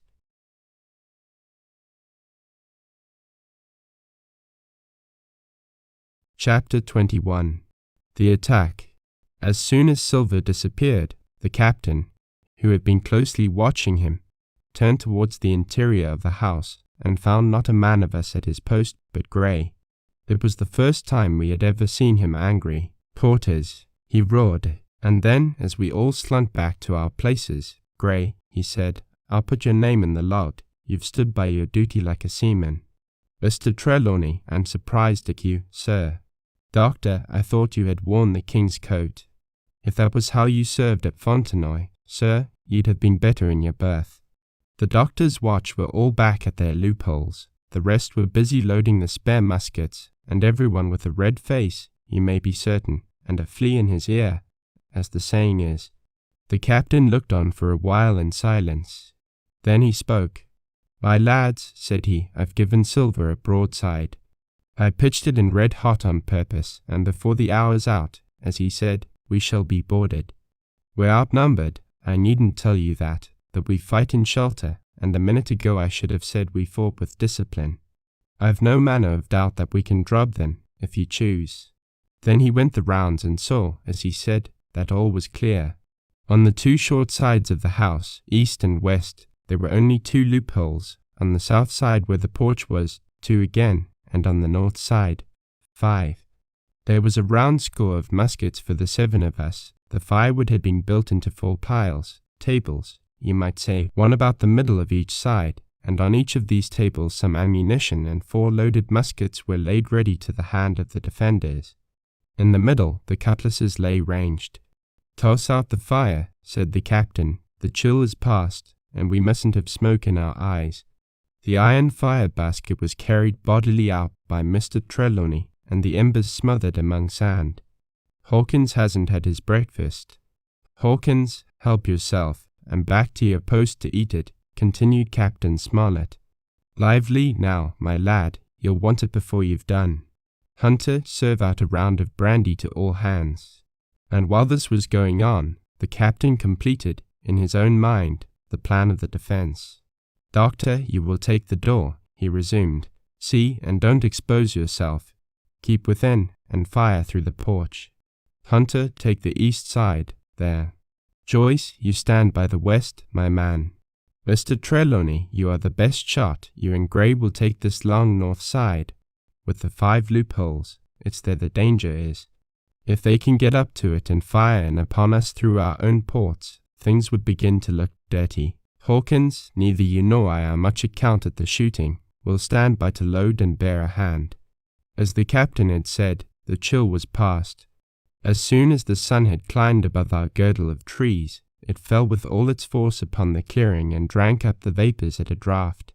Soon the sand was baking and the resin melting in the logs of the block house. Jackets and coats were flung aside, shirts thrown open at the neck and rolled up to the shoulders, and we stood there, each at his post, in a fever of heat and anxiety. An hour passed away. "Hang them," said the captain. "This is as dull as the doldrums. Gray, whistle for a wind." And just at that moment came the first news of the attack. "If you please, sir," said Joyce, "if I see anyone, am I to fire?" "I told you so," cried the captain. "Thank you, sir," returned Joyce with the same quiet civility. Nothing followed for a time, but the remark had set us all on the alert, straining ears and eyes, the musketeers with their pieces balanced in their hands, the captain out in the middle of the blockhouse with his mouth very tight and a frown on his face. So some seconds passed, till suddenly Joyce whipped up his musket and fired. The report had scarcely died away ere it was repeated and repeated from without in a scattering volley, shot behind shot, like a string of geese, from every side of the enclosure. Several bullets struck the log house, but not one entered, and as the smoke cleared away and vanished, the stockade and the woods around it looked as quiet and empty as before. Not a bough waved, not the gleam of a musket barrel betrayed the presence of our foes. "Did you hit your man?" asked the captain. "No, sir," replied Joyce. "I believe not, sir." "Next best thing to tell the truth," muttered Captain Smollett. "Load his gun, Hawkins." "How many should say there were on your side, Doctor?" "I know precisely," said Dr. Livesey. 3 shots were fired on this side. I saw the 3 flashes, 2 close together, 1 farther to the west. 3, repeated the captain. "And how many on yours, Mr. Trelawney?" But this was not so easily answered. There had come many from the north, 7 by the squire's computation, 8 or 9 according to Gray. From the east and west only a single shot had been fired. It was plain, therefore, that the attack would be developed from the north, and that on the other 3 sides we were only to be annoyed by a show of hostilities. But Captain Smollett made no change in his arrangements. If the mutineers succeeded in crossing the stockade, he argued, they would take possession of any unprotected loophole, and shoot us down like rats in our own stronghold. Nor had we much time left to us for thought. Suddenly, with a loud huzzah, a little cloud of pirates leaped from the woods on the north side and ran straight on the stockade. At the same moment, the fire was once more opened from the woods, and a rifle ball sang through the doorway and knocked the doctor's musket into bits. The boarders swarmed over the fence like monkeys. Squire and Gray fired again and yet again. 3 men fell, 1 forwards into the enclosure, 2 back on the outside. But of these, one was evidently more frightened than hurt, for he was on his feet again in a crack and instantly disappeared among the trees. 2 had bit the dust, 1 had fled, 4 had made good their footing inside our defences, while from the shelter of the wood 7 or 8 men, each evidently supplied with several muskets, kept up a hot though useless fire on the log house. The 4 who had boarded made straight before them for the building, shouting as they ran, and the men among the trees shouted back to encourage them. Several shots were fired, but such was the hurry of the marksmen that not one appears to have taken effect. In a moment, the 4 pirates had swarmed up the mound and were upon us. The head of Job Anderson, the boatswain, appeared at the middle loophole. "Adem, all hands, all hands," he roared in a voice of thunder. At the same moment, another pirate grasped Hunter's musket by the muzzle, wrenched it from his hands, plucked it through the loophole, and with one stunning blow laid the poor fellow senseless on the floor. Meanwhile a third, running unharmed all around the house, appeared suddenly in the doorway and fell with his cutlass on the doctor. Our position was utterly reversed. A moment since we were firing, under cover, at an exposed enemy. Now it was we who lay uncovered and could not return a blow. The log house was full of smoke, to which we owed our comparative safety. Cries and confusion, the flashes and reports of pistol shots, and one loud groan rang in my ears. "Out, lads, out, and fight him in the open." "Cutlasses," cried the captain. I snatched a cutlass from the pile, and someone, at the same time snatching another, gave me a cut across the knuckles which I hardly felt. I dashed out of the door into the clear sunlight. Someone was close behind, I knew not whom. Right in front, the doctor was pursuing his assailant down the hill, and just as my eyes fell upon him, beat down his guard and sent him sprawling on his back with a great slash across the face. "Round the house, lads, round the house," cried the captain, and even in the hurly-burly, I perceived the change in his voice. Mechanically I obeyed, turned eastwards, and with my cutlass raised, ran round the corner of the house. Next moment I was face to face with Anderson. He roared aloud, and his hanger went up above his head, flashing in the sunlight. I had not time to be afraid, but as the blow still hung impending, leaped in a trice upon one side, and missing my foot in the soft sand, rolled headlong down the slope. When I had first sallied from the door, the other mutineers had been already swarming up the palisade to make an end of us. One man, in a red nightcap, with his cutlass in his mouth, had even got upon the top and thrown a leg across. Well, so short had been the interval that when I found my feet again all was in the same posture, the fellow with the red nightcap still halfway over, another still just showing his head above the top of the stockade. And yet, in this breath of time, the fight was over and the victory was ours. Gray, following close behind me, had cut down the big boatswain ere he had time to recover from his last blow. Another had been shot at a loophole in the very act of firing into the house and now lay in agony, the pistol still smoking in his hand. A third, as I had seen, the doctor had disposed of at a blow. Of the 4 who had scaled the palisade, one only remained unaccounted for, and he, having left his cutlass on the field, was now clambering out again with the fear of death upon him. "Fire, fire from the house," cried the doctor, "and you, lads, back into cover." But his words were unheeded, no shot was fired, and the last boarder made good his escape and disappeared with the rest into the wood. In 3 seconds nothing remained of the attacking party but the 5 who had fallen, 4 on the inside and 1 on the outside of the palisade. The doctor and Gray and I ran full speed for shelter. The survivors would soon be back where they had left their muskets, and at any moment the fire might recommence. The house was by this time somewhat cleared of smoke, and we saw at a glance the price we had paid for victory.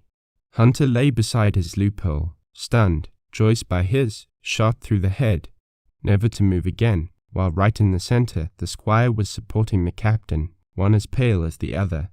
"The captain's wounded," said Mr. Trelawney. "Have they run?" asked Mr. Smollett.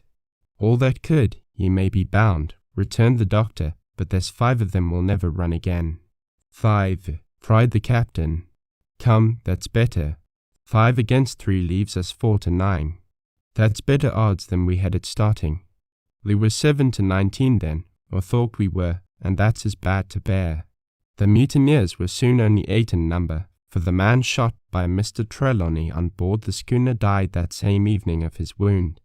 But this was, of course, not known till after by the faithful party.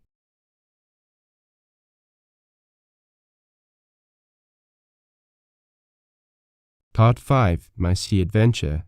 Chapter 22. How my sea adventure began. There was no return of the mutineers, not so much as another shot out of the woods.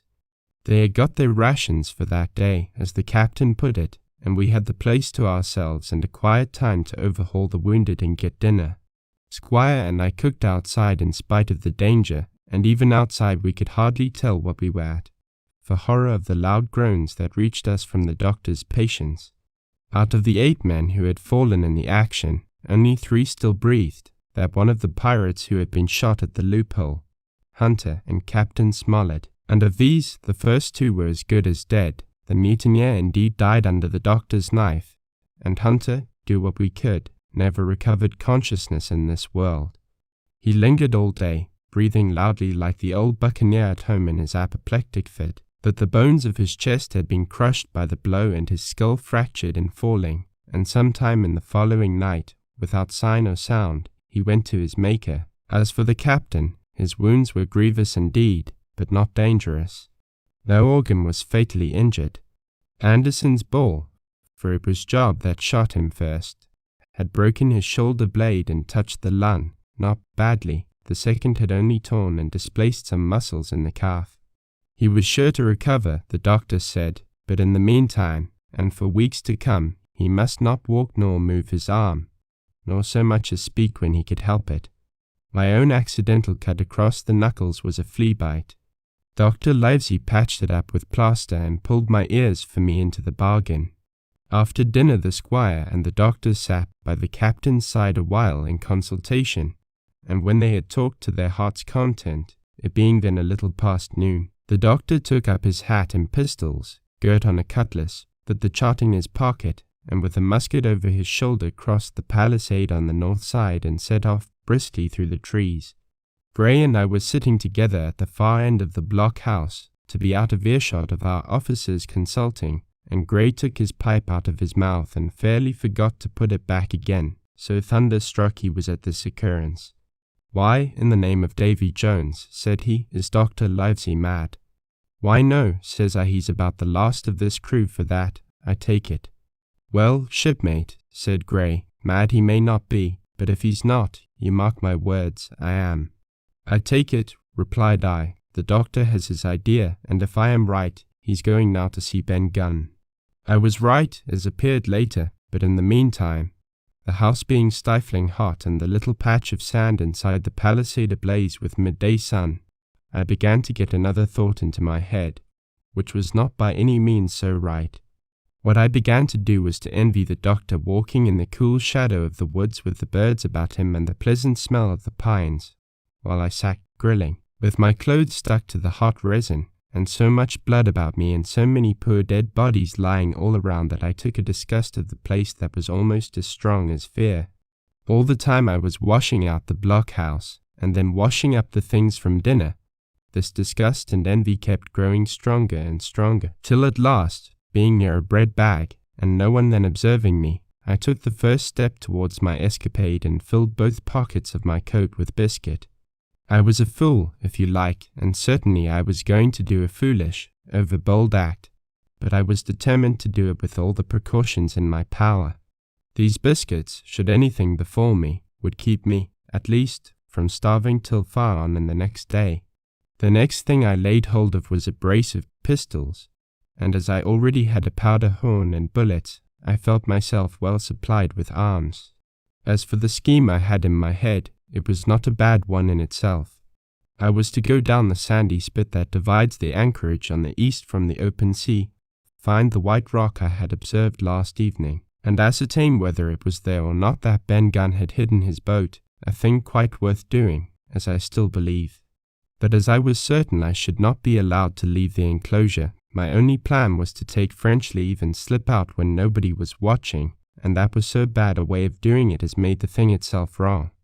But I was only a boy, and I had made my mind up. Well, as things at last fell out, I found an admirable opportunity. The squire and Grey were busy helping the captain with his bandages. The coast was clear. I made a bolt for it over the stockade and into the thickest of the trees, and before my absence was observed I was out of cry of my companions. This was my second folly, far worse than the first, as I left but 2 sound men to guard the house, but like the first, it was a help towards saving all of us. I took my way straight for the east coast of the island, for I was determined to go down the seaside of the spit to avoid all chance of observation from the anchorage. It was already late in the afternoon, although still warm and sunny. As I continued to thread the tall woods, I could hear from far before me not only the continuous thunder of the surf, but a certain tossing of foliage and grinding of boughs which showed me the sea breeze had set in higher than usual. Soon cool draughts of air began to reach me, and a few steps farther I came forth into the open borders of the grove, and saw the sea lying blue and sunny to the horizon and the surf tumbling and tossing its foam along the beach. I have never seen the sea quiet round Treasure Island. The sun might blaze overhead, the air be without a breath, the surface smooth and blue, but still these great rollers would be running along all the external coast, thundering and thundering by day and night, and I scarce believe there is one spot in the island where a man would be out of earshot of their noise. I walked along beside the surf with great enjoyment, till, thinking I was now got far enough to the south, I took the cover of some thick bushes and crept warily up to the ridge of the spit. Behind me was the sea, in front the anchorage. The sea breeze, as though it had the sooner blown itself out by its unusual violence, was already at an end. It had been succeeded by light, variable airs from the south and southeast, carrying great banks of fog, and the anchorage, under lee of Skeleton Island, lay still and leaden as when first we entered it. The Hispaniola, in that unbroken mirror, was exactly portrayed from the truck to the waterline, the Jolly Roger hanging from her peak. Alongside lay one of the gigs, silver in the stern sheets, him I could always recognize, while a couple of men were leaning over the stern bulwarks, one of them with a red cap, the very rogue that I had seen some hours before stride legs upon the palisade. Apparently they were talking and laughing, though at that distance, upwards of a mile, I could, of course, hear no word of what was said. All at once there began the most horrid, unearthly screaming, which at first startled me badly, though I had soon remembered the voice of Captain Flint and even thought I could make out the bird by her bright plumage as she sat perched upon her master's wrist. Soon after, the jolly boat shoved off and pulled for shore, and the man with the red cap and his comrade went below by the cabin companion. Just about the same time, the sun had gone down behind the spy-glass, and as the fog was collecting rapidly, it began to grow dark in earnest. I saw I must lose no time if I were to find the boat that evening.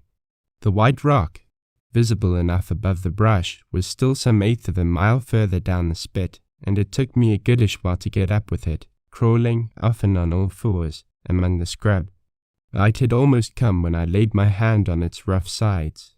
Right below it there was an exceedingly small hollow of green turf, hidden by banks and a thick underwood about knee-deep, that grew there very plentifully, and in the centre of the dell, sure enough, a little tent of goat skins, like what the gypsies carry about with them in England.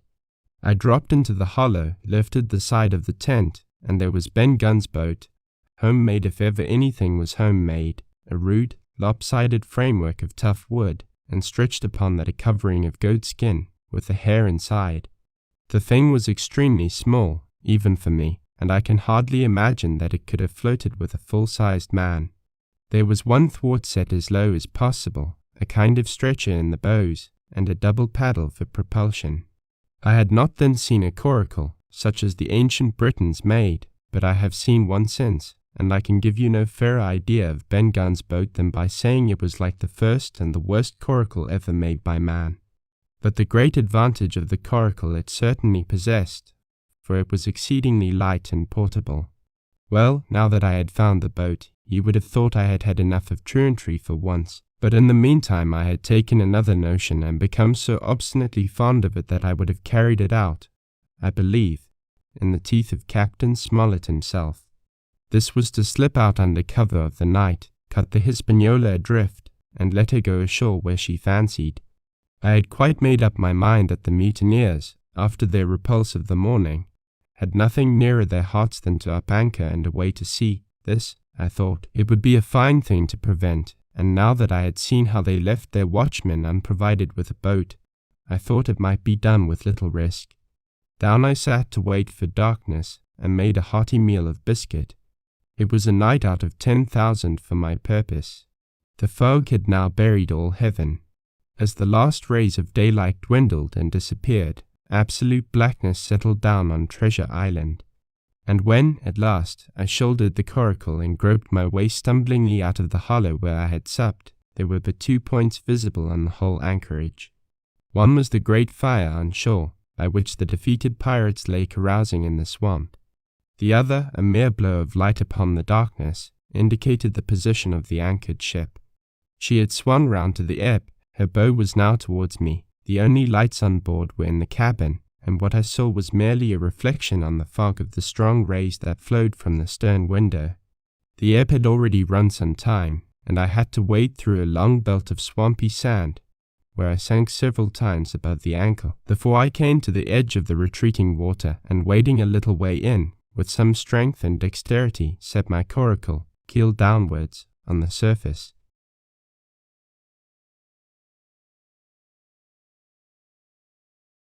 Chapter 23. The ebb tide runs. The coracle, as I had ample reason to know before I was done with her, was a very safe boat for a person of my height and weight, both buoyant and clever in a seaway, but she was the most cross-grained, lopsided craft to manage. Do as you pleased, she always made more leeway than anything else, and turning round and round was the manoeuvre she was best at. Even Ben Gunn himself has admitted that she was queer to handle till you knew her way. Certainly I did not know her way. She turned in every direction but the one I was bound to go. The most part of the time we were broadside on, and I am very sure I never should have made the ship at all but for the tide. By good fortune, paddle as I pleased, the tide was still sweeping me down, and there lay the Hispaniola right in the fairway, hardly to be missed. First she loomed before me like a blot of something yet blacker than darkness, then her spars and hull began to take shape, and the next moment, as it seemed, I was alongside of her hawser and had laid hold. The hawser was as taut as a bowstring, and the current so strong she pulled upon her anchor. All round the hull, in the blackness, the rippling current bubbled and chattered like a little mountain stream. One cut with my sea gully and the Hispaniola would go humming down the tide. So far so good, but it next occurred to my recollection that a taut hawser, suddenly cut, is a thing as dangerous as a kicking horse. 10 to 1 if I were so foolhardy as to cut the Hispaniola from her anchor, and the coracle would be knocked clean out of the water. This brought me to a full stop, and if fortune had not again particularly favoured me, I should have had to abandon my design. But the light airs which had begun blowing from the south-east and south had hauled round after nightfall into the south-west. Just while I was meditating, a puff came, caught the Hispaniola, and forced her up into the current, and to my great joy, I felt the hawser slacken in my grasp, and the hand by which I held it dip for a second under water. With that I made my mind up, took out my gully, opened it with my teeth, and cut one strand after another, till the vessel swung only by 2. Then I lay quiet, waiting to sever these last when the strain should be once more lightened by a breath of wind. All this time I had heard the sound of loud voices from the cabin, but to say truth, my mind had been so entirely taken up with other thoughts that I had scarcely given ear. Now, however, when I had nothing else to do, I began to pay more heed. One I recognized for the coxswain's, Israel Hands, that had been Flint's gunner in former days. The other was, of course, my friend of the red nightcap. Both men were plainly the worse of drink, and they were still drinking, for even while I was listening, one of them, with a drunken cry, opened the stern window and threw out something, which I divined to be an empty bottle. But they were not only tipsy, it was plain that they were furiously angry. Oaths flew like hailstones, and every now and then there came forth such an explosion as I thought was sure to end in blows. But each time the quarrel passed off and the voices grumbled lower for a while, until the next crisis came and in its turn passed away without result. On shore, I could see the glow of the great campfire burning warmly through the shoreside trees. Someone was singing a dull, old, droning sailor's psalm, with a droop and a quaver at the end of every verse, and seemingly no end to it at all but the patience of the singer. I had heard it on the voyage more than once and remembered these words, that one man of her crew alive, what put to sea with 75, and I thought it was a ditty rather too dolefully appropriate for a company that had met such cruel losses in the morning. But, indeed, from what I saw, all these buccaneers were as careless as the sea they sailed on. At last the breeze came, the schooner sidled and drew nearer in the dark. I felt the hawsers slacken once more, and with a good, tough effort, cut the last fibres through. The breeze had but little action on the coracle, and I was almost instantly swept against the bows of the Hispaniola. At the same time, the schooner began to turn upon her heel, spinning slowly, end for end, across the current. I wrought like a fiend, for I expected every moment to be swamped, and since I found I could not push the coracle directly off, I now shoved straight astern. At length I was clear of my dangerous neighbour, and just as I gave the last impulsion, my hands came across a light cord that was trailing overboard across the stern bulwarks. Instantly I grasped it. Why I should have done so I can hardly say. It was at first mere instinct, but once I had it in my hands and found it fast, curiosity began to get the upper hand, and I determined I should have one look through the cabin window. I pulled in hand over hand on the cord, and when I judged myself near enough, rose at infinite risk to about half my height and thus commanded the roof and a slice of the interior of the cabin. By this time the schooner and her little consort were gliding pretty swiftly through the water. Indeed, we had already fetched up level with the campfire. The ship was talking, as sailors say, loudly, treading the innumerable ripples with an incessant weltering splash, and until I got my eye above the window-sill I could not comprehend why the watchman had taken no alarm. One glance, however, was sufficient, and it was only one glance that I durst take from that unsteady skiff. It showed me Hans and his companion locked together in deadly wrestle, each with a hand upon the other's throat. I dropped upon the thwart again, none too soon, for I was near overboard. I could see nothing for the moment but these two furious and crimson faces swaying together under the smoky lamp, and I shut my eyes to let them grow once more familiar with the darkness. The endless ballad had come to an end at last, and the whole diminished company about the campfire had broken into the chorus I had heard so often. 15 men on the dead man's chest, yo-ho-ho, and a bottle of rum. Drink and the devil had done for the rest, yo-ho-ho, and a bottle of rum. I was just thinking how busy drink and the devil were at that very moment in the cabin of the Hispaniola, when I was surprised by a sudden lurch of the coracle. At the same moment, she yawed sharply and seemed to change her course. The speed in the meantime had strangely increased. I opened my eyes at once. All round me were little ripples, coming over with a sharp, bristling sound and slightly phosphorescent. The Hispaniola herself, a few yards in whose wake I was still being whirled along, seemed to stagger in her course, and I saw her spars toss a little against the blackness of the night. Nay, as I looked longer, I made sure she also was wheeling to the southward. I glanced over my shoulder, and my heart jumped against my ribs. There, right behind me, was the glow of the campfire. The current had turned at right angles, sweeping round along with it the tall schooner and the little dancing coracle, ever quickening, ever bubbling higher, ever muttering louder. It went spinning through the narrows for the open sea. Suddenly the schooner in front of me gave a violent yaw, turning, perhaps, through 20 degrees, and almost at the same moment one shout followed another from on board. I could hear feet pounding on the companion ladder, and I knew that the two drunkards had at last been interrupted in their quarrel, and awakened to a sense of their disaster. I lay down flat in the bottom of that wretched skiff and devoutly recommended my spirit to its Maker. At the end of the straits, I made sure we must fall into some bar of raging breakers, where all my troubles would be ended speedily, and though I could, perhaps, bear to die, I could not bear to look upon my fate as it approached. So I must have lain for hours, continually beaten to and fro upon the billows, now and again wetted with flying sprays, and never ceasing to expect death at the next plunge. Gradually weariness grew upon me, A numbness, an occasional stupor, fell upon my mind even in the midst of my terrors, until sleep at last supervened, and in my sea-tossed coracle I lay and dreamed of home and the old Admiral Benbow.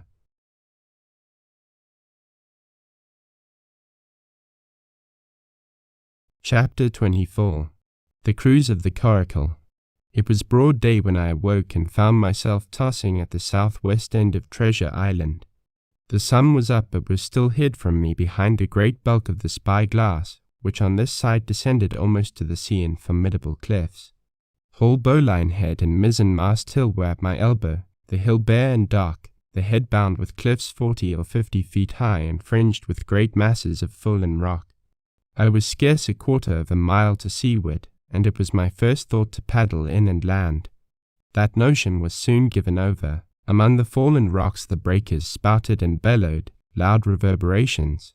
Heavy sprays flying and falling succeeded one another from second to second, and I saw myself, if I ventured nearer, dashed to death upon the rough shore, or spending my strength in vain to scale the beetling crags. Nor was that all, for crawling together on flat tables of rock, or letting themselves drop into the sea with loud reports, I beheld huge slimy monsters, soft snails, as it were, of incredible bigness, 2 or 3 score of them together, making the rocks to echo with their barkings. I have understood since that they were sea lions, and entirely harmless. But the look of them, added to the difficulty of the shore and the high running of the surf, was more than enough to disgust me of that landing place. I felt willing rather to starve at sea than to confront such perils. In the meantime I had a better chance, as I supposed, before me. North of Whole Bowline Head, the land runs in a long way, leaving at low tide a long stretch of yellow sand. To the north of that, again, there comes another cape, Cape of the Woods, as it was marked upon the chart, buried in tall green pines, which descended to the margin of the sea. I remembered what Silver had said about the current that sets northward along the whole west coast of Treasure Island, and seeing from my position that I was already under its influence, I preferred to leave Whole Bowline Head behind me and reserve my strength for an attempt to land upon the kindlier-looking Cape of the Woods. There was a great, smooth swell upon the sea, the wind blowing steady and gentle from the south. There was no contrariety between that and the current, and the billows rose and fell unbroken. Had it been otherwise, I must long ago have perished, but as it was, it is surprising how easily and securely my little and light boat could ride. Often, as I still lay at the bottom and kept no more than an eye above the gunwale, I would see a big blue summit heaving close above me. Yet the coracle would but bounce a little, dance as if on springs, and subside on the other side into the trough as lightly as a bird. I began after a little to grow very bold, and sat up to try my skill at paddling. But even a small change in the disposition of the weight will produce violent changes in the behavior of a coracle, and I had hardly moved before the boat, giving up at once her gentle dancing movement, ran straight down a slope of water so steep that it made me giddy, and struck her nose, with a spout of spray, deep into the side of the next wave. I was drenched and terrified, and fell instantly back into my old position, whereupon the coracle seemed to find her head again, and led me as softly as before among the billows. It was plain she was not to be interfered with, and at that rate, since I could in no way influence her course, what hope had I left of reaching land? I began to be horribly frightened, but I kept my head, for all that. First, moving with all care, I gradually bailed out the coracle with my sea cap. Then, getting my eye once more above the gunwale, I set myself to study how it was she managed to slip so quietly through the rollers. I found each wave, instead of the big, smooth glossy mountain it looks from shore or from a vessel's deck, was for all the world like any range of hills on dry land, full of peaks and smooth places and valleys. The coracle, left to herself, turning from side to side, threaded, so to speak, her way through these lower parts and avoided the steep slopes and higher, toppling summits of the wave. Well, now, thought I to myself, it is plain I must lie where I am and not disturb the balance, but it is plain also that I can put the paddle over the side and from time to time, in smooth places, give her a shove or two towards land. No sooner thought upon than done.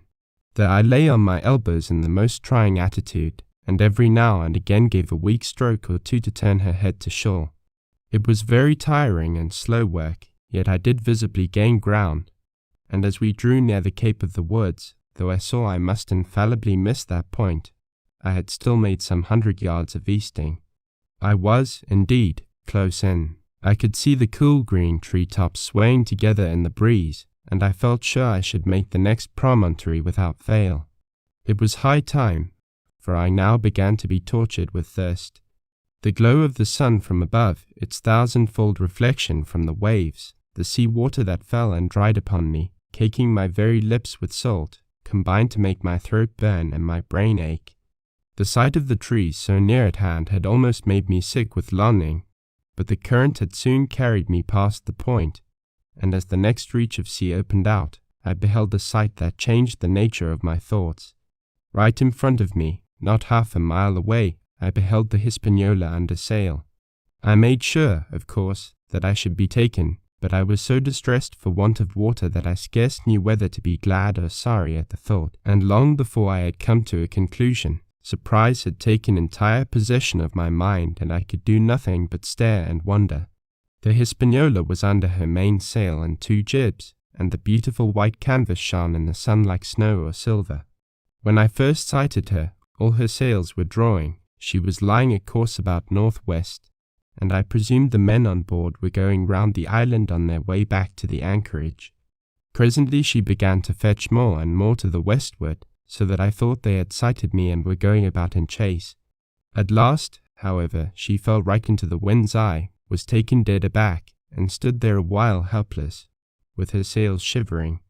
"Clumsy fellows," said I, "they must still be drunk as owls." And I thought how Captain Smollett would have set them skipping. Meanwhile the schooner gradually fell off and filled again upon another tack, sailed swiftly for a minute or so, and brought up once more dead in the wind's eye. Again and again was this repeated. To and fro, up and down, north, south, east, and west, the Hispaniola sailed by swoops and dashes, and at each repetition ended as she had begun, with idly flapping canvas. It became plain to me that nobody was stirring, and if so, where were the men? Either they were dead drunk or had deserted her, I thought, and perhaps if I could get on board I might return the vessel to her captain. The current was bearing coracle and schooner southward at an equal rate. As for the latter's sailing, it was so wild and intermittent, and she hung each time so long in irons, that she certainly gained nothing, if she did not even lose. If only I dared to sit up and paddle, I made sure that I could overhaul her. The scheme had an air of adventure that inspired me, and the thought of the water breaker beside the fore companion doubled my growing courage. Up I got, was welcomed almost instantly by another cloud of spray, but this time stuck to my purpose and set myself, with all my strength and caution, to paddle after the unsteered Hispaniola. Once I shipped a sea so heavy that I had to stop and bail, with my heart fluttering like a bird. But gradually I got into the way of the thing and guided my coracle among the waves, with only now and then a blow upon her bows and a dash of foam in my face.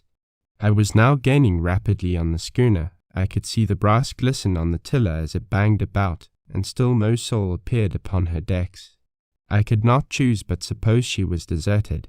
If not, the men were lying drunk below, where I might batten them down, perhaps, and do what I chose with the ship. For some time she had been doing the worst thing possible for me, standing still. She headed nearly due south, yawing, of course, all the time. Each time she fell off, her sails partly filled, and these brought her in a moment right to the wind again. I have said this was the worst thing possible for me, for helpless as she looked in this situation, with the canvas cracking like cannon and the blocks trundling and banging on the deck, she still continued to run away from me, not only with the speed of the current, but by the whole amount of her leeway, which was naturally great. But now, at last, I had my chance. The breeze fell for some seconds, very low, and the current gradually turning her, the Hispaniola revolved slowly round her centre and at last presented me her stern, with the cabin window still gaping open and the lamp over the table still burning on into the day. The mainsail hung drooped like a banner. She was stock still but for the current. For the last little while I had even lost, but now redoubling my efforts, I began once more to overhaul the chase. I was not 100 yards from her when the wind came again in a clap. She filled on the port tack and was off again, stooping and skimming like a swallow. My first impulse was one of despair, but my second was towards joy. Round she came, till she was broadside on to me, round still till she had covered a half and then 2/3 and then 3/4 of the distance that separated us. I could see the waves boiling white under her forefoot. Immensely tall she looked to me from my low station in the coracle. And then, of a sudden, I began to comprehend. I had scarce time to think, scarce time to act and save myself. I was on the summit of one swell when the schooner came stooping over the next. The bowsprit was over my head. I sprang to my feet and leaped, stamping the coracle under water. With one hand I caught the jib boom, while my foot was lodged between the stay and the brace, and as I still clung there panting, a dull blow told me that the schooner had charged down upon and struck the coracle, and that I was left without retreat on the Hispaniola.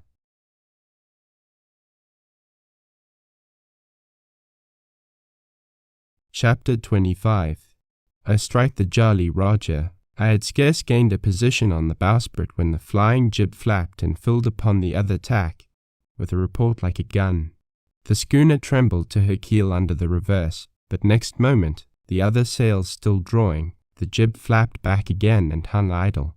This had nearly tossed me off into the sea, and now I lost no time, crawled back along the bowsprit, and tumbled head foremost on the deck. I was on the lee side of the forecastle, and the mainsail, which was still drawing, concealed from me a certain portion of the after deck. Not a soul was to be seen. The planks, which had not been swabbed since the mutiny, bore the print of many feet, and an empty bottle, broken by the neck, tumbled to and fro like a live thing in the scuppers. Suddenly the Hispaniola came right into the wind. The jibs behind me cracked aloud, the rudder slammed to, the whole ship gave a sickening heave and shudder, and at the same moment the main boom swung inboard, the sheet groaning in the blocks, and showed me the lee after deck. They were the 2 watchmen, sure enough, red cap on his back, as stiff as a handspike, with his arms stretched out like those of a crucifix and his teeth showing through his open lips, his real hands propped against the bulwarks, his chin on his chest, his hands lying open before him on the deck, his face as white, under its tan, as a tallow candle. For a while the ship kept bucking and sidling like a vicious horse, the sails filling, now on one tack, now on another, and the boom swinging to and fro till the mast groaned aloud under the strain. Now and again too there would come a cloud of light sprays over the bulwark, and a heavy blow of the ship's bows against the swell. So much heavier weather was made of it by this great rigged ship than by my home-made, lopsided coracle, now gone to the bottom of the sea. At every jump of the schooner, Red Cap slipped to and fro, but, what was ghastly to behold, neither his attitude nor his fixed teeth-disclosing grin was any way disturbed by this rough usage. At every jump, too, Hans appeared still more to sink into himself and settle down upon the deck, his feet sliding over the farther out, and the whole body canting towards the stern, so that his face became, little by little, hid from me, and at last I could see nothing beyond his ear and the frayed ringlet of one whisker. At the same time, I observed, around both of them, splashes of dark blood upon the planks, and began to feel sure that they had killed each other in their drunken wrath. While I was thus looking and wondering, in a calm moment, when the ship was still, Israel Hans turned partly round and with a low moan writhed himself back to the position in which I had seen him first. The moan, which told of pain and deadly weakness, and the way in which his jaw hung open went right to my heart. But when I remembered the talk I had overheard from the apple barrel, all pity left me. I walked aft until I reached the mainmast. "Come aboard, Mr. Hans," I said ironically. He rolled his eyes round heavily, but he was too far gone to express surprise. All he could do was to utter one word, brandy. It occurred to me there was no time to lose, and dodging the boom as it once more lurched across the deck, I slipped aft and down the companion stairs into the cabin. It was such a scene of confusion as you can hardly fancy. All the lockfast places had been broken open in quest of the chart. The floor was thick with mud where ruffians had sat down to drink or consult after wading in the marshes round their can. The bulkheads, all painted in clear white and beaded round with gilt, bore a pattern of dirty hands. Dozens of empty bottles clinked together in corners to the rolling of the ship. One of the doctor's medical books lay open on the table, half of the leaves gutted out, I suppose, for pipe lights. In the midst of all this the lamp still cast a smoky glow, obscure and brown as umber. I went into the cellar, all the barrels were gone, and of the bottles a most surprising number had been drunk out and thrown away. Certainly, since the mutiny began, not a man of them could ever have been sober. Foraging about, I found a bottle with some brandy left, for Hans, and for myself I routed out some biscuit, some pickled fruit, a great bunch of raisins, and a piece of cheese. With these I came on deck, put down my own stock behind the rudder head and well out of the coxswain's reach, went forward to the water breaker and had a good deep drink of water, and then, and not till then, gave Hans the brandy. He must have drunk a gill before he took the bottle from his mouth. "Aye," said he, "by thunder, but I wanted some o' that." I had sat down already in my own corner and begun to eat. "Much hurt?" I asked him. He grunted, or rather, I might say, he barked.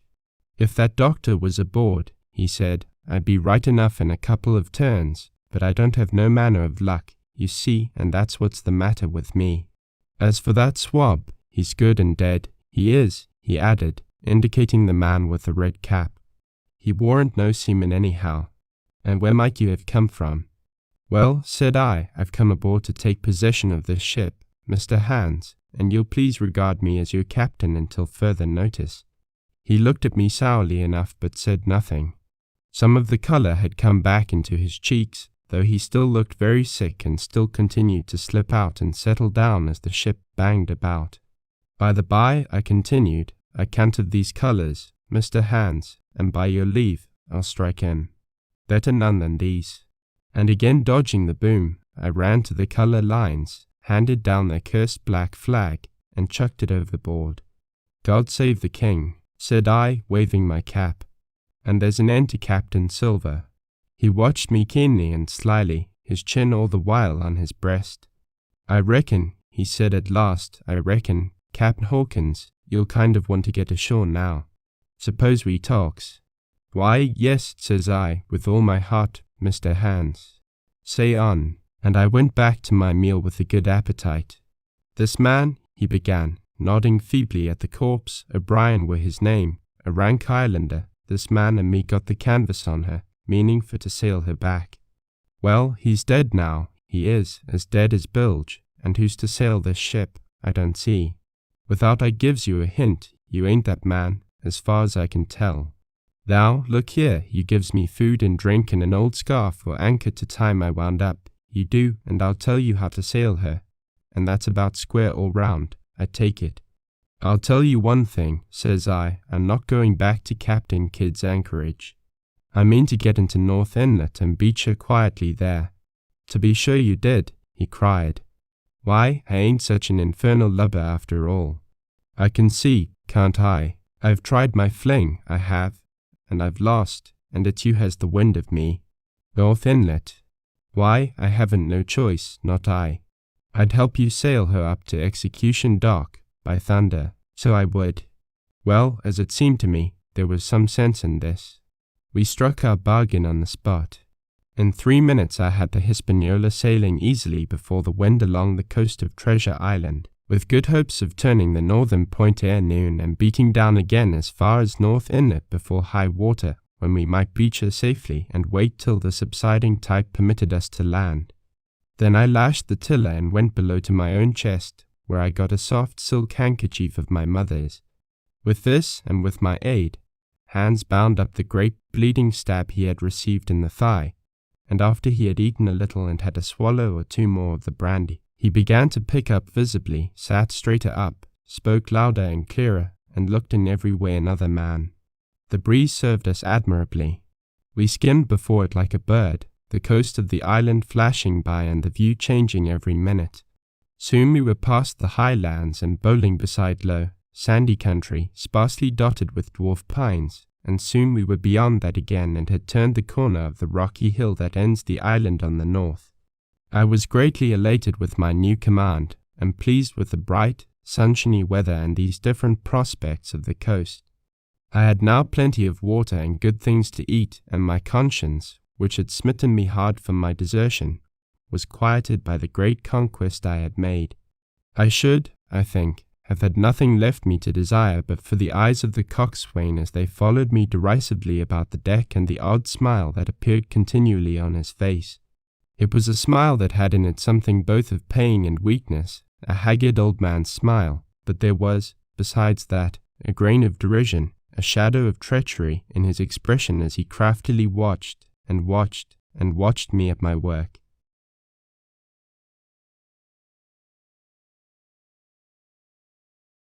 Chapter 26. His Real Hands.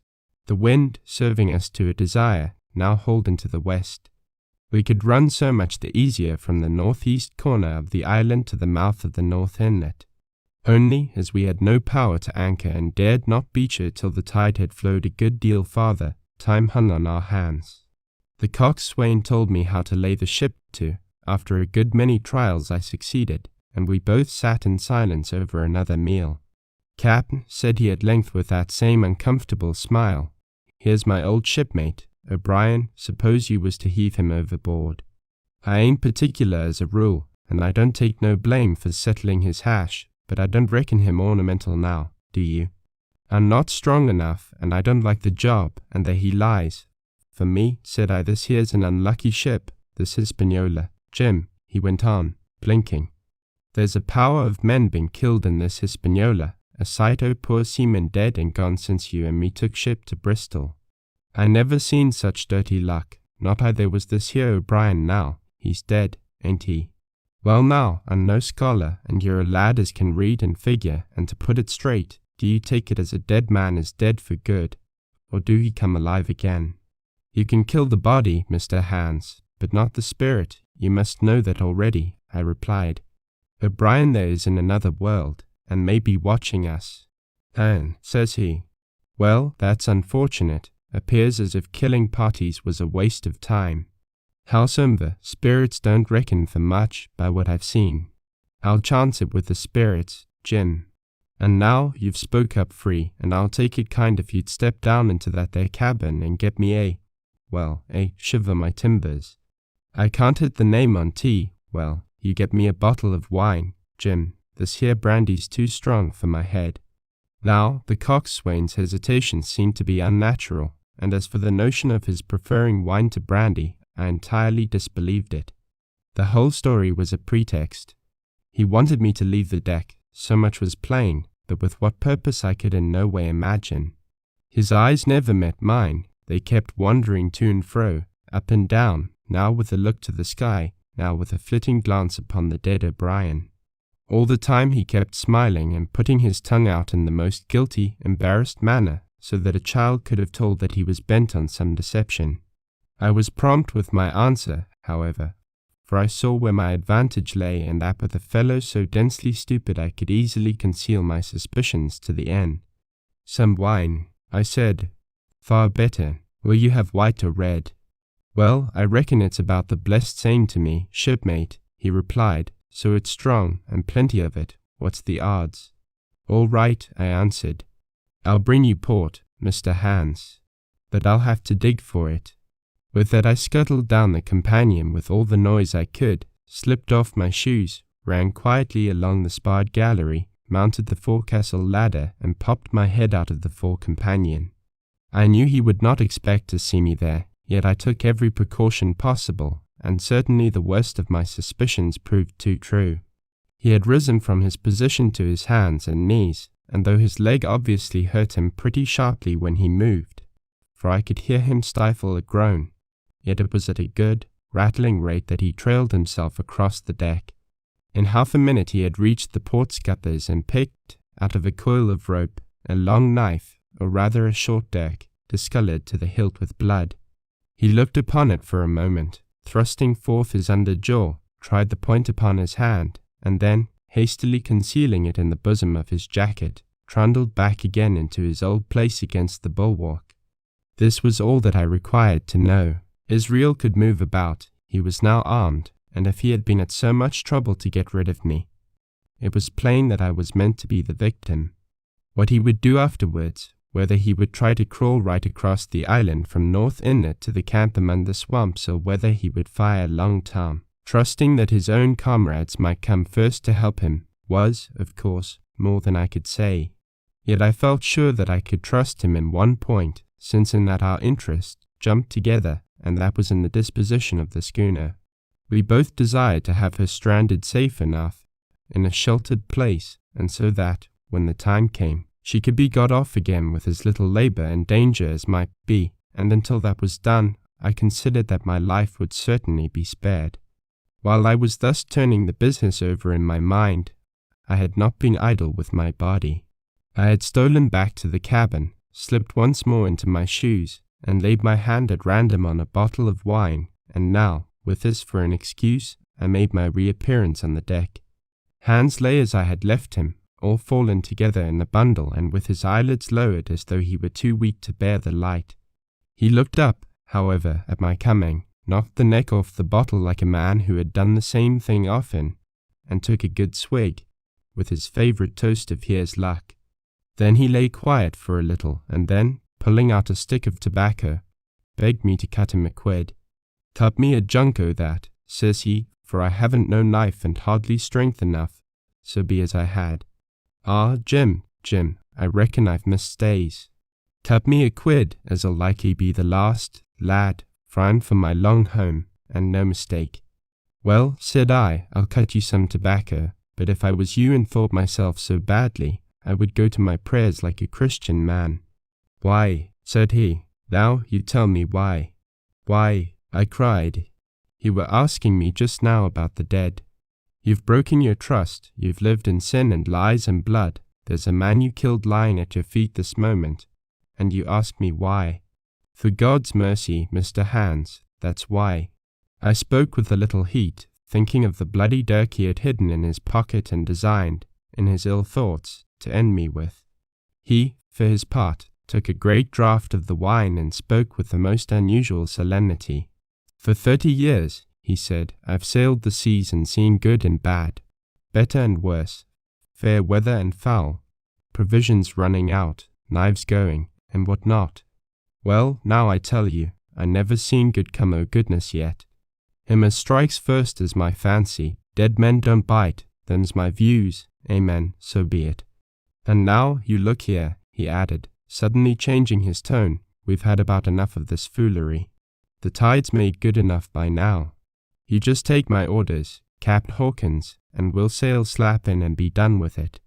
All told, we had scarce 2 miles to run, but the navigation was delicate. The entrance to this northern anchorage was not only narrow and shoal, but lay east and west, so that the schooner must be nicely handled to be got in. I think I was a good, prompt subaltern, and I am very sure that Hans was an excellent pilot, for we went about and dodged in, shaving the banks, with a certainty and a neatness that were a pleasure to behold. Scarcely had we passed the heads before the land closed around us. The shores of North Inlet were as thickly wooded as those of the southern anchorage, but the space was longer and narrower and more like, what in truth it was, the estuary of a river. Right before us, at the southern end, we saw the wreck of a ship in the last stages of dilapidation. It had been a great vessel of 3 masts, but had lain so long exposed to the injuries of the weather that it was hung about with great webs of dripping seaweed, and on the deck of it shore bushes had taken root and now flourished thick with flowers. It was a sad sight, but it showed us that the anchorage was calm. "Now," said Hans, "look there, there's a pet bit for to beach a ship in. Fine flat sand, never a cat's paw, trees all around of it, and flowers are blowing like a garden on that old ship." And once beached, I inquired, "How shall we get her off again?" "Why, so," he replied, "you take a line ashore there on the other side at low water, take a turn about one of them big pines, bring it back, take a turn around the capstan, and light her for the tide. Come high water, all hands take a pull upon the line, and off she comes as sweet as nature. And now, boy, you stand by. We're near the bit now, and she's too much way on her. Starboard a little, so, steady, starboard, larboard a little, steady, steady." So he issued his commands, which I breathlessly obeyed, till, all of a sudden, he cried, "Now, my hearty laugh," and I put the helm hard up, and the Hispaniola swung round rapidly and ran stem on for the low-wooded shore. The excitement of these last manoeuvres had somewhat interfered with the watch I had kept hitherto, sharply enough, upon the coxswain. Even then I was still so much interested, waiting for the ship to touch, that I had quite forgot the peril that hung over my head and stood craning over the starboard bulwarks and watching the ripples spreading wide before the bows. I might have fallen without a struggle for my life had not a sudden disquietude seized upon me and made me turn my head. Perhaps I had heard a creak or seen his shadow moving with the tail of my eye. Perhaps it was an instinct like a cat's, but, sure enough, when I looked round, there was Hans, already halfway towards me, with a dirk in his right hand. We must both have cried out aloud when our eyes met, though while mine was the shrill cry of terror, his was a roar of fury like a charging bully's. At the same instant, he threw himself forward and I leapt sideways towards the bows. As I did so, I let go of the tiller, which sprang sharp to leeward, and I think this saved my life, for it struck Hans across the chest and stopped him, for the moment, dead. Before he could recover, I was safe out of the corner where he had me trapped, with all the deck to dodge about. Just forward of the mainmast I stopped, drew a pistol from my pocket, took a cool aim, though he had already turned and was once more coming directly after me, and drew the trigger. The hammer fell, but there followed neither flash nor sound. The priming was useless with sea water. I cursed myself for my neglect. Why had not I, long before, reprimed and reloaded my only weapons? Then I should not have been as now, a mere fleeing sheep before this butcher. Wounded as he was, it was wonderful how fast he could move, his grizzled hair tumbling over his face, and his face itself as red as a red ensign with his haste and fury. I had no time to try my other pistol, nor indeed much inclination, for I was sure it would be useless. One thing I saw plainly, I must not simply retreat before him, or he would speedily hold me boxed into the bows, as a moment since he had so nearly boxed me in the stern. Once so caught, and 9 or 10 inches of the blood-stained dirk would be my last experience on this side of eternity. I placed my palms against the mainmast, which was of a goodish bigness, and waited, every nerve upon the stretch. Seeing that I meant to dodge, he also paused, and a moment or two passed in feints on his part and corresponding movements upon mine. It was such a game as I had often played at home about the rocks of Black Hill Cove, but never before, you may be sure, with such a wildly beating heart as now. Still, as I say, it was a boy's game, and I thought I could hold my own at it against an elderly seaman with a wounded thigh.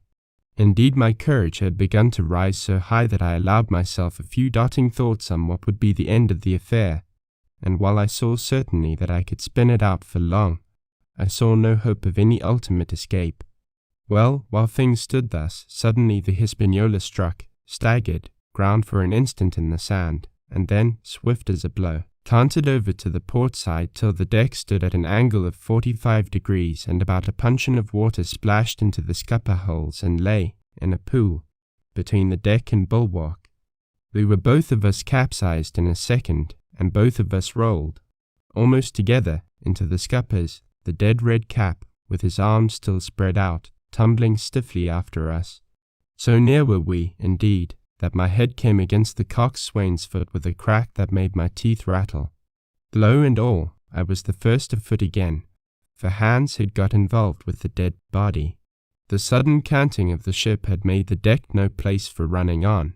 I had to find some new way of escape, and that upon the instant, for my foe was almost touching me.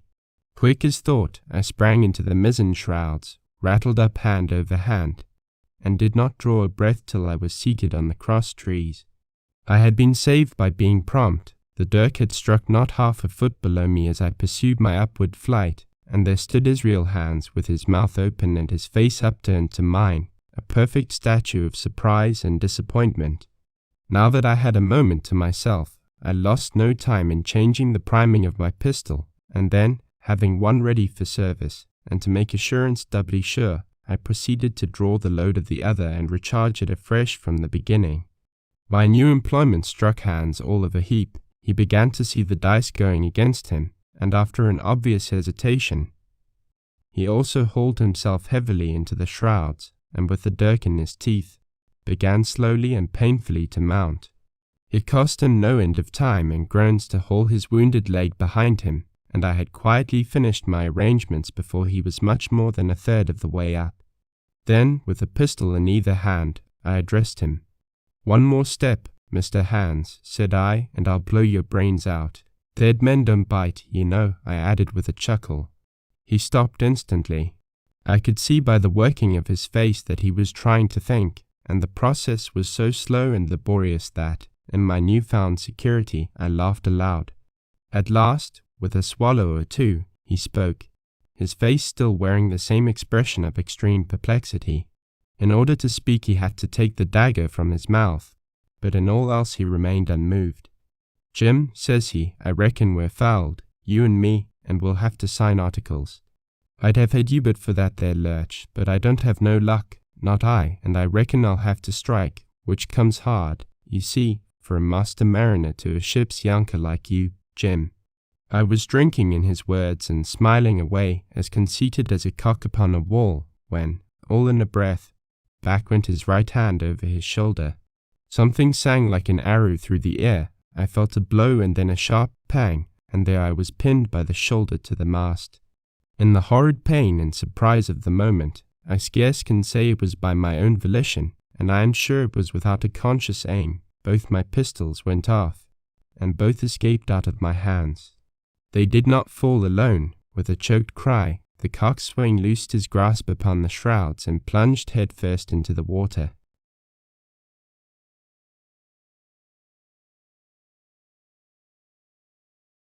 Chapter 27.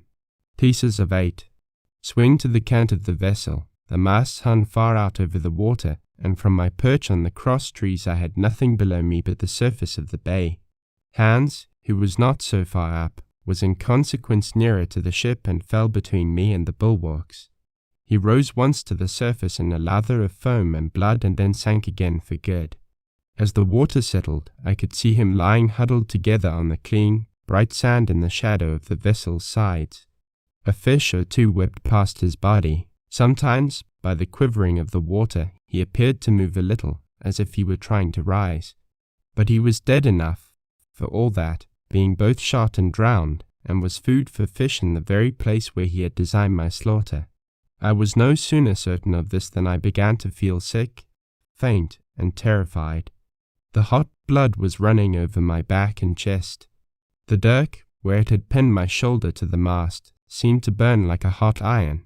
Yet it was not so much these real sufferings that distressed me, for these, it seemed to me, I could bear without a murmur. It was the horror I had upon my mind of falling from the cross trees into that still green water beside the body of the coxswain. I clung with both hands till my nails ached, and I shut my eyes as if to cover up the peril. Gradually my mind came back again, my pulses quieted down to a more natural time, and I was once more in possession of myself. It was my first thought to pluck forth the dirk, but either it stuck too hard or my nerve failed me, and I desisted with a violent shudder. Oddly enough, that very shudder did the business. The knife, in fact, had come the nearest in the world to missing me altogether. It held me by a mere pinch of skin, and this the shudder tore away. The blood ran down the faster, to be sure, but I was my own master again and only tacked to the mast by my coat and shirt. These last I broke through with a sudden jerk, and then regained the deck by the starboard shrouds. For nothing in the world would I have again ventured, shaken as I was, upon the overhanging port shrouds from which Israel had so lately fallen. I went below and did what I could for my wound. It pained me a good deal and still bled freely, but it was neither deep nor dangerous, nor did it greatly gall me when I used my arm. Then I looked around me, and as the ship was now, in a sense, my own, I began to think of clearing it from its last passenger, the dead man, O'Brien. He had pitched, as I have said, against the bulwarks, where he lay like some horrible, ungainly sort of puppet, life-size, indeed, but how different from life's colour or life's comeliness. In that position I could easily have my way with him, and as the habit of tragical adventures had worn off almost all my terror for the dead, I took him by the waist as if he had been a sack of bran, and with one good heave, tumbled him overboard. He went in with a sounding plunge. The red cap came off and remained floating on the surface, and as soon as the splash subsided, I could see him and Israel lying side by side, both wavering with the tremulous movement of the water. O'Brien, though still quite a young man, was very bald. There he lay, with that bald head across the knees of the man who had killed him, and the quick fishes staring to and fro over both. I was now alone upon the ship. The tide had just turned. The sun was within so few degrees of setting that already the shadow of the pines upon the western shore began to reach right across the anchorage and fall in patterns on the deck. The evening breeze had sprung up, and though it was well warded off by the hill with the two peaks upon the east, the cordage had begun to sing a little softly to itself, and the idle sails to rattle to and fro. I began to see a danger to the ship. The jibs I speedily doused and brought tumbling to the deck, but the mainsail was a harder matter. Of course, when the schooner canted over, the boom had swung outboard, and the cap of it and a foot or two of sail hung even under water. I thought this made it still more dangerous, yet the strain was so heavy that I half feared to meddle. At last I got my knife and cut the halyards. The peak dropped instantly. A great belly of loose canvas floated broad upon the water, and since, pull as I liked, I could not budge the downhaul, that was the extent of what I could accomplish. For the rest, the Hispaniola must trust to luck, like myself. By this time the whole anchorage had fallen into shadow, the last rays, I remember, falling through a glade of the wood and shining bright as jewels on the flowery mantle of the wreck. It began to be chill. The tide was rapidly fleeting seaward, the schooner settling more and more on her beam ends. I scrambled forward and looked over. It seemed shallow enough, and holding the cut hawser in both hands for a last security, I let myself drop softly overboard. The water scarcely reached my waist. The sand was firm and covered with ripple marks, and I waded ashore in great spirits, leaving the Hispaniola on her side, with her mainsail trailing wide upon the surface of the bay. About the same time, the sun went fairly down, and the breeze whistled low in the dusk among the tossing pines. At least, and at last, I was off the sea, nor had I returned thence empty-handed. There lay the schooner, clear at last from buccaneers, and ready for our own men to board and get to sea again. I had nothing nearer my fancy than to get home to the stockade and boast of my achievements. Possibly I might be blamed a bit for my truantry, but the recapture of the Hispaniola was a clenching answer, and I hoped that even Captain Smollett would confess I had not lost my time. So thinking, and in famous spirits, I began to set my face homeward for the blockhouse and my companions. I remembered that the most easterly of the rivers which drain into Captain Kidd's anchorage ran from the two-peaked hill upon my left, and I bent my course in that direction that I might pass the stream while it was small. The wood was pretty open, and keeping along the lower spurs, I had soon turned the corner of that hill, and not long after waded to the mid-calf across the watercourse. This brought me near to where I had encountered Ben Gunn, the maroon, and I walked more circumspectly, keeping an eye on every side. The dusk had come nigh-hand completely, and as I opened out the cleft between the two peaks, I became aware of a wavering glow against the sky, where, as I judged, the man of the island was cooking his supper before a roaring fire. And yet I wondered, in my heart, that he should show himself so careless. For if I could see this radiance, might it not reach the eyes of Silver himself where he camped upon the shore among the marshes? Gradually the night fell blacker. It was all I could do to guide myself even roughly towards my destination. The double hill behind me and the spyglass on my right hand loomed faint and faint. The stars were few and pale, and in the low ground where I wandered I kept tripping among bushes and rolling into sandy pits. Suddenly a kind of brightness fell about me. I looked up. A pale glimmer of moonbeams had alighted on the summit of the spyglass, and soon after I saw something broad and silvery moving low down behind the trees, and knew the moon had risen. With this to help me, I passed rapidly over what remained to me of my journey, and sometimes walking, sometimes running, impatiently drew near to the stockade. Yet, as I began to thread the grove that lies before it, I was not so thoughtless but that I slacked my pace and went a trifle warily. It would have been a poor end of my adventures to get shot down by my own party in mistake. The moon was climbing higher and higher. Its light began to fall here and there in masses through the more open districts of the wood, and right in front of me a glow of a different color appeared among the trees. It was red and hot, and now and again it was a little darkened, as it were, the embers of the bonfire smouldering. For the life of me I could not think what it might be. At last I came right down upon the borders of the clearing. The western end was already steeped in moonshine. The rest, and the blockhouse itself, still lay in a black shadow checkered with long silvery streaks of light. On the other side of the house an immense fire had burned itself into clear embers and shed a steady, red reverberation, contrasted strongly with the mellow paleness of the moon. There was not a soul stirring nor a sound beside the noises of the breeze. I stopped, with much wonder in my heart, and perhaps a little terror also. It had not been our way to build great fires. We were, indeed, by the captain's orders, somewhat scant of firewood, and I began to fear that something had gone wrong while I was absent. I stole round by the eastern end, keeping close in shadow, and at a convenient place, where the darkness was thickest, crossed the palisade. To make assurance surer, I got upon my hands and knees and crawled, without a sound, towards the corner of the house. As I drew nearer, my heart was suddenly and greatly lightened. It is not a pleasant noise in itself, and I have often complained of it at other times, but just then it was like music to hear my friends snoring together so loud and peaceful in their sleep. The sea cry of the watch, that beautiful all's well, never fell more reassuringly on my ear. In the meantime, there was no doubt of one thing: they kept an infamous bad watch. If it had been Silver and his lads that were now creeping in on them, not a soul would have seen daybreak. That was what it was, thought I, to have the captain wounded, and again I blamed myself sharply for leaving them in that danger with so few to mount guard. By this time I had got to the door and stood up. All was dark within, so that I could distinguish nothing by the eye. As for sounds, there was the steady drone of the snorers and a small occasional noise, a flickering or pecking that I could in no way account for. With my arms before me I walked steadily in. I should lie down in my own place and enjoy their faces when they found me in the morning. My foot struck something yielding. It was a sleeper's leg, and he turned and groaned, but without awaking. And then, all of a sudden, a shrill voice broke forth out of the darkness. Pieces of 8. Pieces of 8. Pieces of 8. Pieces of 8. Pieces of 8.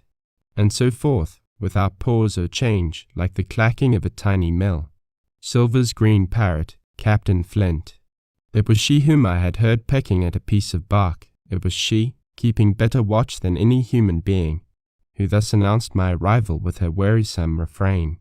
I had no time left me to recover. At the sharp, clipping tone of the parrot, the sleepers awoke and sprang up, and with a mighty oath, the voice of Silver cried, "Who goes?" I turned to run, struck violently against one person, recoiled, and ran full into the arms of a second, who for his part closed upon and held me tight. "Bring a torch, Dick," said Silver when my capture was thus assured, and one of the men left the log house and presently returned with a lighted brand.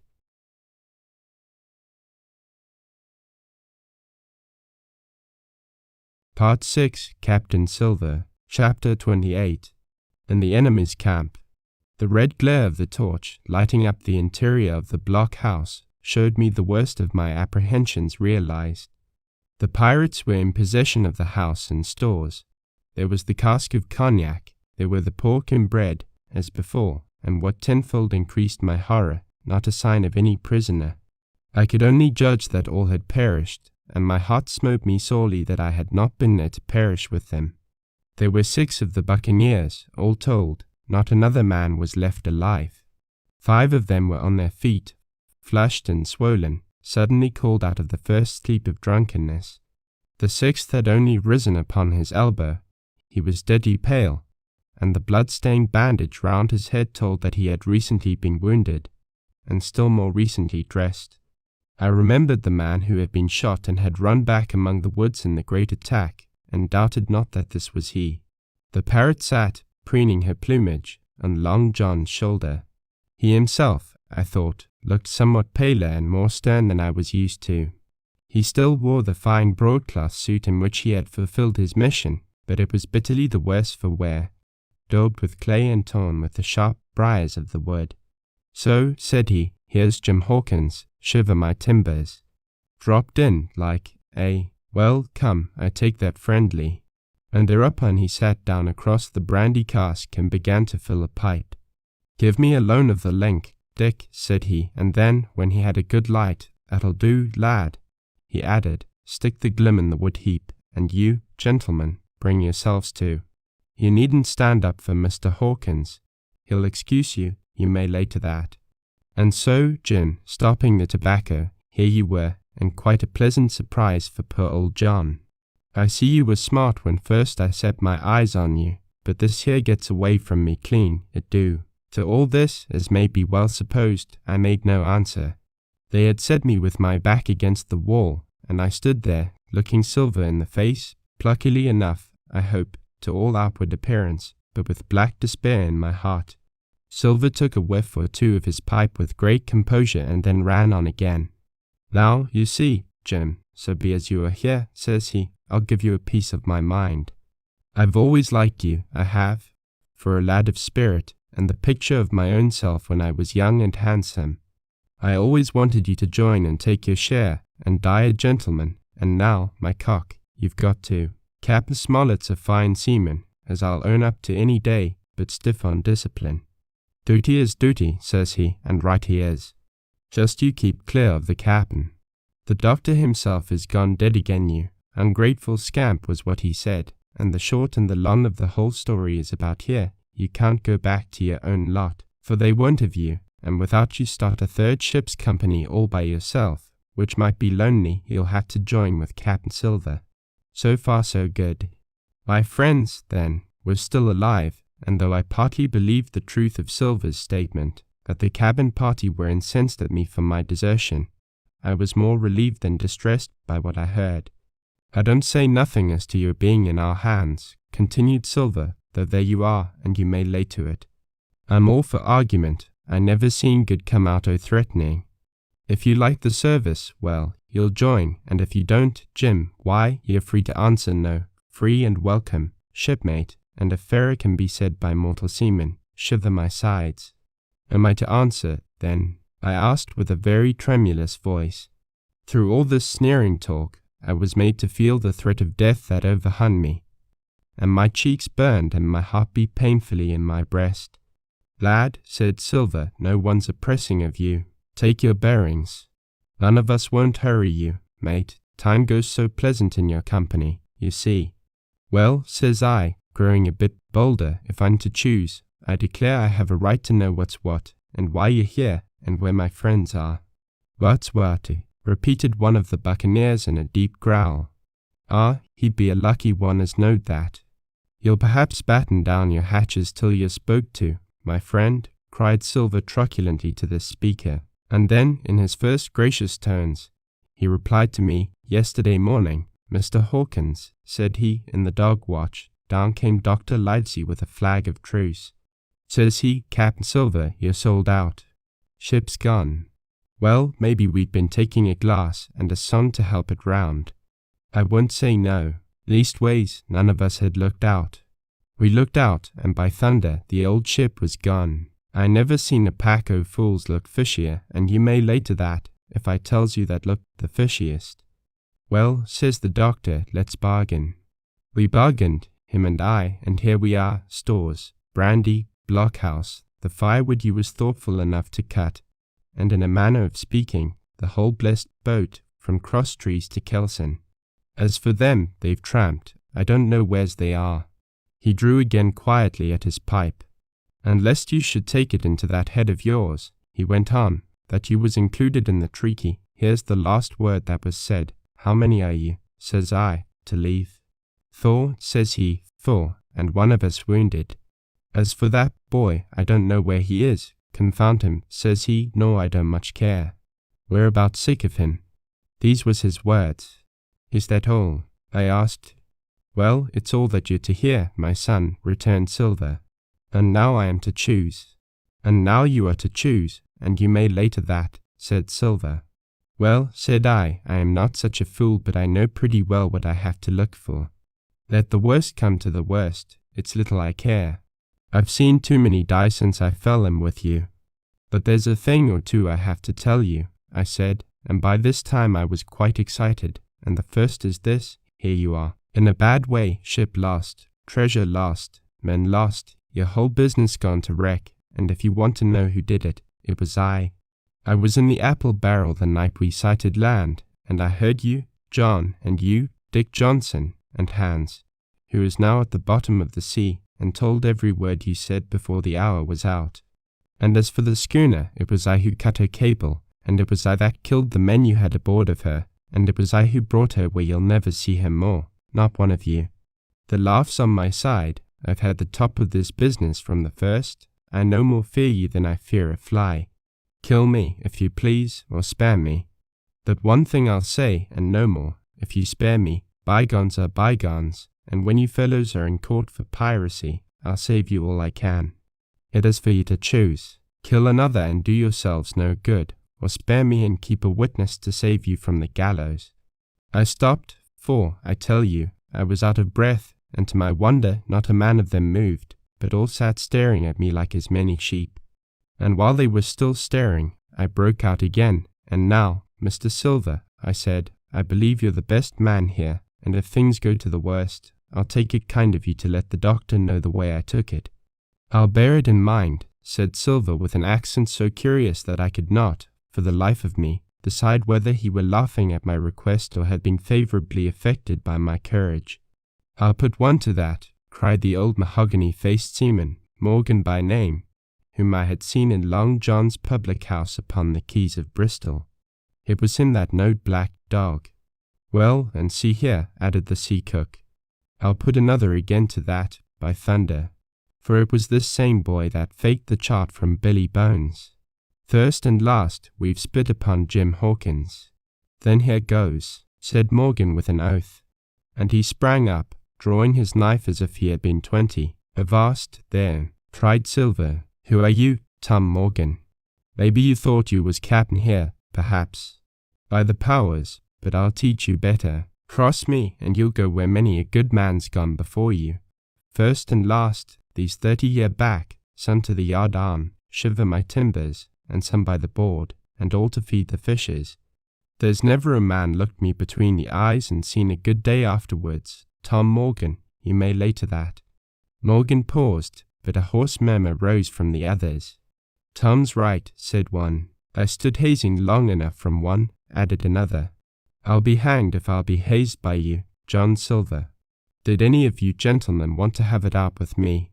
roared Silver, bending far forward from his position on the keg, with his pipe still glowing in his right hand.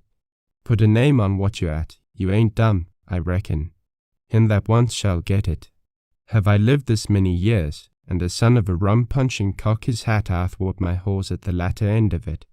You know the way, you old gentleman of fortune, by your account.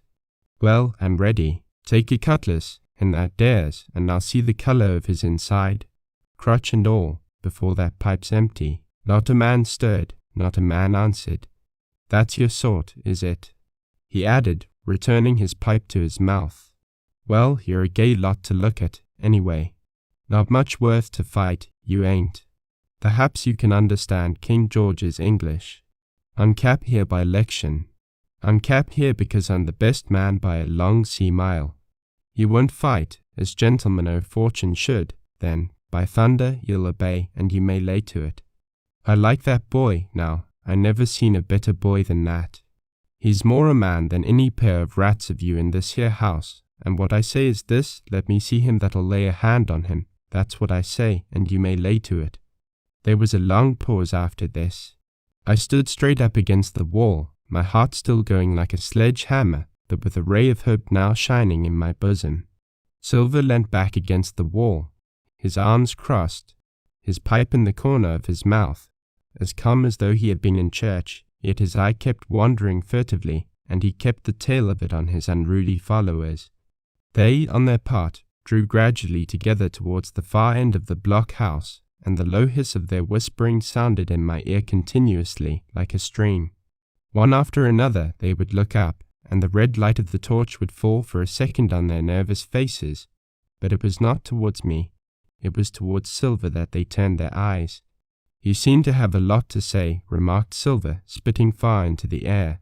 "Pipe up and let me hear it, or lay to." "Ax your pardon, sir," returned one of the men. "You're pretty free with some of the rules. Maybe you'll kindly keep an eye upon the rest. This crew's dissatisfied. This crew don't value bullying a marlin spike. This crew has its rights like other crews. I'll make so free as that, and by your own rules, I take it we can talk together. I ask your pardon, sir, acknowledging you for to be captain at this present, but I claim my right, and steps outside for a council." And with an elaborate sea salute, this fellow, a long, ill-looking, yellow-eyed man of 35, stepped coolly towards the door and disappeared out of the house. One after another the rest followed his example, each making a salute as he passed, each adding some apology. "According to rules," said one. "Forecastle Council," said Morgan. And so with one remark or another all marched out and left Silver and me alone with the torch. The sea cook instantly removed his pipe. "Now, look you here, Jim Hawkins," he said in a steady whisper that was no more than audible. "You're within half a plank of death, and what's a long sight worse, of torture. They're going to throw me off. But, you mark, I stand by you through thick and thin. I didn't mean to, no, not till you spoke up. I was about desperate to lose that much blunt and be hanged into the bargain. But I see you was the right sort. I says to myself, you stand by Hawkins, John, and Hawkins'll stand by you. You're his last card, and by the living thunder, John, he's yours. Back to back, says I, you save your witness, and he'll save your neck." I began dimly to understand. "You mean all's lost?" I asked. "Aye, by gum, I do." He answered, "Ship gone, neck gone, that's the size of it. Once I looked into that bay, Jim Hawkins, and seen no schooner, well, I'm tough, but I gave out. As for that lot in their council, mark me, they're outright fools and cowards. I'll save your life, if so be as I can, from them. But see here, Jim, tit for tat, you saved Long John from swinging." I was bewildered. It seemed the thing so hopeless he was asking. He, the old buccaneer, the ringleader throughout. "What I can do, that I'll do," I said. "It's a bargain," cried Long John. "You speak up plucky, and by thunder, I've a chance." He hobbled to the torch, where it stood propped among the firewood, and took a fresh light to his pipe. "Understand me, Jim," he said, returning. "I've a head on my shoulders, I have. I'm on Squire's side now. I know you've got that ship safe somewheres. How you done it, I don't know, but safe it is. I guess Hans and O'Brien turned soft. I never much believed in neither of them. Now you mark me. I ask no questions, nor I won't let others. I know when a game's up, I do, and I know a lad that's staunch. Ah, you that's young, you and me might have done a power of good together." He drew some cognac from the cask into a tin cannikin. "Will you taste, messmate?" he asked, and when I had refused, "Well, I'll take a dram myself." "Jim," said he, "I need a corker, for there's trouble on hand. And talking o' trouble, why did that doctor give me the chart, Jim?" My face expressed a wonder so unaffected that he saw the needlessness of further questions. "Ah, well, he did, though," said he, "and there's something under that, no doubt, something, surely, under that, Jim, bad or good." And he took another swallow of the brandy, shaking his great fair head like a man who looks forward to the worst.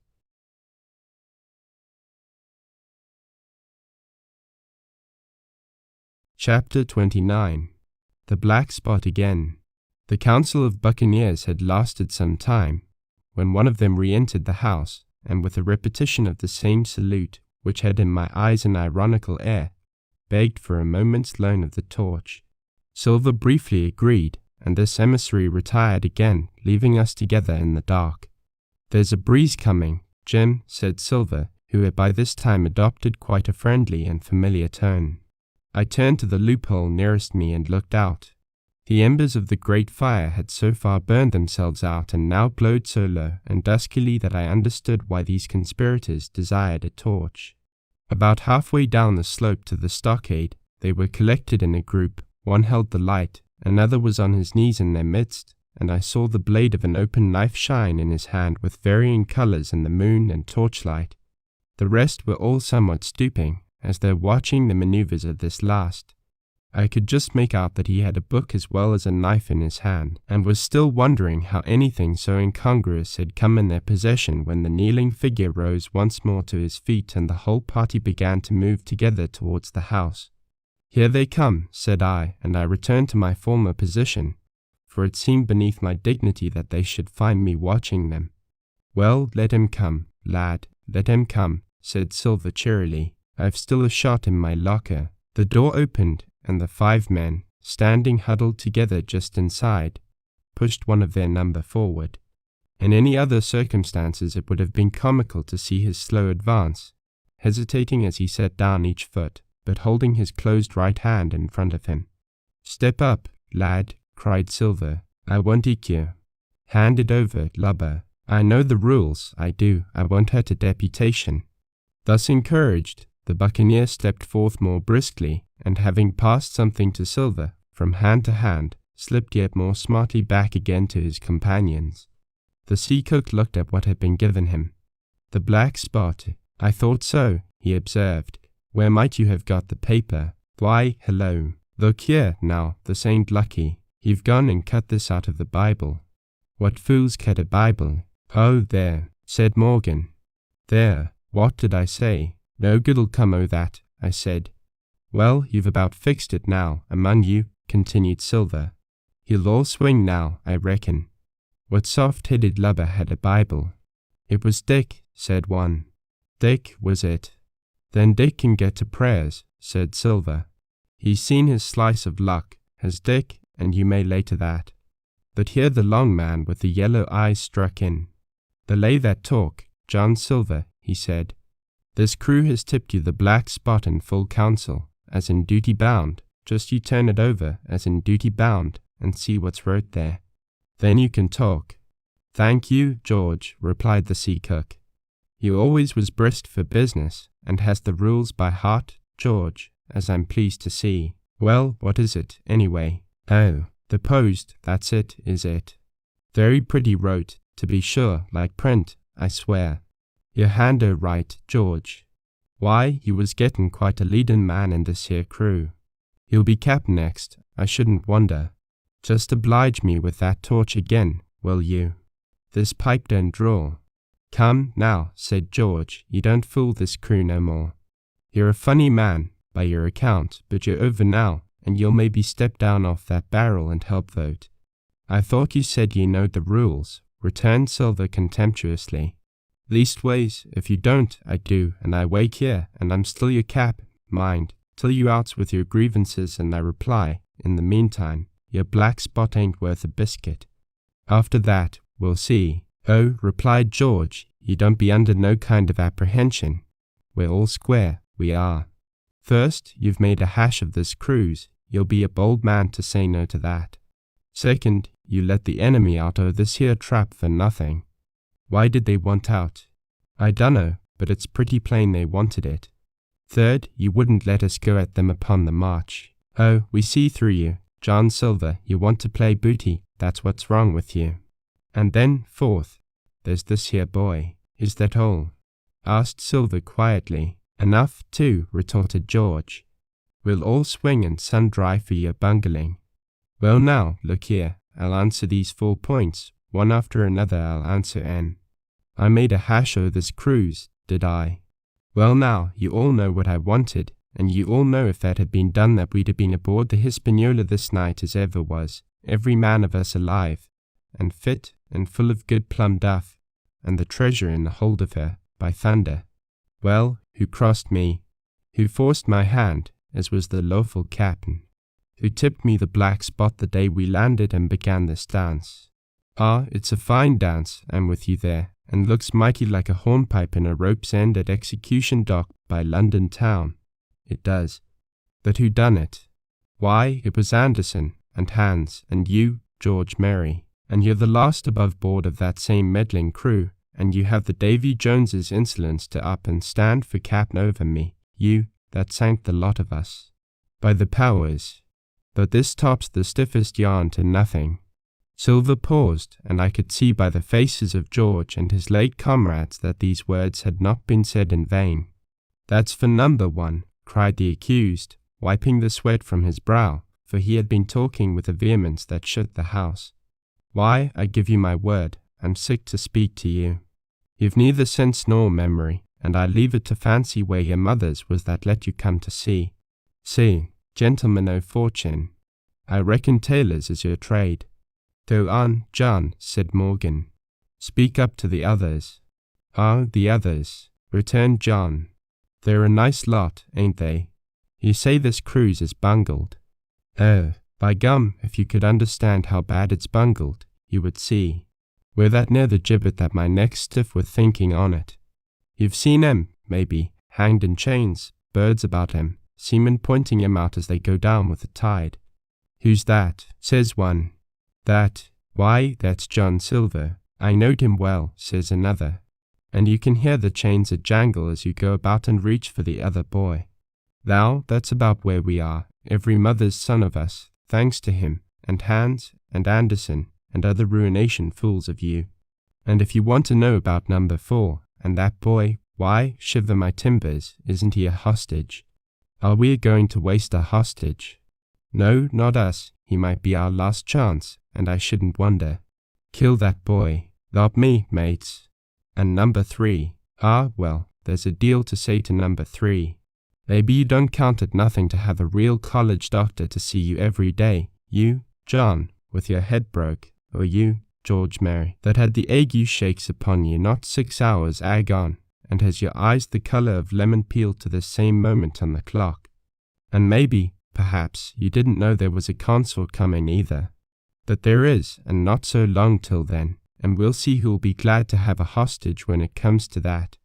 And as for number 2, and why I made a bargain, well, you came crawling on your knees to me to make it. On your knees you came, you was that downhearted.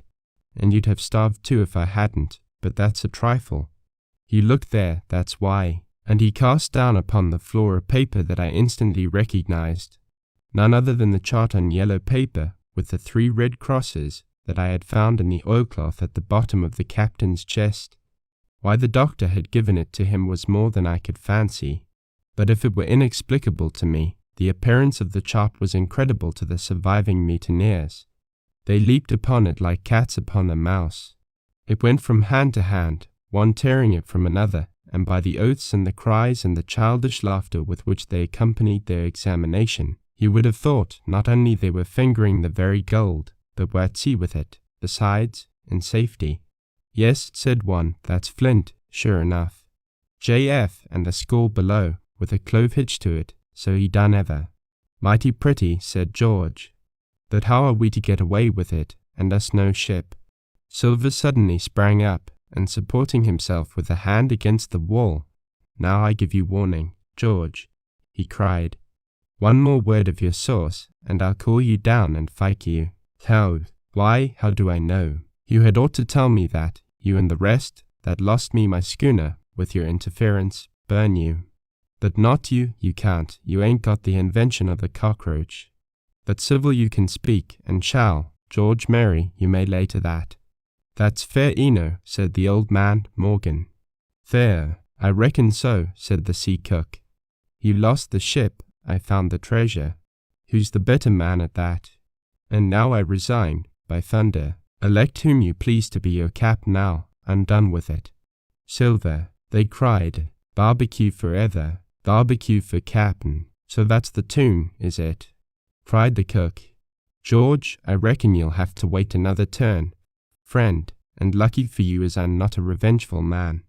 But that was never my way, and now, shipmates, this black spot. 'Tain't much good now, is it? Dick's crossed his luck and spoiled his Bible, and that's about all. It'll do to kiss the book on still, won't it? Growled Dick, who was evidently uneasy at the curse he had brought upon himself. A Bible with a bit cut out, returned Silver derisively. Not it. It don't buying no more than a ballad book. Don't it, though? Cried Dick with a sort of joy. Well, I reckon that's worth having too. Here, Jim, here's a curiosity for you, said Silver, and he tossed me the paper. It was around about the size of a crown piece. One side was blank, for it had been the last leaf. The other contained a verse or two of Revelation, these words among the rest, which struck sharply home upon my mind, without her dogs and murderers. The printed side had been blackened with wood ash, which already began to come off and soil my fingers. On the blank side had been written with the same material the one word deposed. I have that curiosity beside me at this moment, but not a trace of writing now remains beyond a single scratch, such as a man might make with his thumbnail. That was the end of the night's business. Soon after, with a drink all round, we lay down to sleep, and the outside of Silver's vengeance was to put George Merry up for sentinel and threaten him with death if he should prove unfaithful. It was long ere I could close an eye, and heaven knows I had matter enough for thought in the man whom I had slain that afternoon, in my own most perilous position, and above all, in the remarkable game that I saw Silver now engaged upon, keeping the mutineers together with one hand and grasping with the other after every means, possible and impossible, to make his peace and save his miserable life. He himself slept peacefully and snored aloud, yet my heart was sore for him, wicked as he was, to think on the dark perils that environed and the shameful gibbet that awaited him.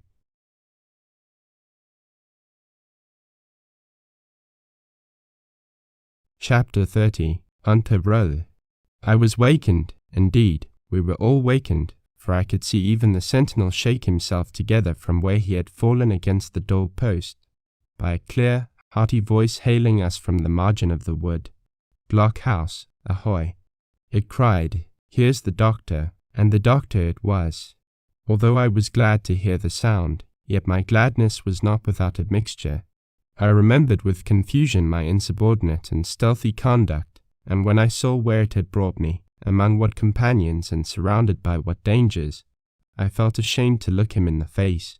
He must have risen in the dark, for the day had hardly come, and when I ran to a loophole and looked out, I saw him standing, like Silver once before, up to the mid-leg in creeping vapour.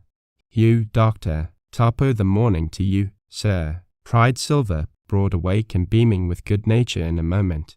"Bright and early, to be sure, and it's the early bird, as the saying goes, that gets the rations. George, shake up your timbers, son, and help Dr. Livesey over the ship's side.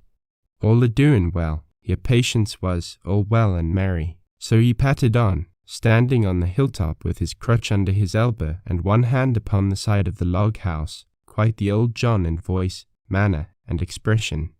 "We've quite a surprise for you too, sir," he continued.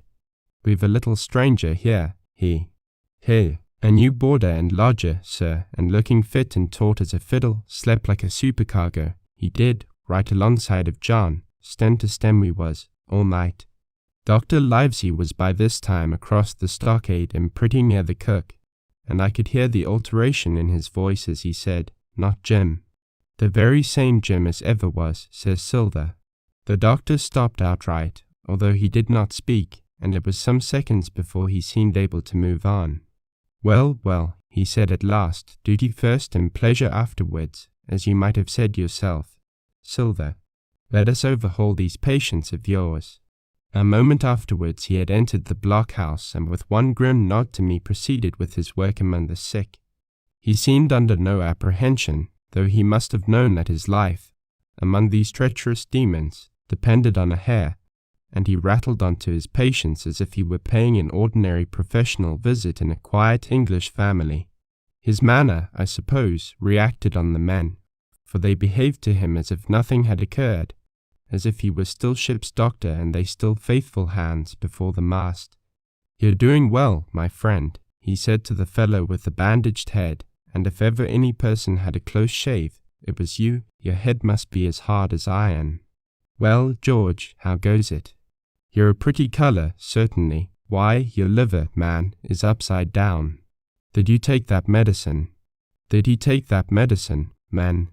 Aye, sir, he took it, sure enough," returned Morgan. Because, you see, since I am mutineer's doctor, or prison doctor as I prefer to call it, says Dr. Livesey in his pleasantest way, I make it a point of honour not to lose a man for King George and the gallows. The rogues looked at each other but swallowed the home thrust in silence. Dick don't feel well, sir, said one. Don't he? Replied the doctor. Well, step up here, Dick, and let me see your tongue. No, I should be surprised if he did. The man's tongue is fit to frighten the French. Another fever. Ah, there, said Morgan, that comed of spoiling Bibles. That comes, as you call it, of being errant asses, retorted the doctor, and not having sense enough to know honest air from poison, and the dry land from a vile, pestiferous slough. I think it most probable, though of course it's only an opinion, that you'll all have the deuce to pay before you get that malaria out of your systems. Camp in a bark, would you? Silver, I'm surprised at you. You're less of a fool than many, take you all round, but you don't appear to me to have the rudiments of a notion of the rules of health. Well, he added after he had dosed them round and they had taken his prescriptions, with really laughable humility, more like charity schoolchildren than blood-guilty mutineers and pirates. Well, that's done for today. And now I should wish to have a talk with that boy, please. And he nodded his head in my direction carelessly. George Merry was at the door, spitting and sputtering over some bad-tasted medicine, but at the first word of the doctor's proposal he swung round with a deep flush and cried no, and swore. Silver struck the barrel with his open hand. Silence. He roared and looked about him positively like a lion. Doctor, he went on in his usual tones, I was a-thinking of that, knowing as how you had a fancy for the boy. We're all humbly grateful for your kindness, and as you see, puts faith in you and takes the drugs down like that much grog. And I take it I've found a way as'll suit all. Hawkins, will you give me your word of honour as a young gentleman? For a young gentleman you are, although purborn, your word of honour not to slip your cable. I readily gave the pledge required.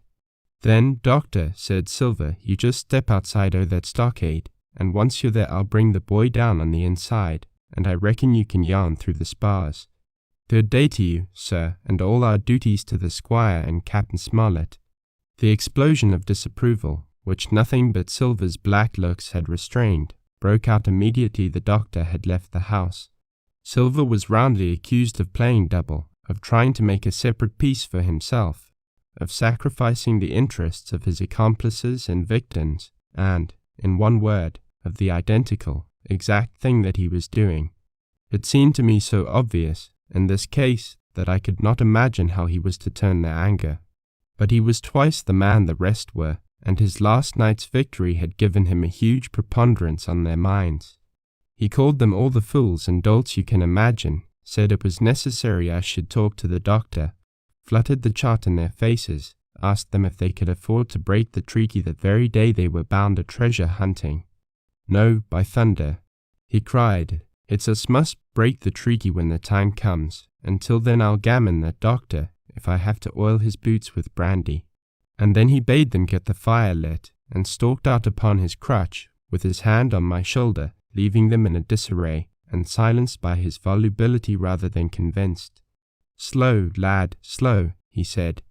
They might round upon us in a twinkle of an eye if we was seen to hurry.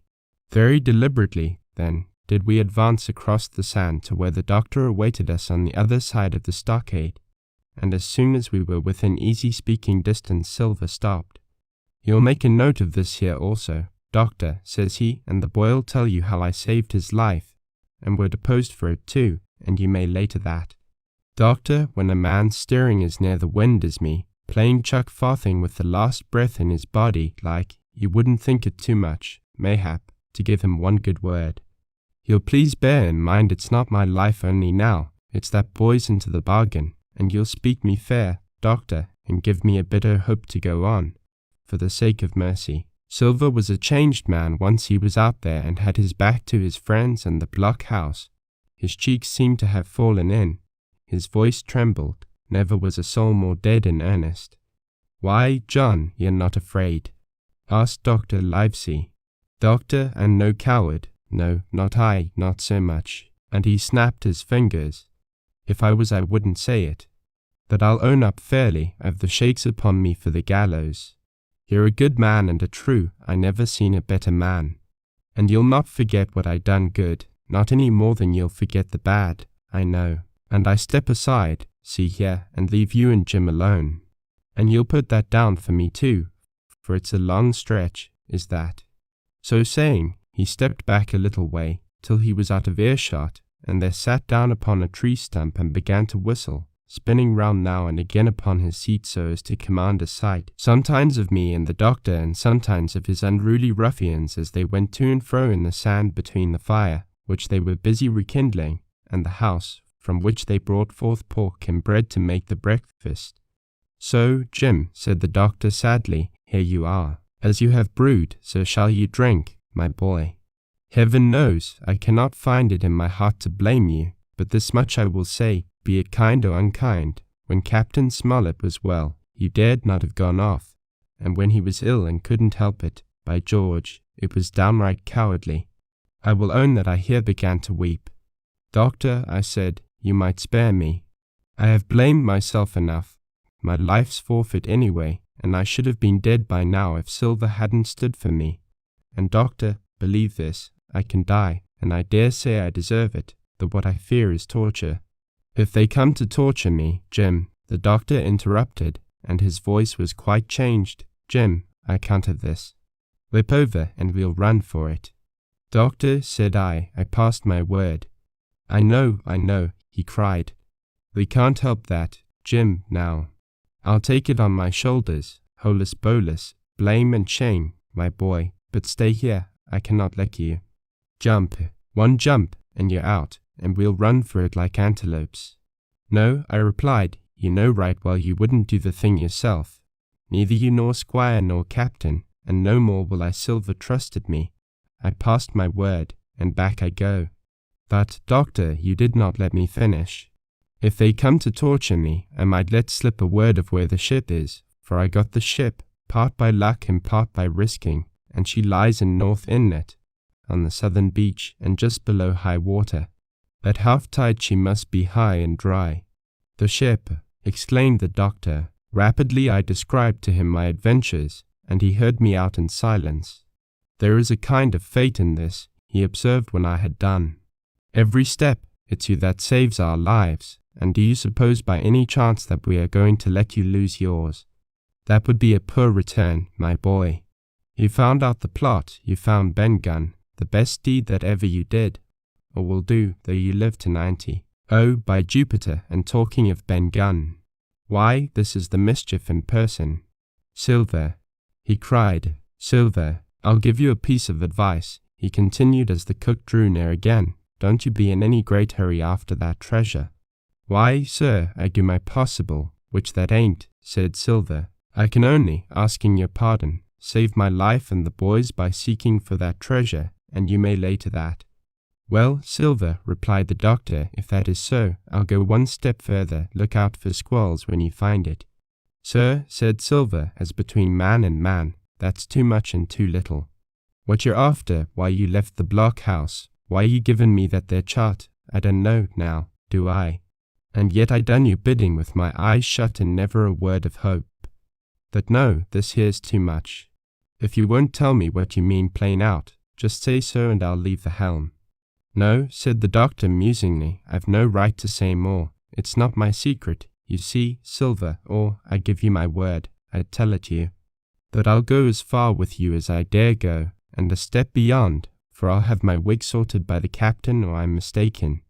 And first, I'll give you a bit of hope. Silver, if we both get alive out of this wolf trap, I'll do my best to save you, short of perjury. Silver's face was radiant. You couldn't say more, I'm sure, sir, not if you was my mother, he cried. Well, that's my first concession, added the doctor. My second is a piece of advice. Keep the boy close beside you, and when you need help, halloo. I'm off to seek it for you, and that itself will show you if I speak at random. Goodbye, Jim. And Dr. Livesey shook hands with me through the stockade, nodded to Silver, and set off at a brisk pace into the wood.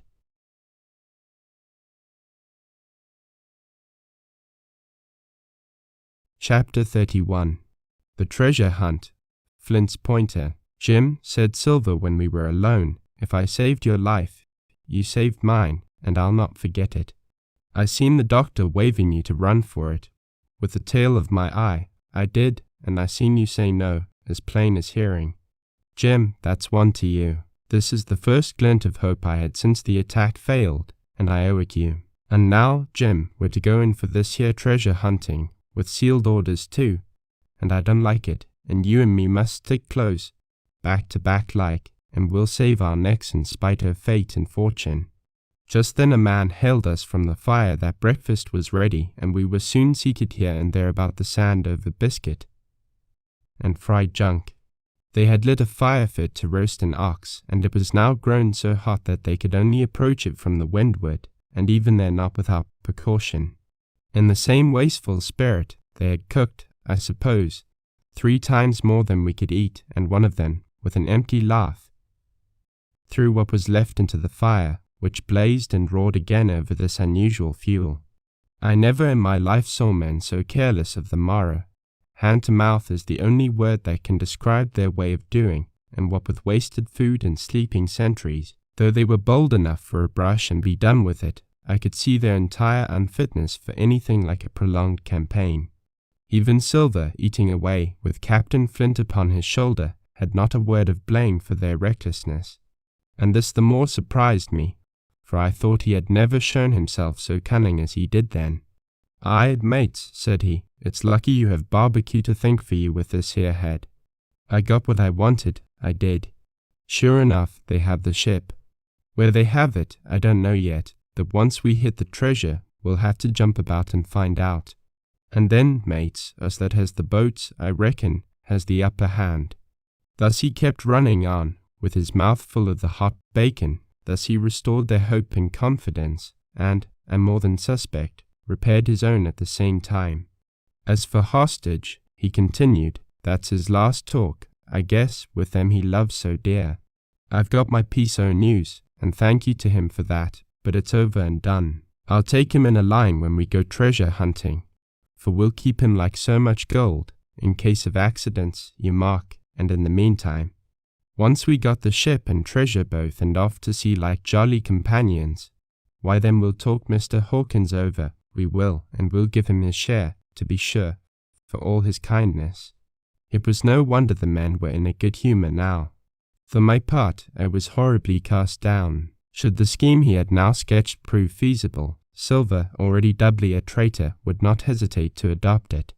He had still a foot in either camp, and there was no doubt he would prefer wealth and freedom with the pirates to a bare escape from hanging, which was the best he had to hope on our side. Nay, and even if things so fell out that he was forced to keep his faith with Dr. Livesey, even then what danger lay before us. What a moment that would be when the suspicions of his followers turned to certainty, and he and I should have to fight for dear life, he a cripple and I a boy, against 5 strong and active seamen. Add to this double apprehension the mystery that still hung over the behavior of my friends, their unexplained desertion of the stockade, their inexplicable cession of the chart, or harder still to understand, the doctor's last warning to Silver, "Look out for squalls when you find it." And you will readily believe how little taste I found in my breakfast, and with how uneasy a heart I set forth behind my captors on the quest for treasure. We made a curious figure, had anyone been there to see us, all in soiled sailor clothes and all but me armed to the teeth. Silver had 2 guns slung about him, one before and one behind, besides the great cutlass at his waist and a pistol in each pocket of his square-tailed coat. To complete his strange appearance, Captain Flint sat perched upon his shoulder and gabbling odds and ends of purposeless sea talk. I had a line about my waist and followed obediently after the sea cook, who held the loose end of the rope, now in his free hand, now between his powerful teeth. For all the world, I was led like a dancing bear. The other men were variously burthened, some carrying picks and shovels, for that had been the very first necessary they brought ashore from the Hispaniola, others laden with pork, bread, and brandy for the midday meal. All the stores, I observed, came from our stock, and I could see the truth of Silver's words the night before. Had he not struck a bargain with the doctor, he and his mutineers, deserted by the ship, must have been driven to subsist on clear water and the proceeds of their hunting. Water would have been little to their taste. A sailor is not usually a good shot, and besides all that, when they were so short of eatables, it was not likely they would be very flush of powder. Well, thus equipped, we all set out, even the fellow with the broken head, who should certainly have kept in shadow, and straggled, one after another, to the beach where the 2 gigs awaited us. Even these bore trace of the drunken folly of the pirates, one in a broken thwart, and both in their muddy and unbailed condition. Both were to be carried along with us for the sake of safety, and so, with our numbers divided between them, we set forth upon the bosom of the anchorage. As we pulled over, there was some discussion on the chart. The Red Cross was, of course, far too large to be a guide, and the terms of the note on the back, as you will hear, admitted of some ambiguity. They ran, the reader may remember, thus: tall tree, spyglass shoulder, bearing a point to the end of NNE, Skeleton Island ESE, and by E10 feet. A tall tree was thus the principal mark. Now, right before us the anchorage was bounded by a plateau from 200 to 300 feet high, adjoining on the north the sloping southern shoulder of the spyglass and rising again towards the south into the rough, cliffy eminence called the mizzenmast hill. The top of the plateau was dotted thickly with pine trees of varying height. Every here and there, one of a different species rose 40 or 50 feet clear above its neighbors, and which of these was the particular tall tree of Captain Flint could only be decided on the spot, and by the readings of the compass. Yet, although that was the case, every man on board the boats had picked a favourite of his own ere we were halfway over, Long John alone shrugging his shoulders and bidding them wait till they were there. We pulled easily, by Silver's directions, not to weary the hands prematurely, and after quite a long passage, landed at the mouth of the second river, up which runs down a woody cleft of the spyglass. Thence, bending to our left, we began to ascend the slope towards the plateau. At the first outset, heavy, miry ground and a matted, marish vegetation greatly delayed our progress, but by little and little the hill began to steepen and become stony underfoot, and the wood to change its character and to grow in a more open order. It was, indeed, a most pleasant portion of the island that we were now approaching. A heavy-scented broom and many flowering shrubs had almost taken the place of grass. Thickets of green nutmeg trees were dotted here and there with the red columns and the broad shadow of the pines, and the first mingled their spice with the aroma of the others. The air, besides, was fresh and stirring, and this, under the sheer sunbeams, was a wonderful refreshment to our senses. The party spread itself abroad, in a fan shape, shouting and leaping to and fro. About the centre, and a good way behind the rest, Silver and I followed, I tethered by my rope, he ploughing, with deep pants, among the sliding gravel. From time to time, indeed, I had to lend him a hand, or he must have missed his footing and fallen backward down the hill. We had thus proceeded for about half a mile, and were approaching the brow of the plateau when the man upon the farthest left began to cry aloud, as if in terror. Shout after shout came from him, and the others began to run in his direction. "He can't have found the treasure," said old Morgan, hurrying past us from the right, "for that's clean atop." Indeed, as we found when we also reached the spot, it was something very different. At the foot of a pretty big pine and involved in a green creeper, which had even partly lifted some of the smaller bones, a human skeleton lay, with a few shreds of clothing, on the ground. I believe a chill struck for a moment to every heart. He was a seaman, Sir George Merry, who, bolder than the rest, had gone up close and was examining the rags of clothing. "Leastways, this is good sea cloth." Aye, said Silver, like enough. "You wouldn't look to find a bishop here, I reckon. But what sort of a way is that for bones to lie, taint in nature?" Indeed, on a second glance, it seemed impossible to fancy that the body was in a natural position. But for some disarray the man lay perfectly straight, his feet pointing in one direction, his hands, raised above his head like a diver's, pointing directly in the opposite. "I have taken a notion into my old numbskull," observed Silver.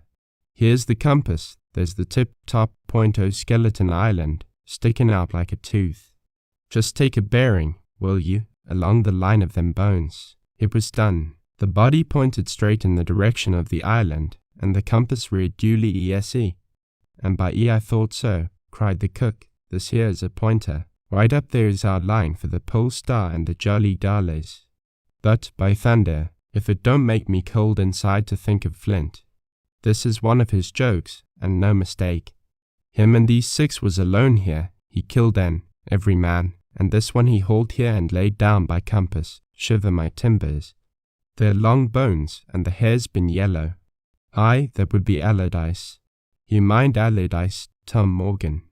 Aye, returned Morgan, I mind him, he owed me money, he did, and took my knife ashore with him. Speaking of knives, said another, why don't we find his one lying round? Flint warn't the man to pick a seaman's pocket, and the birds, I guess, would leave it be. By the powers, and that's true, cried Silver. There ain't a thing left here, said Mary, still feeling round among the bones, not a copper doit nor a baccy box. It don't look natural to me. No, by gum, it don't, agreed Silver. Not natural, nor not nice, says you. Great guns, messmates, but if Flint was living, this would be a hot spot for you and me. 6 they were, and 6 are we, and bones is what they are now. I saw him dead with these here deadlights, said Morgan. Billy took me in. There he laid, with penny pieces on his eyes. Dead, aye, sure enough he's dead and gone below, said the fellow with the bandage, but if ever spirit walked, it would be Flint's. Dear heart, but he died bad, did Flint. Aye, that he did, observed another. Now he raged, and now he hollered for the rum, and now he sang. 15 men were his only song, mates, and I tell you true, I never rightly liked to hear it since. It was main hot, and the windy was open, and I hear that old song comin' out as clear, and the death hall on the man already. Come, said Silver, stow this talk. He's dead, and he don't walk, that I know, leastways, he won't walk by day, and you may lay to that. Care killed the cat. Fetch ahead for the doubloons. We started, certainly, but in spite of the hot sun and the staring daylight, the pirates no longer ran separate and shouting through the wood, but kept side by side and spoke with bated breath. The terror of the dead buccaneer had fallen on their spirits.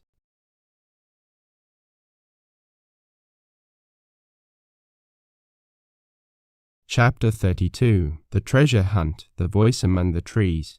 Partly from the damping influence of this alarm, partly to rest Silver and the sick folk, the whole party sat down as soon as they had gained the brow of the ascent.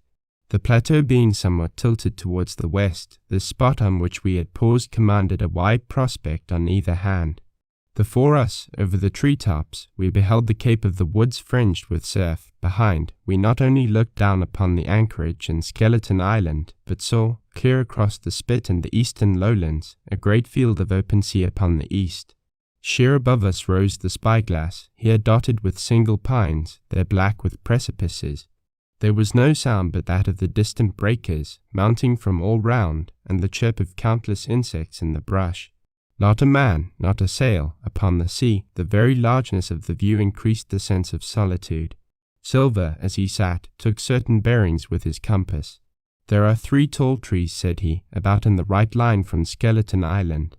Spyglass shoulder, I take it, means that lower point there. It's child's play to find the stuff now. I've half a mind to dine first. I don't feel sharp, growled Morgan. Thinkin' o' Flint, I think it were, has done me.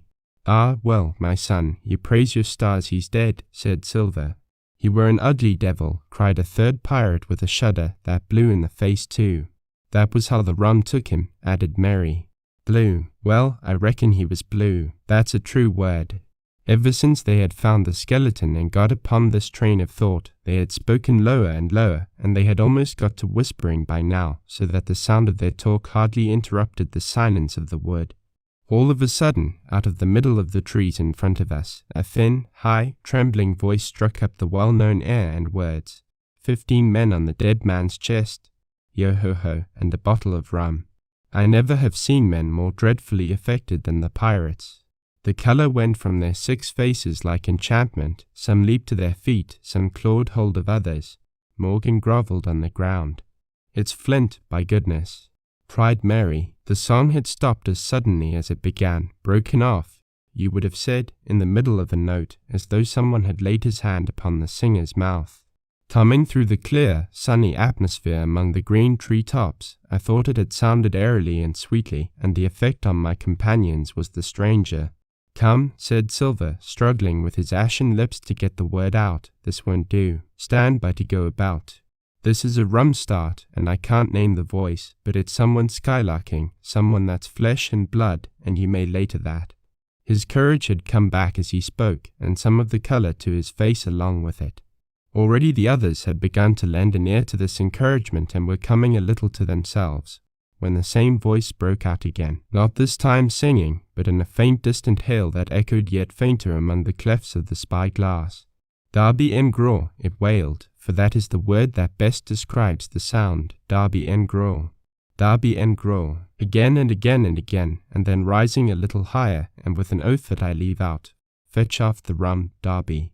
The buccaneers remained rooted to the ground, their eyes starting from their heads. Long after the voice had died away they still stared in silence, dreadfully, before them. "That fixes it," gasped one. "Let's go." They was his last words, moaned Morgan, his last words above board. Dick had his Bible out and was praying volubly. He had been well brought up, had Dick, before he came to sea and fell among bad companions. Still Silver was unconquered. I could hear his teeth rattle in his head, but he had not yet surrendered. "Nobody in this here island ever heard of Darby," he muttered, "not one but us that's here." And then, making a great effort, "Shipmates," he cried, "I'm here to get that stuff, and I'll not be beat by man or devil. I never was feared of Flint in his life, and, by the powers, I'll face him dead. There's 700,000 not a quarter of a mile from here.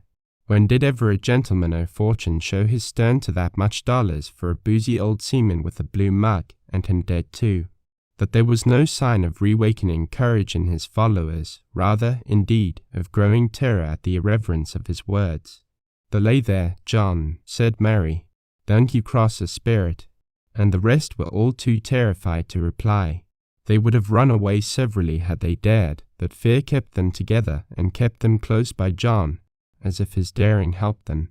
He, on his part, had pretty well fought his weakness down. "Spirit. Well, maybe," he said. "But there's one thing not clear to me. There was an echo. Now, no man ever seen a spirit with a shadow. Well then, what's he doing with an echo to him? I should like to know. That ain't in nature, surely." This argument seemed weak enough to me. But you can never tell what will affect the superstitious, and to my wonder, George Merry was greatly relieved. "Well, that's so," he said. "You've a head upon your shoulders, John, and no mistake. Thou'rt ship, mates. This here crew is on a wrong tack, I do believe." And come to think on it, it was like Flint's voice, I grant you, but not just so clear a way like it, after all. It was like somebody else's voice now. It was like her by the powers. "Ben Gunn," roared Silver. "Aye, and so it were," cried Morgan, springing on his knees. "Then Gunn it were. It don't make much odds, do it, now?" asked Dick. "Then Gunn's not here in the body any more than Flint." But the older hands greeted this remark with scorn. "Why, nobody minds Ben Gunn," cried Mary, "dead or alive. Nobody minds him." It was extraordinary how their spirits had returned and how the natural colour had revived in their faces. Soon they were chatting together, with intervals of listening, and not long after, hearing no further sound, they shouldered the tools and set forth again, Mary walking first with Silver's compass to keep them on the right line with Skeleton Island. He had said the truth, dead or alive, nobody minded Ben Gunn. Dick alone still held his Bible, and looked around him as he went, with fearful glances, but he found no sympathy, and Silver even joked him on his precautions. "I told you," said he, "I told you you'd spoiled your Bible. If it ain't no good to swear by, what do you suppose a spirit would give for it? Not that." And he snapped his big fingers, halting a moment on his crutch. But Dick was not to be comforted. Indeed, it was soon plain to me that the lad was falling sick, hastened by heat, exhaustion, and the shock of his alarm. The fever, predicted by Dr. Livesey, was evidently growing swiftly higher. It was fine open walking here. Upon the summit, our way lay a little downhill, for, as I have said, the plateau tilted towards the west. The pines, great and small, grew wide apart, and even between the clumps of nutmeg and azalea, wide open spaces baked in the hot sunshine. Striking, as we did, pretty near northwest across the island, we drew, on the one hand, ever nearer under the shoulders of the spyglass, and on the other looked ever wider over that western bay where I had once tossed and trembled in the coracle. The first of the tall trees was reached, and by the bearings proved the wrong one. So with the second. The third rose nearly 200 feet into the air above a clump of underwood, a giant of a vegetable, with a red column as big as a cottage, and a wide shadow around him which a company could have maneuvered. It was conspicuous far to see both on the east and west, and might have been entered as a sailing mark upon the chart. But it was not its size that now impressed my companions, it was the knowledge that 700,000 pounds in gold lay somewhere buried below its spreading shadow. The thought of the money, as they drew nearer, swallowed up their previous terrors. Their eyes burned in their heads, their feet grew speedier and lighter, their whole soul was bound up in that fortune, that whole lifetime of extravagance and pleasure that lay waiting there for each of them. Silver hobbled, grunting, on his crutch, his nostrils stood out and quivered. He cursed like a madman when the flies settled on his hot and shiny countenance. He plucked furiously at the line that held me to him, and from time to time turned his eyes upon me with a deadly look. Certainly he took no pains to hide his thoughts, and certainly I read them like print. In the immediate nearness of the gold, all else had been forgotten. His promise and the doctor's warning were both things of the past, and I could not doubt that he hoped to seize upon the treasure, find and board the Hispaniola under cover of night, cut every honest throat about that island, and sail away as he had at first intended, laden with crimes and riches. Shaken as I was with these alarms, it was hard for me to keep up with the rapid pace of the treasure hunters. Now and again I stumbled, and it was then that Silver plucked so roughly at the rope and launched at me his murderous glances. Dick, who had dropped behind us and now brought up the rear, was babbling to himself both prayers and curses as his fever kept rising. This also added to my wretchedness, and to crown all, I was haunted by the thought of the tragedy that had once been acted on that plateau, when that ungodly buccaneer with the blue face, he who died at Savannah, singing and shouting for drink, had there, with his own hand, cut down his 6 accomplices. This grove that was now so peaceful must then have rung with cries, I thought, and even with the thought I could believe I heard it ringing still. We were now at the margin of the thicket. "Huzzah, mates, all together!" shouted Mary, and the foremost broke into a run. And suddenly, not 10 yards further, we beheld them stop. A low cry arose. Silver doubled his pace, digging away with the foot of his crutch like one possessed, and next moment he and I had come also to a dead halt. Before us was a great excavation, not very recent, for the sides had fallen in and grass had sprouted on the bottom. And this with the shaft of a pick broken in two and the boards of several packing cases strewn around. On one of these boards I saw, branded with a hot iron, the name Walrus, the name of Flint's ship. All was clear to probation. The cash had been found and rifled. The 700,000 pounds were gone.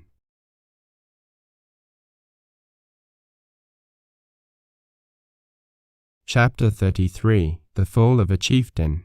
There never was such an overturn in this world. Each of these 6 men was as though he had been struck, but with Silver the blow passed almost instantly. Every thought of his soul had been set full stretch, like a racer, on that money. Well, he was brought up, in a single second, dead, and he kept his head, found his temper, and changed his plan before the others had had time to realize the disappointment. "Jim," he whispered, "take that, and stand by for trouble." And he passed me a double-barreled pistol. At the same time, he began quietly moving northward, and in a few steps had put the hollow between us 2 and the other 5. Then he looked at me and nodded, as much as to say, "Here is a narrow corner," as, indeed, I thought it was. His looks were not quite friendly, and I was so revolted at these constant changes that I could not forbear whispering, "So you've changed sides again." There was no time left for him to answer in. The buccaneers, with oaths and cries, began to leap, one after another, into the pit and to dig with their fingers, throwing the boards aside as they did so. Morgan found a piece of gold. He held it up with a perfect spout of oaths. It was a 2-guinea piece, and it went from hand to hand among them for a quarter of a minute. 2 guineas. roared Mary, shaking it at Silver. "That's your £700,000, is it? You're the man for bargains, ain't you? You're him that never bungled nothing, you wooden-headed lubber." "Dig away, boys," said Silver with the coolest insolence. "You'll find some pig nuts, and I shouldn't wonder." "Pig nuts," repeated Mary in a scream. "Mates, do you hear that? I tell you now, that man there knew it all along. Look in the face of him and you'll see it wrote there." "Ah, Mary," remarked Silver, standing for cap again. "You're a pushing lad, to be sure." But this time everyone was entirely in Mary's favour. They began to scramble out of the excavation, darting furious glances behind them. One thing I observed, which looked well for us, they all got out upon the opposite side from Silver. Well, there we stood, 2 on one side, 5 on the other, the pit between us, and nobody screwed up high enough to offer the first blow. Silver never moved. He watched them, very upright on his crutch, and looked as cool as ever I saw him. He was brave, and no mistake. At last Mary seemed to think a speech might help matters. "Mates," says he, "there's 2 of them alone there. One's the old cripple that brought us all here and blundered us down to this. The other's that cub that I mean to have the heart of. Now, mates," he was raising his arm and his voice, and plainly meant to lead a charge. But just then, crack, cracky, cracky, 3 musket shots flashed out of the thicket. Mary tumbled head foremost into the excavation. The man with the bandage spun round like a teetotum and fell all his length upon his side, where he lay dead, but still twitching, and the other 3 turned and ran for it with all their might. Before you could wink, Long John had fired 2 barrels of a pistol into the struggling Mary, and as the man rolled up his eyes at him in the last agony, "George," said he, "I reckon I settled you." At the same moment, the doctor, Gray, and Ben Gunn joined us, with smoking muskets, from among the nutmeg trees. "Forward," cried the doctor, "double quick, my lads. We must head 'em off the boats." And we set off at a great pace, sometimes plunging through the bushes to the chest. I tell you, but Silver was anxious to keep up with us. The work that man went through, leaping on his crutch till the muscles of his chest were fit to burst, was work no sound man ever equalled, and so thinks the doctor. As it was, he was already 30 yards behind us and on the verge of strangling when we reached the brow of the slope. "Doctor," he hailed, "see there. No hurry." Sure enough, there was no hurry. In a more open part of the plateau, we could see the 3 survivors still running in the same direction as they had started, right for Mizzenmast Hill. We were already between them and the boats, and so we 4 sat down to breathe, while Long John, mopping his face, came slowly up with us. "Thank you kindly, doctor," says he. "You came in about the nick, I guess, for me and Hawkins. And so it's you, Ben Gunn." He added, "Well, you're a nice one, to be sure." "I'm Ben Gunn, I am," replied the maroon, wriggling like an eel in his embarrassment. And, he added, after a long pause, "How do, Mr. Silver?" "Pretty well, I thank ye," says you. "Then, Ben," murmured Silver, "to think as you've done me." The doctor sent back Gray for one of the pickaxes deserted, in their flight, by the mutineers, and then as we proceeded leisurely downhill to where the boats were lying, related in a few words what had taken place. It was a story that profoundly interested Silver, and Ben Gunn, the half-idiot maroon, was the hero from beginning to end. Then, in his long, lonely wanderings about the island, had found the skeleton. It was he that had rifled it. He had found the treasure, he had dug it up, he had carried it on his back, in many weary journeys, from the foot of the tall pine to a cave he had on the 2-pointed hill at the northeast angle of the island, and there it had lain stored in safety since 2 months before the arrival of the Hispaniola. When the doctor had wormed this secret from him on the afternoon of the attack, and when next morning he saw the anchorage deserted, he had gone to Silver, given him the chart, which was now useless, given him the stores, for Ben Gunn's cave was well supplied with goat's meat salted by himself, given anything and everything to get a chance of moving in safety from the stockade to the 2-pointed hill, there to be clear of malaria and keep a guard upon the money. "As for you, Jim," he said, "it went against my heart, but I did what I thought best for those who had stood by their duty, and if you were not one of these—" Whose fault was it? That morning, finding that I was to be involved in the horrid disappointment he had prepared for the mutineers, he had run all the way to the cave, and leaving the squire to guard the captain, had taken Grey and the maroon and started, making the diagonal across the island to be at hand beside the pine. Soon, however, he saw that our party had the start of him, and Ben Gunn, being fleet of foot, had been dispatched in front to do his best alone. Then it had occurred to him to work upon the superstitions of his former shipmates, and he was so far successful that Grey and the doctor had come up and were already ambushed before the arrival of the treasure hunters. "Ah," said Silver, "it were fortunate for me that I had Hawkins here. He would have let old John be cut to bits, and never given it a thought, Doctor." "Not a thought," replied Dr. Livesey cheerily, and by this time we had reached the gigs. The doctor, with the pickaxe, demolished one of them, and then we all got aboard the other and set out to go round by sea for North Inlet. This was a run of 8 or 9 miles. Silver, though he was almost killed already with fatigue, was set to an oar like the rest of us, and we were soon skimming swiftly over a smooth sea. Soon we passed out of the straits and doubled the southeast corner of the island, round which, 4 days ago, we had towed the Hispaniola. As we passed the 2-pointed hill, we could see the black mouth of Ben Gunn's cave and a figure standing by it, leaning on the musket. It was the squire, and we waved a handkerchief and gave him 3 cheers, in which the voice of Silver joined as heartily as any. 3 miles farther, just inside the mouth of North Inlet, what should we meet but the Hispaniola cruising by herself? The last flood had lifted her, and had there been much wind or a strong tide current, as in the southern anchorage, we should never have found her more, or found her stranded beyond help. As it was, there was little amiss beyond the wreck of the mainsail. Another anchor was got ready and dropped in 1.5 fathoms of water. We all pulled round again to Rum Cove, the nearest point for Ben Gunn's treasure house, and then Grey, single-handed, returned with the gig to the Hispaniola, where he was to pass the night on guard. A gentle slope ran up from the beach to the entrance of the cave. At the top, the squire met us. To me he was cordial and kind, saying nothing of my escapade either in the way of blame or praise. At Silver's polite salute he somewhat flushed. "John Silver," he said, "you're a prodigious villain and impostor, a monstrous impostor, sir. I am told I am not to prosecute you. Well, then, I will not. But the dead men, sir, hang about your neck like millstones." "Thank you kindly, sir," replied Long John, again saluting. "I dare you to thank me," cried the squire. "It is a gross dereliction of my duty. Stand back." And thereupon we all entered the cave. It was a large, airy place, with a little spring and a pool of clear water overhung with ferns. The floor was sand. Before a big fire lay Captain Smollett, and in a far corner, only duskily flickered over by the blaze, I beheld great heaps of coin and quadrilaterals built of bars of gold. That was Flint's treasure that we had come so far to seek, and that had cost already the lives of 17 men from the Hispaniola. How many it had cost in the amassing, what blood and sorrow, what good ships scuttled on the deep, what brave men walking the plank blindfold, what shot of cannon, what shame and lies and cruelty, perhaps no man alive could tell. Yet there were still 3 upon that island, Silver and old Morgan and Ben Gunn, who had each taken his share in these crimes, as each had hoped in vain to share in the reward. "Come in, Jim," said the captain.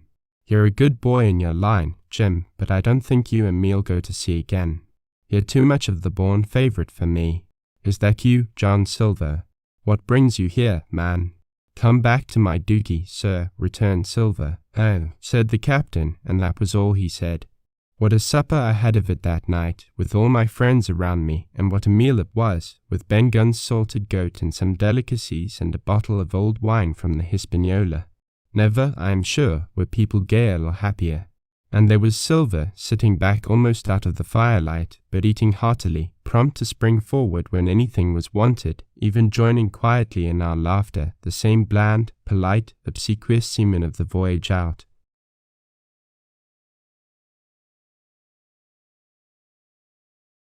Chapter 34. And last. The next morning we fell early to work, for the transportation of this great mass of gold near a mile by land to the beach, and thence 3 miles by boat to the Hispaniola, was a considerable task for so small a number of workmen. The 3 fellows still abroad upon the island did not greatly trouble us. A single sentry on the shoulder of the hill was sufficient to ensure us against any sudden onslaught. and we thought, besides, they had had more than enough of fighting. Therefore the work was pushed on briskly. Gray and Ben Gunn came and went with the boat, while the rest during their absences piled treasure on the beach. 2 of the bars, slung in a rope's end, made a good load for a grown man, one that he was glad to walk slowly with. For my part, as I was not much use at carrying, I was kept busy all day in the cave packing the minted money into bread bags. It was a strange collection, like Billy Bones's hoard for the diversity of coinage, but so much larger and so much more varied that I think I never had more pleasure than in sorting them. English, French, Spanish, Portuguese, Georges and Louises, doubloons and double guineas and moidores and sequins, the pictures of all the kings of Europe for the last 100 years, strange oriental pieces stamped with what looked like wisps of string or bits of spider's web, round pieces and square pieces, and pieces bored through the middle as if to wear them round your neck. Nearly every variety of money in the world must, I think, have found a place in that collection, and for number I am sure they were like autumn leaves, so that my back ached with stooping and my fingers with sorting them out. Day after day this work went on. By every evening a fortune had been stowed aboard, but there was another fortune waiting for the morrow, and all this time we heard nothing of the 3 surviving mutineers. At last, I think it was on the 3rd night, the doctor and I were strolling on the shoulder of the hill where it overlooks the lowlands of the isle, when, from out the thick darkness below, the wind brought us a noise between shrieking and singing. It was only a snatch that reached our ears, followed by the former silence. "Heaven forgive them," said the doctor, "'tis the mutineers." "All drunk, sir," struck in the voice of Silver from behind us. Silver, I should say, was allowed his entire liberty, and in spite of daily rebuffs, seemed to regard himself once more as quite a privileged and friendly dependent. Indeed, it was remarkable how well he bore these slights, and with what unwearying politeness he kept on trying to ingratiate himself with all. Yet, I think, none treated him better than a dog, unless it was Ben Gunn, who was still terribly afraid of his old quartermaster, or myself, who had really something to thank him for, although for that matter, I suppose, I had reason to think even worse of him than anybody else, for I had seen him meditating a fresh treachery upon the plateau. Accordingly, it was pretty gruffly that the doctor answered him. "Drunk or raving," said he. "Right you were, sir," replied Silver, "and precious little odds which, to you and me. I suppose you would hardly ask me to call you a humane man," returned the doctor with a sneer, "and so my feelings may surprise you, Master Silver. But if I were sure they were raving, as I am morally certain one, at least, of them is down with fever, I should leave this camp, and at whatever risk to my own carcass, take them the assistance of my skill." "Ask your pardon, sir, you would be very wrong," said Silver. "You would lose your precious life, and you may lay to that. I'm on your side now, hand and glove, and I shouldn't wish for to see the party weakened, let alone yourself, seeing as I know what I owes you. But these men down there, they couldn't keep their word, no, not supposing they wished to, and what's more, they couldn't believe as you could." "No," said the doctor, "you're the man to keep your word, we know that." Well, that was about the last news we had of the 3 pirates. Only once we heard a gunshot a great way off and supposed them to be hunting. A council was held, and it was decided that we must desert them on the island, to the huge glee, I must say, of Ben Gunn, and with the strong approval of Gray. We left a good stock of powder and shot, the bulk of the salt goat, a few medicines, and some other necessaries, tools, clothing, a spare sail, a fathom or 2 of rope, and by the particular desire of the doctor, a handsome present of tobacco. That was about our last doing on the island. Before that, we had got the treasure stowed and had shipped enough water and the remainder of the goat meat in case of any distress, and at last, one fine morning, we weighed anchor, which was about all that we could manage, and stood out of North Inlet, the same colours flying that the captain had flown and fought under at the palisade. The 3 fellows must have been watching us closer than we thought for, as we soon had proved. For coming through the Narrows, we had to lie very near the southern point, and there we saw all 3 of them kneeling together on a spit of sand, with their arms raised in supplication. It went to all our hearts, I think, to leave them in that wretched state, but we could not risk another mutiny, and to take them home for the gibbet would have been a cruel sort of kindness. The doctor hailed them and told them of the stores we had left, and where they were to find them. But they continued to call us by name and appeal to us, for God's sake, to be merciful and not leave them to die in such a place. At last, seeing the ship still bore on her course and was now swiftly drawing out of earshot, one of them, I know not which it was, leapt to his feet with a hoarse cry, whipped his musket to his shoulder, and sent a shot whistling over Silver's head and through the mainsail. After that, we kept under cover of the bulwarks, and when next I looked out, they had disappeared from the spit, and the spit itself had almost melted out of sight in the growing distance. That was, at least, the end of that, and before noon, to my inexpressible joy, the highest rock of Treasure Island had sunk into the blue round of sea. We were so short of men that everyone on board had to bear a hand, only the captain lying on a mattress in the stern and giving his orders, for though greatly recovered he was still in want of quiet.